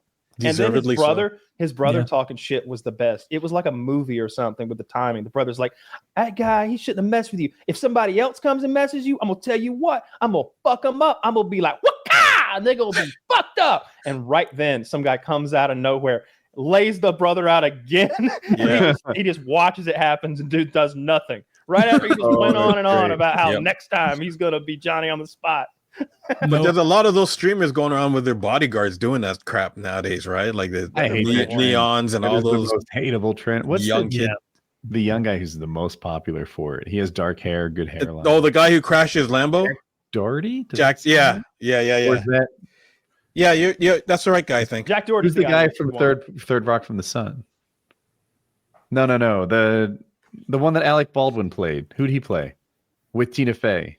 And whatever that news. Oh, that's Jack Donaghy. 30 Rock. That's what I'm. All right, that's right. So Doherty, I was probably right. Different person. My name is Jack. Also fictional. all I did was search Jack Doherty on Twitter, and the first one was someone saying Jack Doherty is a streamer that goes around antagonizing people while he hides behind security. Bodyguard. Yep. Yeah. I think And he crashed his vehicle, and he was mad that his cameraman wasn't filming still when the cameraman's head was bleeding. Like, he's like complete scumbag. Like, all right. Like, as someone who can relate a little, it's like, come on, cameraman. Like, okay, that's a little different. Like, this was like, these new kids are different, bro. Like, I guess so. I bet this cameraman gets paid well. Have you seen Jack Doherty? The thing, like, I might saw have the exact seen video. of him walking through the mall like this. yeah, and then he bumps people and is on purpose, like, antagonizing regular people. Yep. And then when they're like, "Hey," his bodyguard steps in and like bullies the guy. Yeah. And I put myself in the shoes of the victim, and I'm like, I couldn't do any better, you know. Don't you want to just like shoot the bodyguard in the knee? Dude, I love that clip and the guy got off. That YouTuber was harassing a delivery guy in the mall or something. I think they had ordered the delivery just to fuck with him, maybe even. But that dude just pulled out a pistol and shot the YouTuber. He was like, "Leave me alone! Leave me alone! Leave me!" Bang! Shot him in the stomach and walked away. I remember that clip now. It was beautiful. Yeah, I love that. Beautiful. What happened to the YouTuber? Like, is he okay? He lived. He was shot, and so he had to go to the hospital. And he probably thought he was probably it was a paintball polite. gun. He was probably more polite in the future, I bet. He sewed it up himself, like our guest did that time. I remember you called him out for that. That's what the story was that you didn't believe. God, I hate fake nobody tough guys. believed. I hate fake tough guys so fucking much. Dude, you know what fake tough guys make me want to do? It's like, Don't even get me started, brother. I'm not a tough guy here right now. I'd show him what's dude, if what. there's a fake tough guy in here right now. Ooh. See, it's the opposite though. It's because I'm not a tough guy, and I know I'm not. Like, I like bubble baths. I like soft like things. I like men. You know, I'm not a tough guy, but so when I see somebody like that's a fake tough guy, it's just the most annoying, obnoxious fucking thing. Yeah. I'm a hardcore prepper and stuff like that, and I like my firearms and stuff, but I love my hot showers and cappuccino in the morning, and I really don't want an apocalypse. You know what I mean? Like, I'm not ready for you know what I mean? Like, I'll watch it on TV, but I'm not ready to live the road. You know what I mean? Like, I'm glad you said that, because it was my next question. I was going to ask you, what post-apocalyptic depiction from media and all media do you think that you could survive in? And you're like, man, you throw me out there, I'm going to be the fucking emperor of Saskatchewan or whatever. And then on the flip side of that coin, which one do you see and you're like, God, I would either, I guess I'm the guy who dies in the beginning of this movie. I'm one of those people, you know, because when I watch like The Road, that's the most that is so dark, and that's probably the most realistic. You know what I mean? Like that, or like, have you seen Threads? The nuclear movie from the UK? Yeah. Like, that will like make you double think a nuclear holocaust, bro. Like, and that's from the 80s. Like, that was like that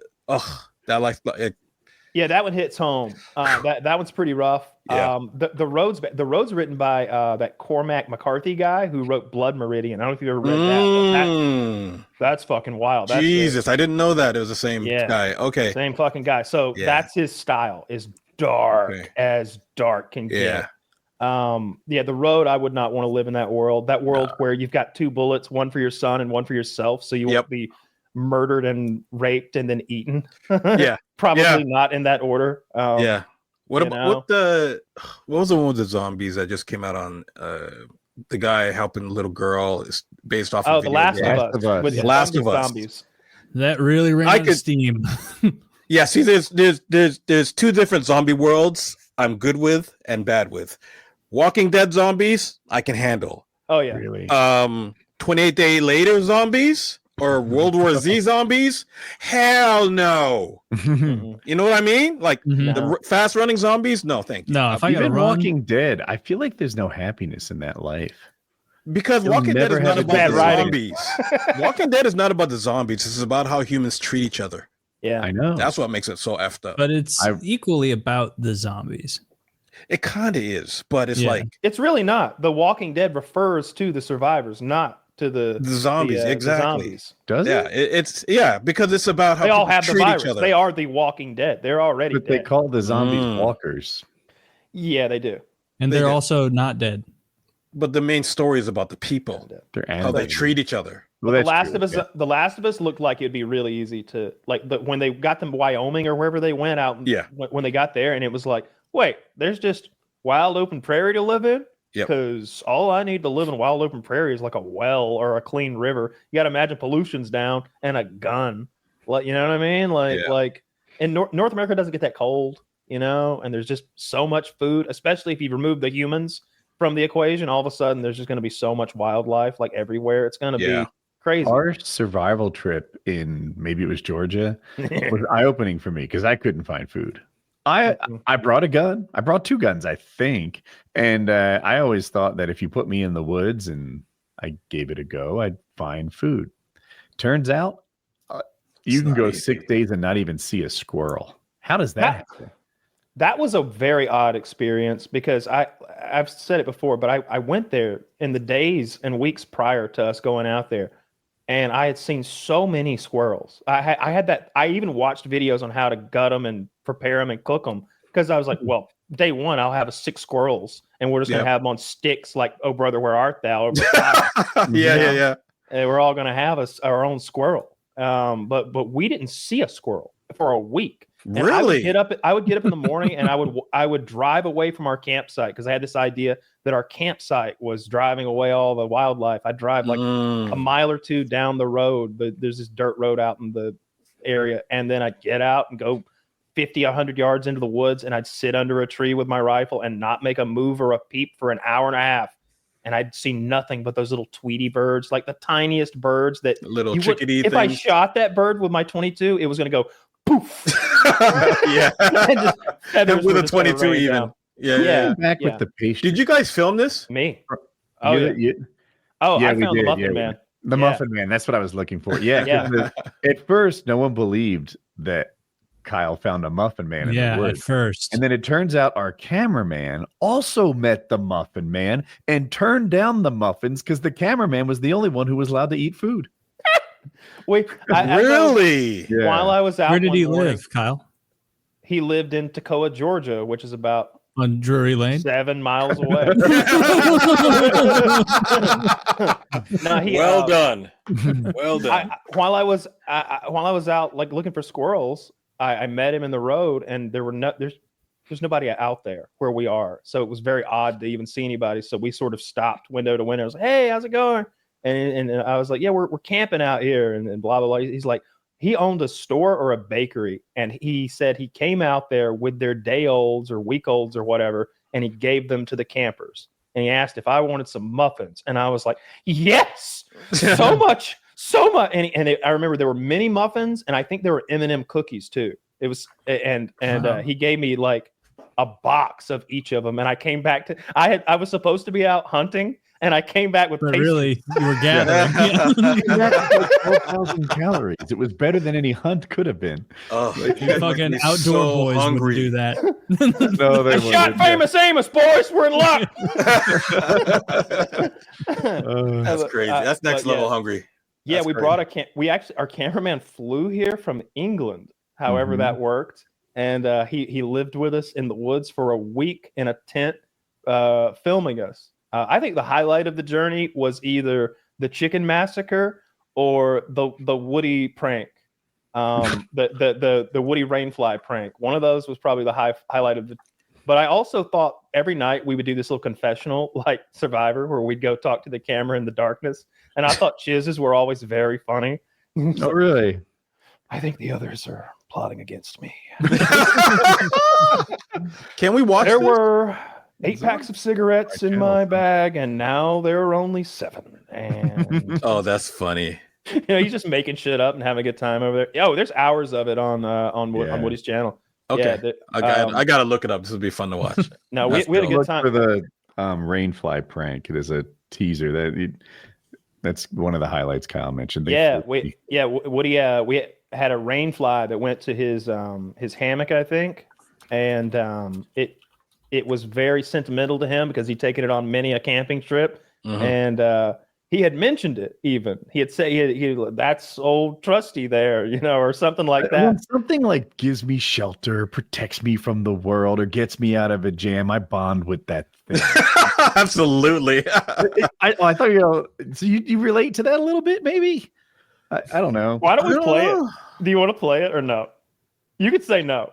Is this the Rainfly prank? Yeah. Sure, we can watch it. I've seen it semi recently, and I wasn't as fit as I. Will you play it, Zach? This is almost 10 years ago. Oh no, so he's not playing that. If it's 13 minutes, it's not the right thing. I don't want to. I thought he means. Yeah, I just want to watch like the 30-second clip of like when it happens. You know what I mean? So what we did anyway. Well, I think Woody went down to the creek to bathe, and Chiz and I and the cameraman were left behind at the campsite. And I don't remember whose idea it was, but it came together that we should pretend to disrespect Woody's rainfly. Oh, jeez. Because we both had rainflies and we don't give a fuck about them. So we like took his and like maybe folded it up nicely and neatly and sat it aside somewhere and hid it. And then we like took mine and like took all the trash around the camp. Oh. And we used we used it as a trash bag. Like all the wrappers, we opened up lots of new tools and camping gear. We've never done any of this before. So it's all sponsored stuff and brand new stuff.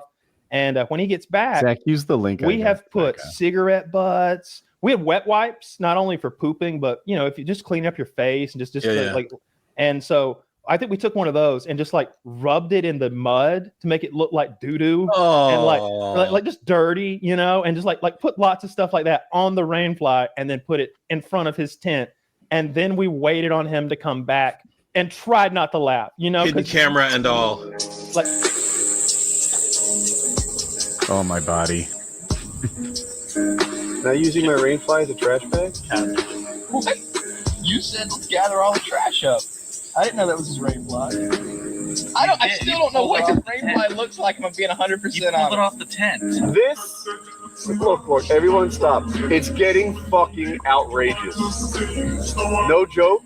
I might beat one of your asses, and I can kick either one of your asses. Stop fucking with my rainfly. Chiz, look at my eyes. I will beat the fuck out of you. Stop it. That's why we didn't use your rainfly. What is that? It's my rainfly. I might have been a little tilted. No, you were. Yeah, I can feel the tension in the air, bro. That's like the perfect beginning of a Snickers commercial. You're not yourself. You're not you when you're hungry. Dude, Chiz broke there, but I didn't blame him a bit. Like, no. I wanted to keep the joke going for as long as possible, but Woody escalated from a 0 to like a 10. It was gonna go bad. Yeah. It was like, fuck, I think if we like go to the next level, we have to fight. And I saw what he did to the chicken. The chicken was alive in that scene. You could see Henrietta walking around. Really? Yeah. She was under. That's crazy. Foot.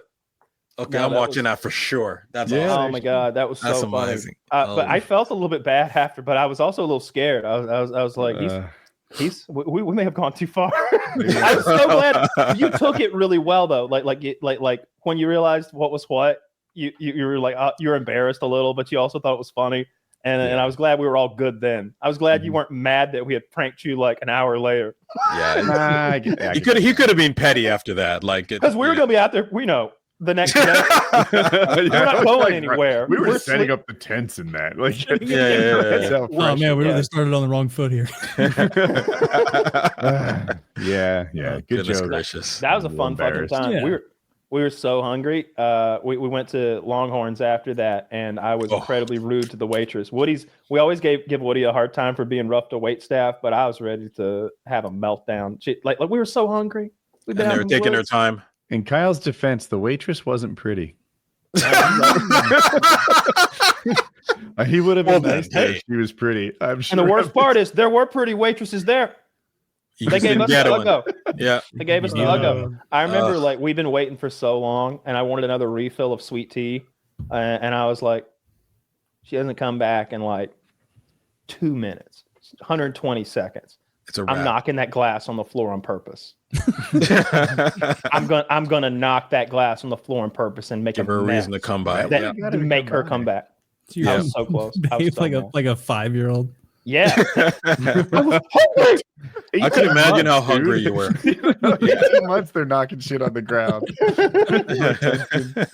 I was absolutely going to knock it in. I was ready to have a goddamn meltdown. I was saying some crazy shit at the table.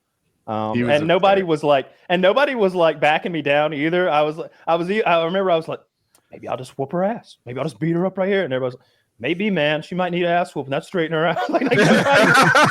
Nobody was slowing my roll at all. Oh, just egging you on. I like that because I was in a pretty good mood. I was like being fed. I had a drink. Like I had just arrived on Mount Olympus and some sort of wonderful experience. Kyle, on the other hand, was not as happy. And I'm like, oh, this is great. This time someone else is mean to wait staff. I'm getting a 1 mark in the win column. Yeah. She's that close. I think that clip is a good place to end. Oh, yeah. It's 4 hours. Yeah. All right. Where can everybody find all your wonderful content? Oh, come by and subscribe to Wolf Paintball, the Wolf's Den on YouTube. And thank you very much for having me so much. Sorry I was a little late. It's been a crazy day and dealing with snow. We had like 10 storms up here in Toronto. So it's like kind of crazy. All good. Always a pleasure, brothers. Always a pleasure. All right. Check out Wolf stuff, guys, and the sponsors. PKA 741. By the cum pills. Yeah, by the cum pills. Jism. Oh, you're getting a lot in. Jism.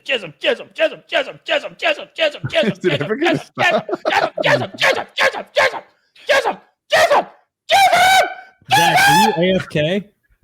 What? I said, Zach, are you AFK? I think he's fucking with Kyle. He just played the video for us. Are you pranking us? Something might have happened to him.